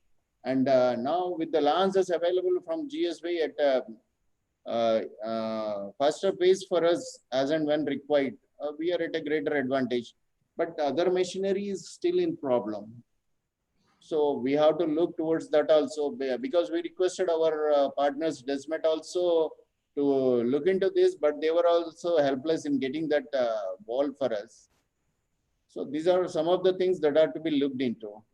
And now kindly allow us to give a small presentation about what is happening at our place. And my colleague, Mr. Sanjay Das, will be talking about this for a few minutes. Please. So, yeah. Share.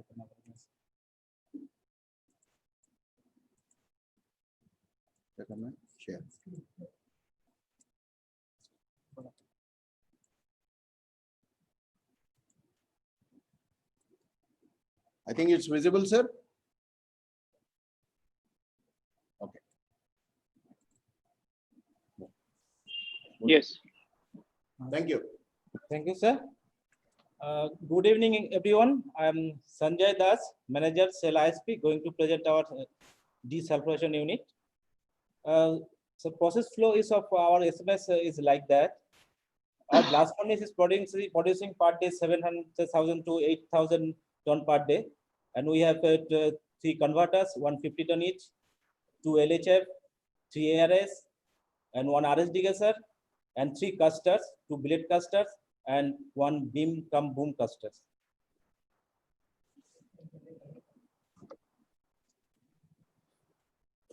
Torpedo coming from a blast furnace. For accumulate these torpedoes, we have 2 hot metal ladles capacity of 150 ton, 4 pouring stations, 3 track lines for torpedoes, and 2 hot metal transfer carts.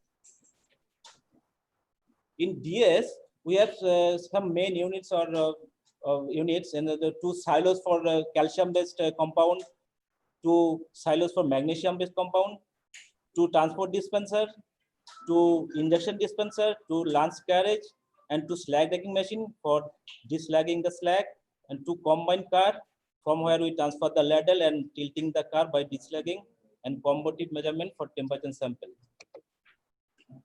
From blast furnace, we're getting sulfur in the range of 0.050 to 0.070, and temperature in the range of 1290 to 1480 degrees centigrade. In DS mode of operation, we can do co-injection as well as mono-injection, as when we can do reagent, calcium carbide based reagent and magnesium carbide reagent we are using. In calcium carbide based 50 to 60% calcium, and magnesium 97 to 99%. During desulphurization, fume generation 120,000 nanometer per hour, temperature also 130 degrees centigrade. In hot metal loss, actually we are achieving 8 to 12 kg per ton hot metal per ton of hot metal. Lance life we are getting 800 to 1000 minutes, it approx 80 hits. Racking plate life also 110 hits average, maximum 130 hits we have also achieved. Total time required for desulphurization, actually we are going in the range of 35 to 45 minutes. This is the main reagent flow diagram. From calcium truck, by pressurizing this transport to calcium silo. Then from calcium silo, by opening the gate valve by gravity, it is transport to transport dispenser, and from transport dispenser it is going to injection dispenser. The same thing also happen in case of magnesium silo to TD to ID, and after that in a common line it is going to the hot metal ladle, and after that injection completion we rack the slag and it is ready for converter charging. In the injection process, actually we are using calcium based compound and magnesium based compound in the ratio of 5:1.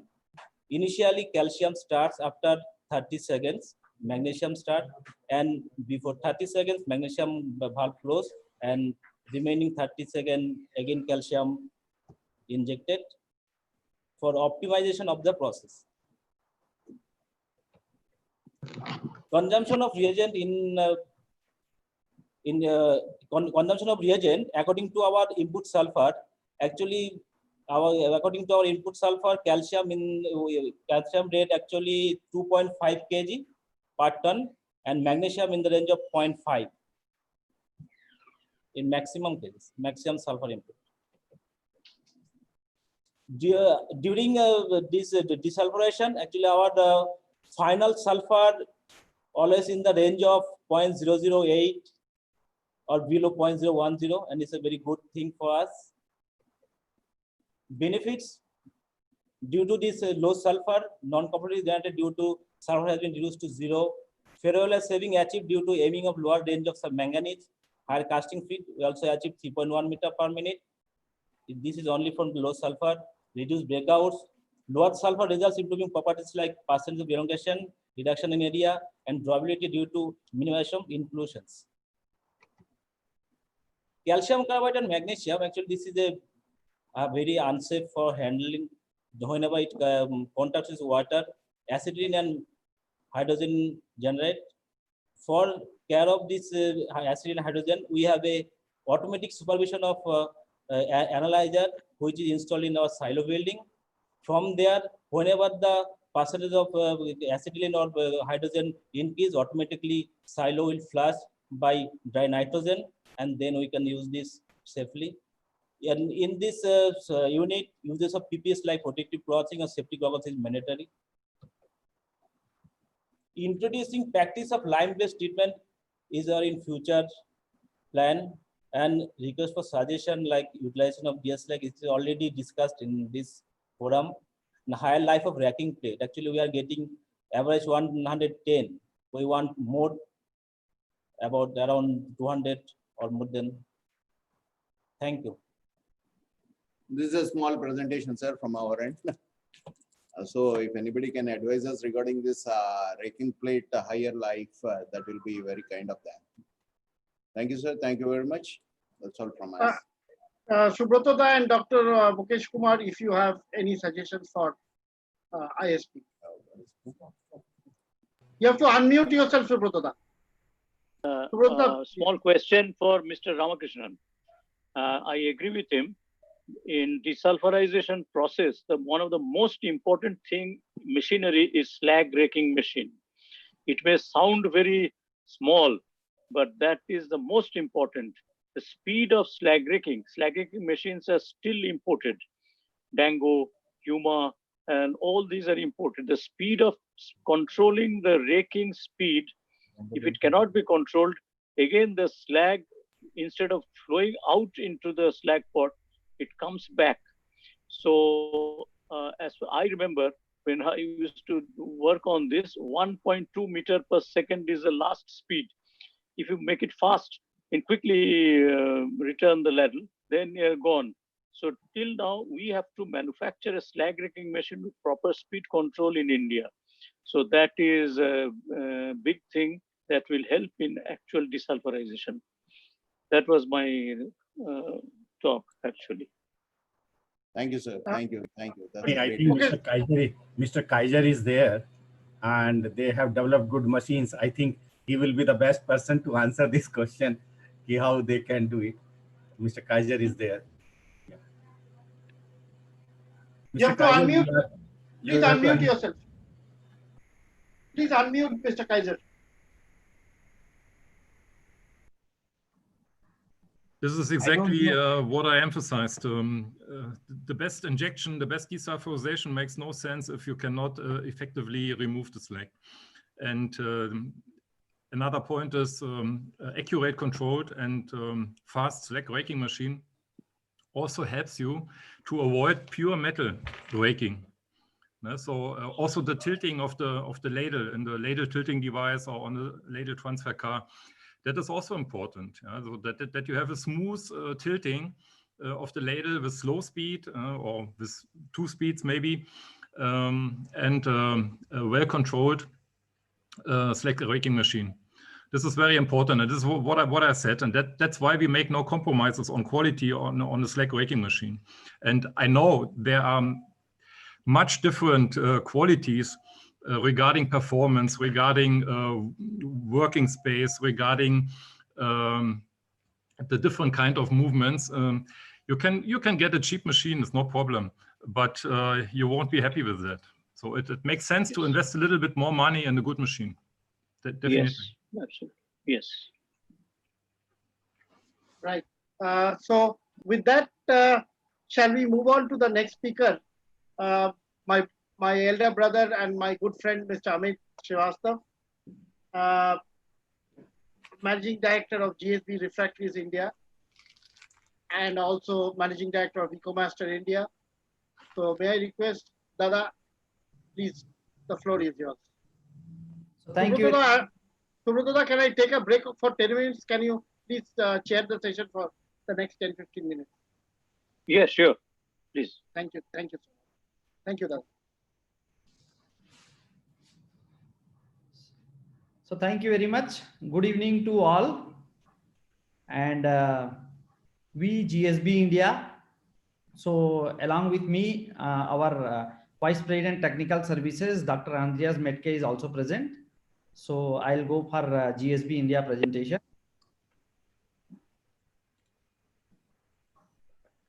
So in this presentation, we'll show you introduction to GSB India, presence in India, HMDS launch performance in India, and what is the HMDS process. Of course, we have expert here who are the actual OEM for HMDS process.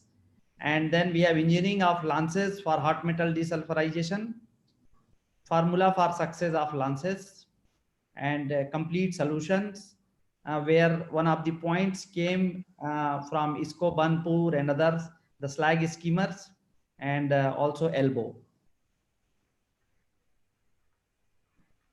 So GSB Refractories India Private Limited was formed in 2011 with GSB Group GmbH.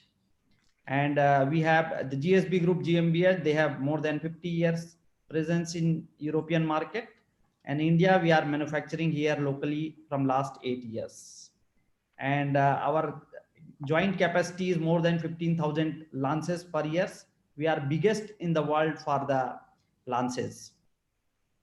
And the highest performance is more than 4,000 minutes injection time in UK with the coffee cup lances. And as you know that we are present almost most of the panelists were here our customer. So we are present in JSW, we are present in Bhilai steel plant. They are using very less to HMDS, but we are supplying Tata Bhushan, we are supplying, we have supplied through Tata projects to Bokaro steel plant. We are very much present with Almamet at JSPL. And we are also one of the major supplier for Tata Group, means Tata Steel Jamshedpur and Tata Kalinkanagar. We have supplied to Rourkela Steel Plant. We are regularly supplying to ISCO Banpur. We are the major and biggest supplier of MNS SR, and we are supplying to Marmagoa Steel, these HMDS lances. So when we started, the JSW was looking for 800 minutes and they were getting 800 minutes. And we were the first company who offered 1200 minutes. And presently our life is more than 1400 minutes. So everywhere we have created benchmark, and still we are working how to move ahead in the performance. So technical capabilities, we are closely working with Almamet and other OEMs for developing new injection lances. And we have close cooperation with Technical University in Freiburg and Aachen. And we have, as I have explained, that we have developed special coffee cup lances designed for England and Taiwan. And we have our Dr. Andreas Metke, who is metallurgist and work in EcoStal, HKM Duisburg at various area of iron and steel making and refractory maintenance. And he has done refractory services across the Europe, and presently he is Vice President Technical Developments and Innovation for GSB India. So I'll hand over Dr. Andreas Metke. Mr. Andreas, Dr. Andreas Metke. Okay, so thank you for introduction, and I will take over my presentation. We have heard today a lot of desulfuration, different processes, steering by impellers, injection by lances, and we are focusing with our next slides on the injection process, as GSB is the biggest supplier and producer of these lances. There are normally two bases for injection for injection of reagents for desulfuration of the hot metal. These are either the torpedo ladle or the open ladle. For the torpedo ladle, there are some disadvantages according to the geometric situation, and that's why the desulfuration is very uniform and only very rough. And due to the fact that normally the lens is inclined very thin, the lifetime of lenses is very low, up to 5 feet. The skimming process, we have heard just a big discussion or good discussion about skimming of slag, is not possible for the lenses. That's why for the torpedo lenses. That's why the desulfuration in the torpedo ladle is not an advantage. The situation is a little bit different for open ladles. In open ladles, normally are used T-shaped hole lenses, which causes a good turbulence of the heat. A good and uniform desulfuration process is affected. The lifetime of the lenses is up to 30, 60 treatments. So that is, it is a good TCO improvement or TCO figure. What can be achieved is of about 10 ppm of sulfur content, and so it is a good preparation for the good fundament for getting at the end high quality steel. GSB is engineering a lot of types of lenses which are following the demands of our customers. Customized solutions are concerning the reagent connection types, the mounting types, slag zone design, and reagent outlet design. So we try to meet all the requirements of our customers to provide the best performance of the lenses. Once you can see different examples of lenses produced at GSB, you can see small, very small lenses, very big lenses, different shapes, lenses with an angel, which is cost or which is on demand of the steel producer, of the different steel productions units.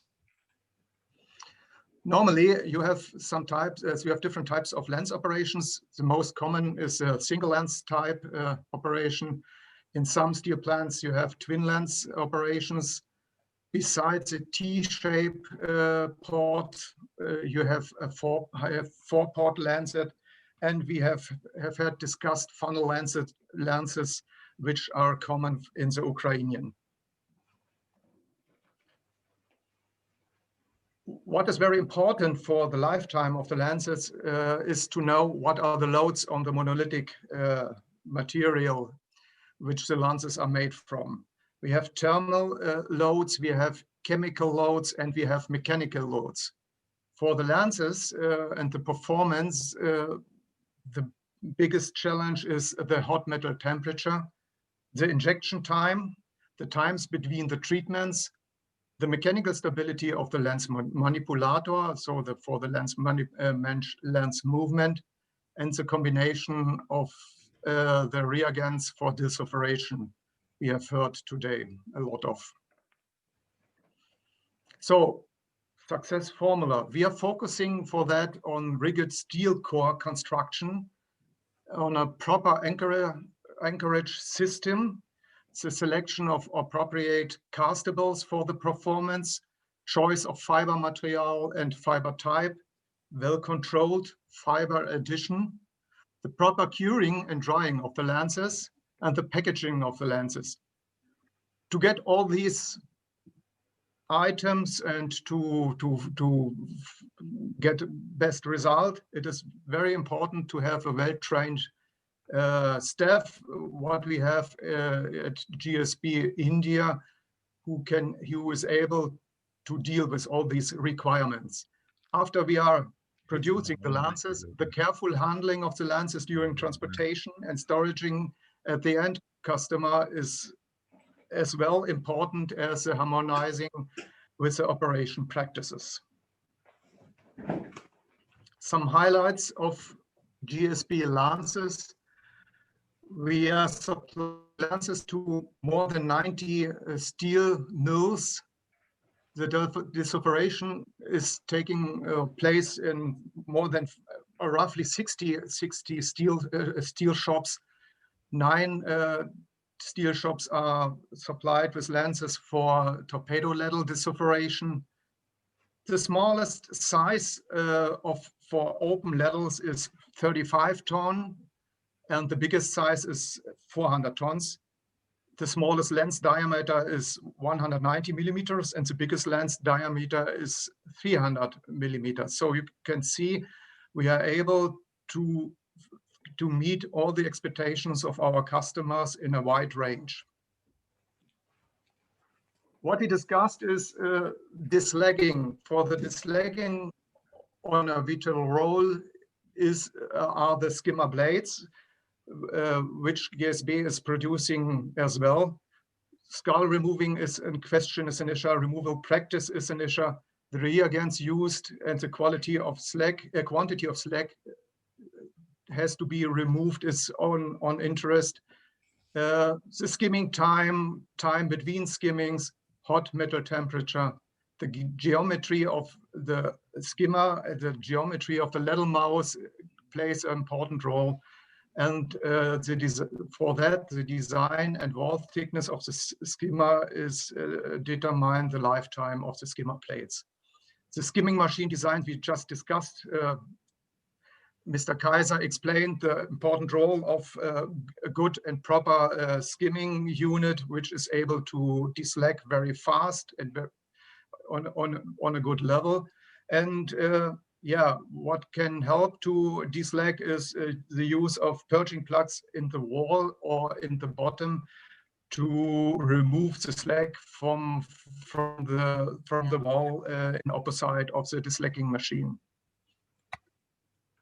Once you have a good lens, you have a good skimmer system. A safe reagent flow is important as well. For that, GSB has developed a special type of elbows which resists the wear of abrasion of the material, of the desulphuration material, and has some advantages compared to the solutions of other suppliers. We have minimum maintenance time. There are available various sizes from 19 to 200 millimeters. And for example, we can supply an early warning system for against breakthroughs, which can help to save the situation or to save the situation of the desulphuration units.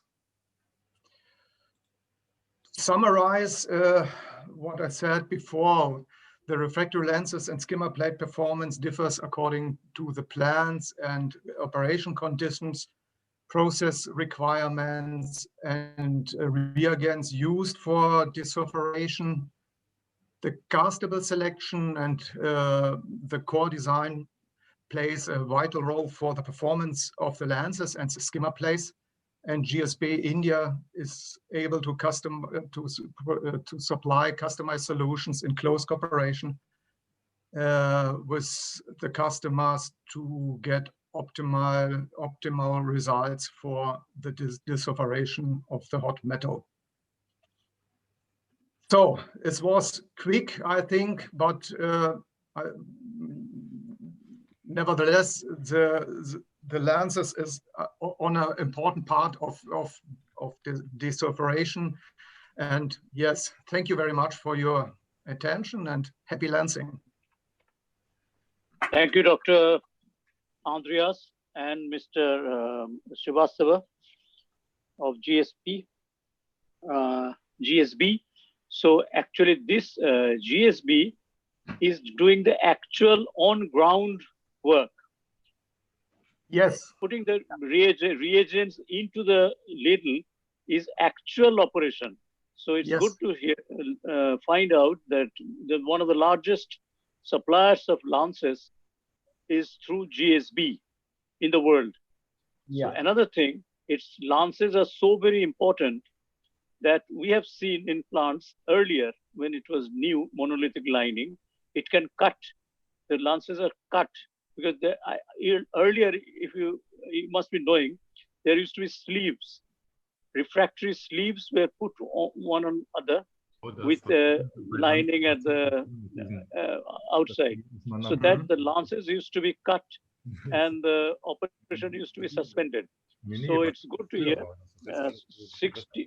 60 treatments, 30 to 60 treatments is quite good. So thank you once again, Mr. Srivastava and Dr. Andreas, for sharing your products and the useful product that is actually on-ground product. Thank you once again. Thank you, Subradada. Thank you, Nirmalada, for giving this opportunity. Thank you. Very welcome.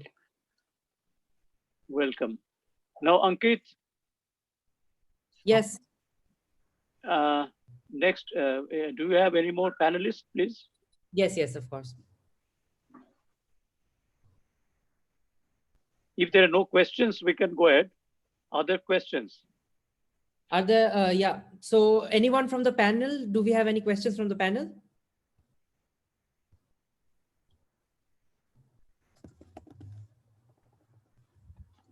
Okay, so in that case, next we have Dr. Andreas Mertke, Vice President, Technical Service, GSB Refractories India Private Limited.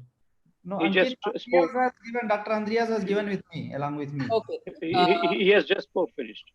Yeah, he has just finished. So in that case, since Atul has not been able to join, Atul from SMS, because he told me he'll be joining by 6:30 or 7 once he reaches home.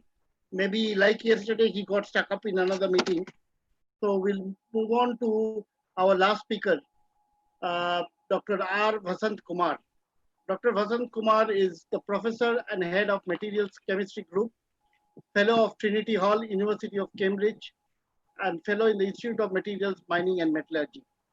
Well, Dr. Vasant Kumar has a very tough job to do because he has to assess the presentations made so far and put in his thoughts and kind of do a part of the job which Subratodda is supposed to do, which means summarize what others have said. So Dr. Kumar, I believe with your experience and being the bridge between the academy and the industry, you will be the only one to do justice to whatever everyone spoke since afternoon. I think you're asking me to, thank you very much, thank you. You're asking me to do what we normally do to our students, ask them to summarize if they're listening. The assessment Yes. part is very, very simple. It's absolutely excellent. Every talk and every question. I really have enjoyed, learned a lot today. Yeah. So I think, yeah, while I'm a teacher by profession, basically this is where we learn so that we can teach. So it's been great. Okay. So yeah, so I think I have the point to make is I'm slightly going to change the topic from what we have talked about, from practical answers to the units where desulfurization takes place, to the chemistry like magnesium, calcium oxide, and calcium carbide, to something which it seems obvious in one way because it's ever present in steel making scrap, zinc. And you want to avoid it in steel making. And I'm suggesting we put it back in iron making. So that's actually, it's quite a cheeky thing to do, but it is based on some thermodynamic study that it has been missed for ages. So let me I have got few slides and I have, should be able to share screen. If Ankit is there, I send you a copy as well. I wonder which is easier. Are you able to share? I think it's more convenient if you can share the screen. Okay, all right. If you are having any troubles, then I can share my presentation. Okay.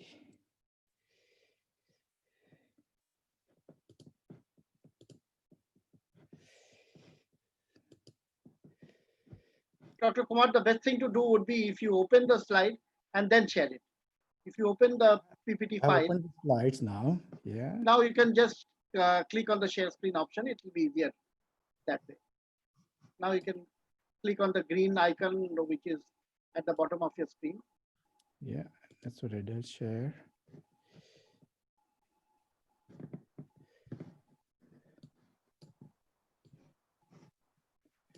If you have a problem, Ankit will do it. Yeah, I think maybe I have some particular problem about this. I got many things open at the same time, I think. That's okay, why. Ankit, can you just do it, share the presentation of Dr. Kumar? Yes, so I have received his email, but I am not able to find the presentation actually. Just a second. Okay, let me see, share screen, okay.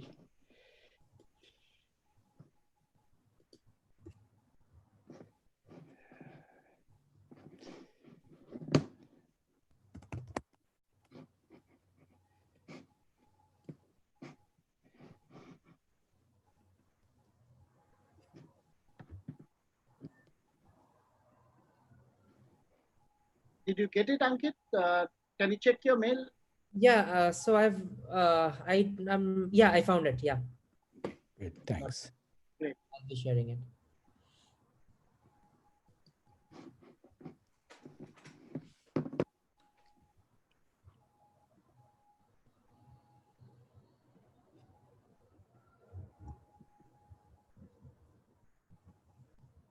So is the screen visible?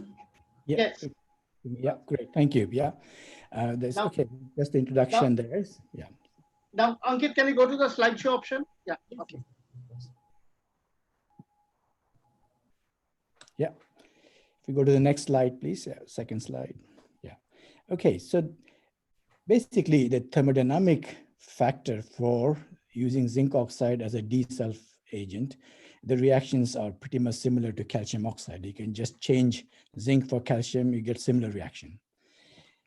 But what was surprising to me to find that the last one, the number 4, zinc to zinc sulfide, the data that is known, been established so far, is this anomaly in it. In fact, basically is incorrect.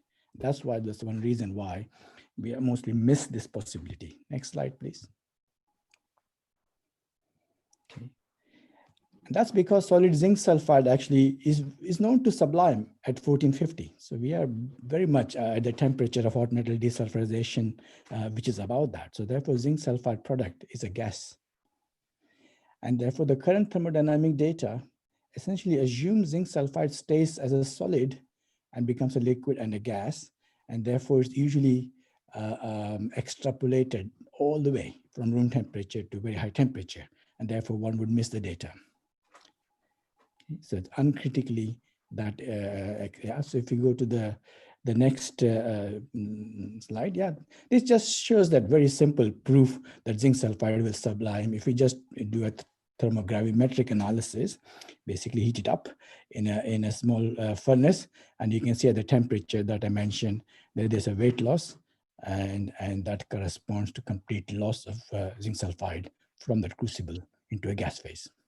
And that's all the information that was enough for us to say we have a problem to find out a bit more about. Next slide, please.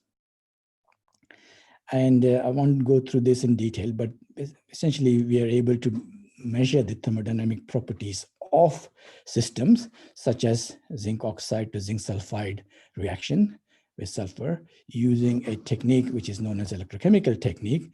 And this is a schematic diagram in the laboratory that you would do systematic work in order to measure the thermodynamic property. And once you got enough consistent data, and then you've got the error analysis, and then I go to the next slide to show the summary of that. So the zinc sulfide data, if you look at the normal thermodynamic free energy of formation, the first one given at the top is the one that refers to the solid sulfide formation. So that is actually valid only at a temperature below the sublimation point of zinc sulfide. At a temperature higher than 1453 Kelvin, zinc sulfide has a different free energy of formation. And you can see it's a very big change in entropy part in the second part against temperature. And that is the reason why we find this as an amazing property.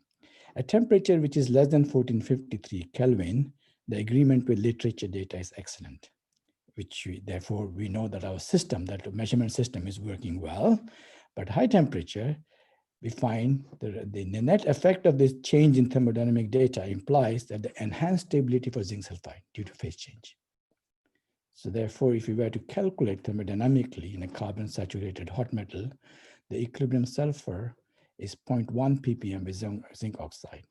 With calcium oxide is 13 ppm. It's just the equilibrium value. So therefore, you already can see an order of magnitude difference between zinc oxide and calcium oxide in its desulphability. Next slide, please. You can plot that on a free energy versus temperature. And you can see with calcium oxide to calcium sulfide, it's pretty flat. The temperature has very little effect on the driving force of the reaction. But the zinc oxide, higher the temperature, greater the impact. In fact, it becomes more and more favorable for zinc oxide. Therefore, in a sense, higher the temperature, greater will be the desulphurization, with thermodynamically speaking. Next slide, please. Okay, so I think it's a short talk, so I'll just move on to some of the trials that were done, and these trials that I'm able to share without specifying where it was done. But this was done on a 3-ton crucible, small scale. In a small scale, it's very difficult to do injection because it can be very, very volatile, similar to magnesium, or even worse. But it was done on a cord wire system. And still there was, you can see there are lots of fumes, etc. So a large amount of zinc was actually lost, but we got a 20% sulfur utilization, zinc utilization. That suggests that immediately that this system is capable of working. So that was the first trial to show the thermodynamic data has some merit to it. Next slide, please. Next slide. And this is in a trial in a KR desulfurizing process. And we heard a lot about the KR process today, and it has its advantage, etc., because of the use of impeller. And this particular process was tried. And I'm just sharing some data that I have access to non-confidentially through the industrial trials. And I'll show you the results in the next slide. For example, if this is one set of experiments where if the amount of hot metal were 287 ton, which contained 55 ppm sulfur, and the amount of initial carryover slag was 3.1 ton, slag left after first skimming 345 kg, containing 1.058% sulfur, and the amount of zinc oxide added was 0.7 kilogram per ton hot metal. So it's actually corresponded to Not enough zinc oxide, just the 47% of the requirement, just a trial. So this is the data that is available for me to share with everybody. The next one, please. And you can immediately see the slag composition before and after desulfurization. And you just have to focus on two elements. One is sulfur. From 1.05 in the slag, it goes to 0.33 after desulf. We're talking about slag here. And look at the iron oxide from 12.4, and the total iron from 9.7 to 2.3. Next slide, please. Okay, so the summary of that particular result is that this zinc oxide can desulfurate both the slag and the hot metal. I think we have heard a lot about slag and slag skimming and the difficulty related to resulfurizing back if the slag is not skimmed properly. So therefore, it removes 2.335 kg of sulfur from the slag and 31.5 kg from the hot metal for the conditions that I've just shown, for a combined total of 34 kg of sulfur removal, requiring 87 kg of zinc oxide by stoichiometry. So therefore, the calculated zinc oxide utilization in that particular system was 43%, and the corresponding zinc oxide rate is 3.2 kg per ton hour. It is not optimized. This is one of the earlier trials. I'm just showing you the results of those trials.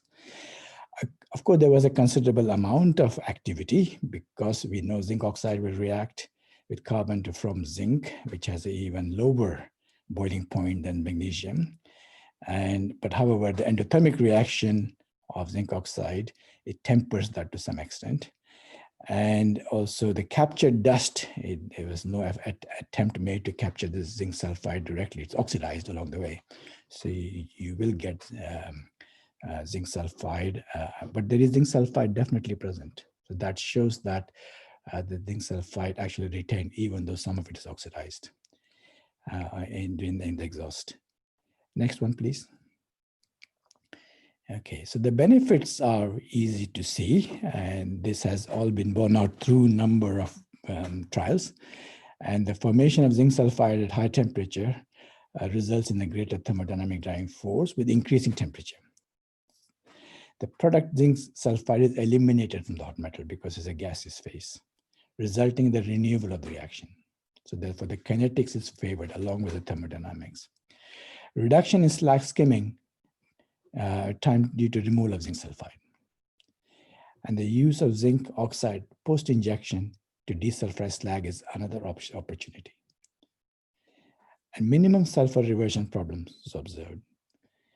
And of course, the reason why this project was interest, there's a large amount of zinc oxide produced in iron and steel dust, and especially because there's a large consumption of zinc in galvanized steel, and they find their way into the scrap from appliances and cars, for example. And that's increasing, and this problem is likely to grow everywhere, including in India in coming years. There'll be a large amount of zinc in the dust available. And also in some places, zinc actually is further concentrated by things like wall kiln processes.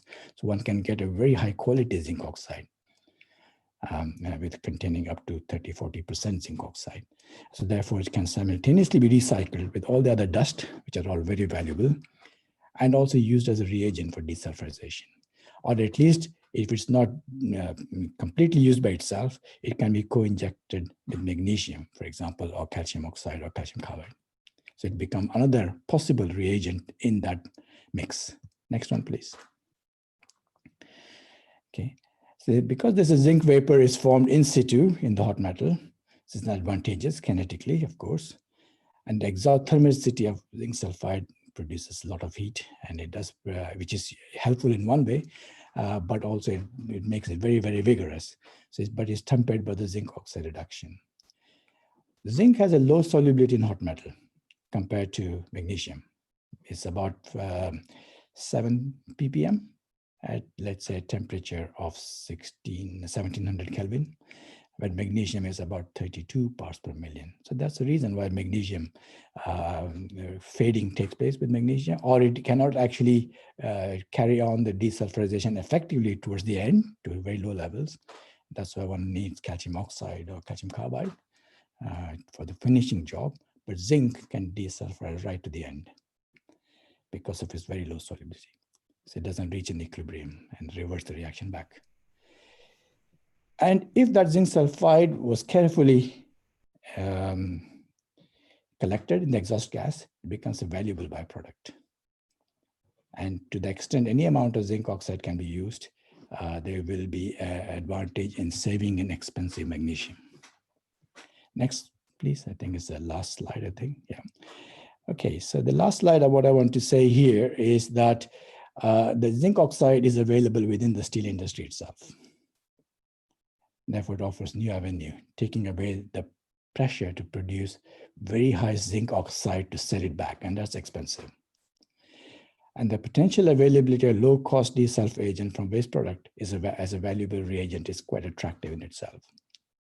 But a large amount of trials will be required to make such a major change, because I think there is, if you like, there is a tremendous amount of prejudice against zinc, and for good reason, because it is a nuisance in the furnace.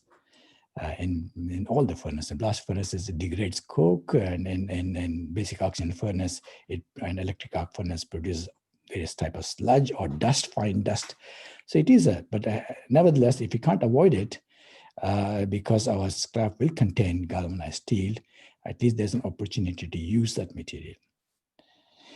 And as we heard from Sanjeev, Manoka, and Karmayus, we are collaborating from Cambridge University with Karmayus. And this is various types of plant trials are all in their hands, and hopefully we might be able to talk to us. Any of you interested, talk to Sanjeev directly to take this possibility, at least explore this possibility further. Thank you very much for your attention. Happy to answer any questions. Yeah. May I ask you one question, please? Yeah, sure. Aren't you, Professor Kumar, aren't you afraid to intoxicate the staff in the desulf plants when the fumes are generated of the zinc oxide? I think any of these things, the fumes are generated is no different from magnesium in a way, but I think because of the violence, it's toxic. Yeah, it has to be controlled. I think therefore the tempering reaction is very important. Some of the reactions I showed in small scale and in early trials, there was no control element. There was no tempering. Yeah, it was just used as pure zinc oxide to see what happens. Yeah. So the reactions have to be tempered. There is no doubt. Mm-hmm. But it can be done. Yeah. Because if there is a problem in the exhausting system, I would be really concerned about the staff in the desulf stations.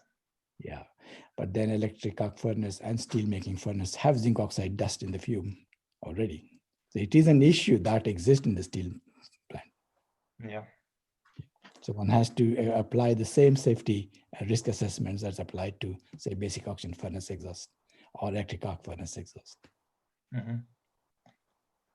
Or completely avoid using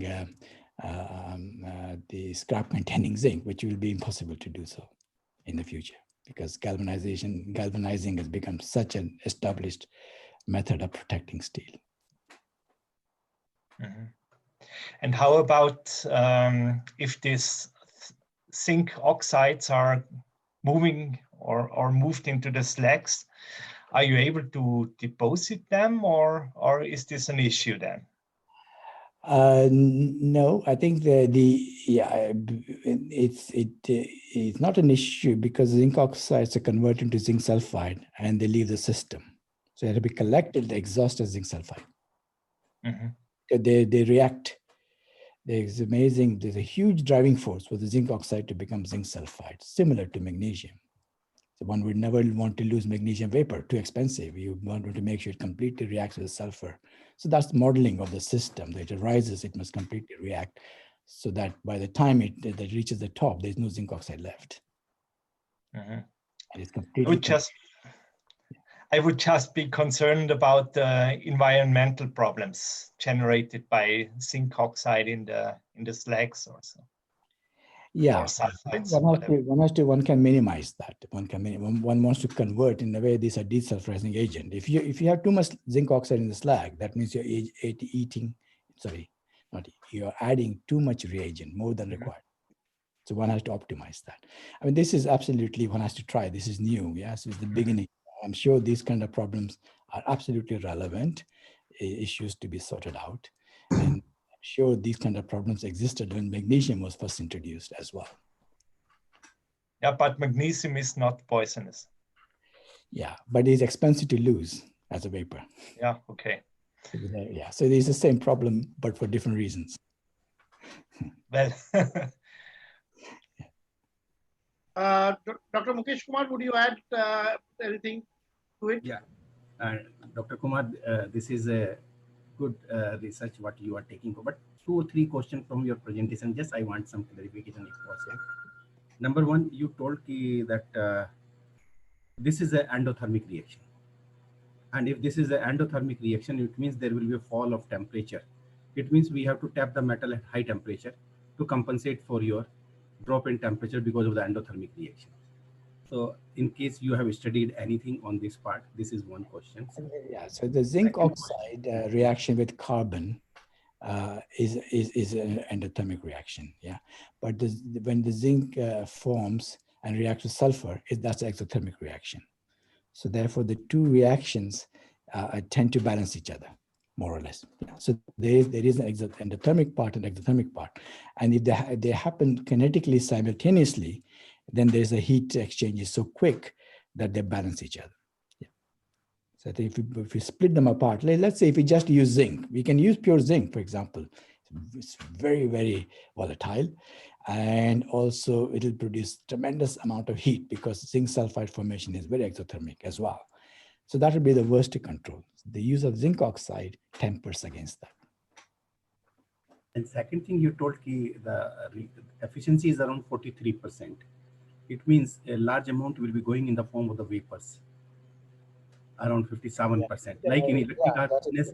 That is happened because these were the data from the trials that I'm allowed to share.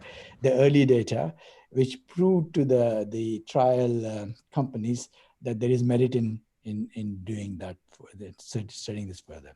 And of course, if you have a 3-ton crucible, and there is not even a hydrostatic pressure to stop it, everything will immediately blow out. Yeah, so it will be very difficult to do that with magnesium as well.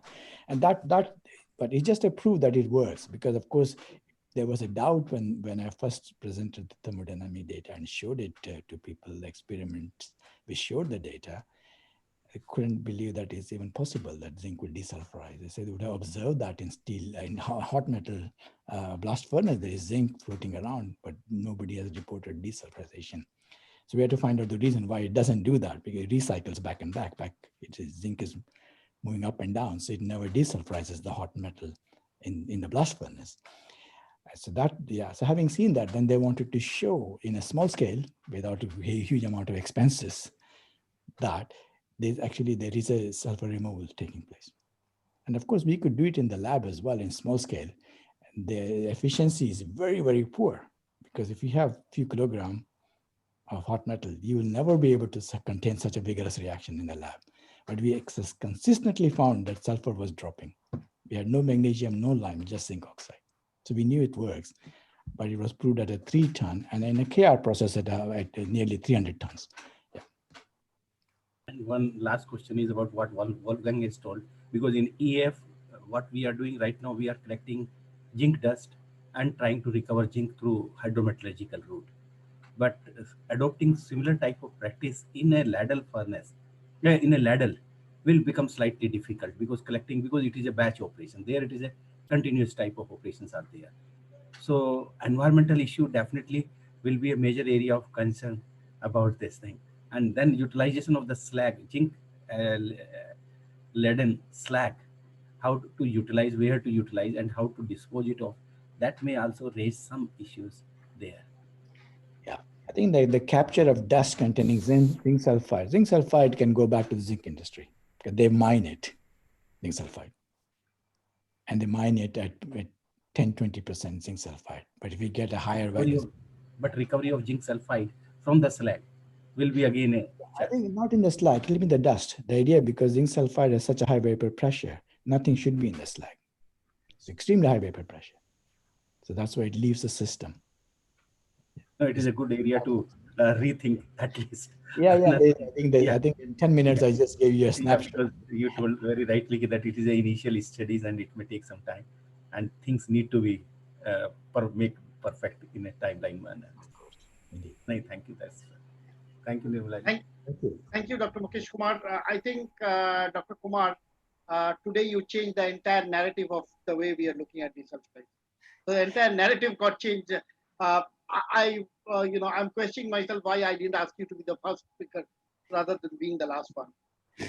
You should have been the first one because you opened up Pandora's box, so to say. So let me thank you once again for having given a thought at a new angle altogether. So with that, we come to the end of the session. May I request Mr. Subrata Mitra to do the sum up, and let me also take this opportunity to thank once again all the panelists, Dr. Mukesh Kumar and Mr. Subrata Mitra, both of them, who led the organizing of these series we have been doing on Waste to Wealth. So had it not been Subrata Mitra and Dr. Mukesh Kumar, Subrata right from day one, and Dr. Mukesh Kumar also from day one, took up this initiative to take up the series one by one and address the issues. We are going to have a couple of more where I have discussed with Mr. Amit Srivastava also to look at micropelletization and other issues related wherever we can derive. Acid regeneration is one. We are looking at, maybe Dr. Kumar, you could give a talk on acid regeneration in steel plants. So that is one area we are looking at. So with that, I'll move on to Mr. Subrata Mitra, who's the chairman of this organizing committee, to sum up, and Ankit will propose a vote of thanks. Thank you, Nirmala. Thank you all the panelists. Thanks to all the panelists for a wonderful and value-added discussion. This was a real metallurgical discussion for a very important topic, quality steel, saving the environment. This was the main issue. First speaker, Mr. Mahapatra from DESMET, and Mr. Vinod Arora, ex-CEO Vilai, gave a detailed presentation on the expertise of DESMET about external desulfurization, top dejuicing, and about reagents, DESMET's plants, what they manufacture, different products they do, flux making, talked about various processes also, and use of synthetic slag in the steel desulfurization. So the experiences they had in SR, ISP was also discussed. They offer BOO solution also. Mr. Arora also talked about DS project in Bhilai in SMS2 for making rail steel DRDO grades and TMT rebars also. Next speaker from Almamet, presentation was given by Mr. Wolfgang Gitterle, talked about magnesium powder products and granules, calcium carbide, fluidized lime. Now, the plants they have in Russia, China, and Turkey was talked about and shown the global presence also. Almamet's new JV formed with RD. The consumption per ton of hot metal was talked about. They have gone up to 10 ppm of desulfurized products. So it was very elaborate talk on use of magnesium powder, granules, calcium carbide, fluidized lime. The next third speaker was CEO ISP and DSP, Mr. Kamlakar. He gave briefly about what is happening in ISP. 2 numbers of desulfurization supplied by Kuttner. Kuttner, as you know, had been originally the DS supplier earlier for Tata Steel and Bokaro and many places. 80% of the heats are passed through DS, mostly ladle desulfurization. Calcium carbide and magnesium-based reagents are used. The work has been outsourced to DESMET in ISP. So he also talked about the basic operating cost of DS, and non-conformity is a good thing to know that non-conformity due to sulfur has come to nearly zero. Now there's a big saving in use of manganese ore, as saving of nearly 500 rupees per ton. Then the fourth speaker, Dr. Mukesh Kumar, in his usual knowledge-based talk, gave the using magnesium granules. He elaborated use of magnesium granule, spoke about using only magnesium in sizes which do not catch fire, because magnesium is very highly flammable. So that's a new thing that we learned today. The temperature range of that process can vary from 1200 degrees centigrade to 1400 degrees centigrade. The consumption of magnesium in this method is very low, 0.3 to 0.6 kg per ton. Elaborated comparison with other DS reagents also, he elaborated that. The next speaker was Sanjeev Manocha of Carmuse. He gave a presentation. As we know, Carmuse is the largest, one of the largest lime supplier in the world. 50 million ton of lime is being produced and supplied to different places, and elaborated the use of lime for the lime part of desulphurization is controlled by Carmuse. Next speaker was Mr. Prasant Das, ED, Nagarnar Steel Plant. Nagarnar Steel Plant is yet to operate. They have planned in 2021 July. He appreciated the proceedings and requested for a total solution for fine tuning of such processes as desulphurization, which is very important in quality control. And he requested everybody's thought for a new plant, what shall be done. Next speaker was Mr. Atul Dubey of SMS in SMS Steel Melt Shop, JSPL Angul. The new thing what we learned was use of high sulfur Mozambique mines, which JSPL has operating in Mozambique. Use of high sulfur coal is being, coking coal is being used. And due to continuous casting, the sulfur has to be brought down to operating limits to enhance the casting speed. He showed the various facilities JSPL Angul has and talked about the comparison between before hot metal desulphurization and after hot metal desulphurization, what are the benefits achieved. 1%, the using hot metal desulphurization slag is also being used in sinter plant. DS slag goes to sinter plant in JSW. JSW also, SOx removal has been installed. This we came to know from Mr. Ghori. Prabhat Kumar Ghori of Senior VSP JSW actually told about this desulphurization slag used in sinter plant and the SOx removal. Mr. Ghori elaborated the purpose of installing desulphurization, and he elaborated the KR process. 100% of DS slag and skulls, hot metal, DS slag skulls are also being recycled through sinter plant. That was a good waste utilization. And the sulfur goes down to 5 to 10 ppm through the KR process. The next speaker was Chief General Manager Steelmaking Mekon, Mr. D.K. Ambasta. He presented the need for desulphurization and for the reason for desulphurization is helping in achieving higher casting speed. Discussed the cost estimates for achieving target sulfur level based on initial sulfur. The decision has to be taken to achieve what level of DS is required. If all the heats need not go up to the extreme desulphurization, so that can be controlled before, for which the initial sulfur level has to be known. Talked about the magnesium, calcium carbide and lime advantages, 10:3:1. Talked on mono injection of magnesium, comparison between co-injection and KR was discussed. He gave a good comparison that co-injection is flexible, means what to inject, how much to inject, you can control, which much more flexible than KR. Anyway, KR is a well-established process. The 10th speaker was Mr. Ramakrishna from ISP.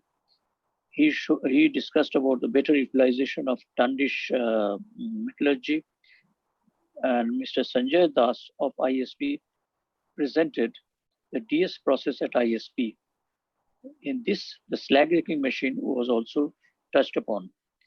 Amit Srivastava of GSB India spoke about GSB's products, and we came to know, and of course we knew this, they are the largest injection lance supplier in the world.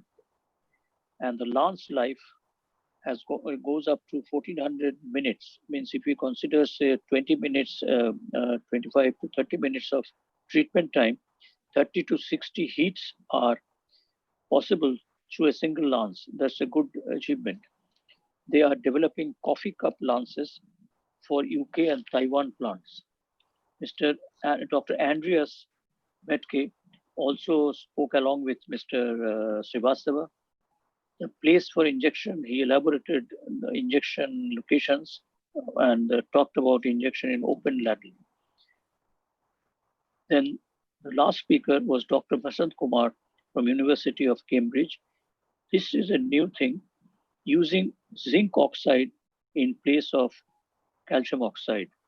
So zinc being a waste material from iron and steel dust, utilization of zinc oxide for desulphurization will give a lot of savings in expensive magnesium. In short, what we learned from this, the panel discussions, magnesium has got certain advantages, though some problems are there handling.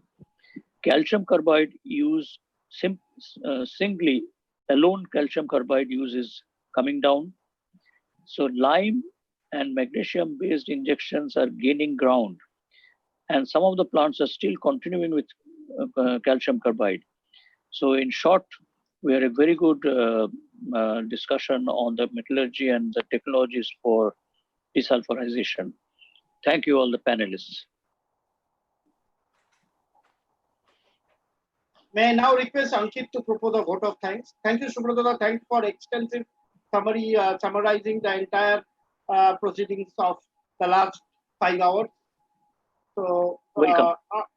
Thank you, Subrata. Thank you once again. Ankit, please, if you could propose a vote of thanks. Yes. So I would just like to wrap up today's discussion. I would like to thank all the panelists for being here today and for staying so late to have this discussion. My heartfelt gratitude to our title sponsors, Desmet Reagent Private Limited, and our co-sponsors, Carmuse and Almamet, for making this event possible. A special thanks to everyone in the organizing committee, of course, led by Mr. Subroto Mitra and Dr. Mukesh Kumar, who helped us shape the structure of the events of the entire, not only today's webinar, but the entire Waste to Wealth series that we have organized, and the webinars which are yet to come for this series. Thanks to our technical partners, Amitech India, and everyone from the Steel and Metallurgy team for making this event a successful one. With that, I would like to conclude today's meeting. Thank you all very much for joining us today. Thank you so much. Only thing I would like to apologize for is perhaps after a long time we had a few dropouts. That was because first of all the Steel Ministry had a meeting today, so that is one reason. The second thing is there were a few internal meetings within SAIL, within RINL. So we had, I would like to sincerely apologize for the few dropouts we had today. That was beyond my control. Thank you so much. Thank you. Good night. Thank you very much. Good night. And please, yeah, and please join us for tomorrow. We have the BIMSTEC Steel Summit, where Bangladesh, India, Myanmar, Sri Lanka, Thailand, Nepal will be covered in the BIMSTEC Summit. So it's an association of regional corporations for which we have a BIMSTEC Summit, and the same will start at the same time today as we did today, 4 o'clock in the afternoon tomorrow. Thank you so much. Have a wonderful evening and a good night. Thank you. Good night. Ciao, ciao, ciao, ciao. Good night. Good night.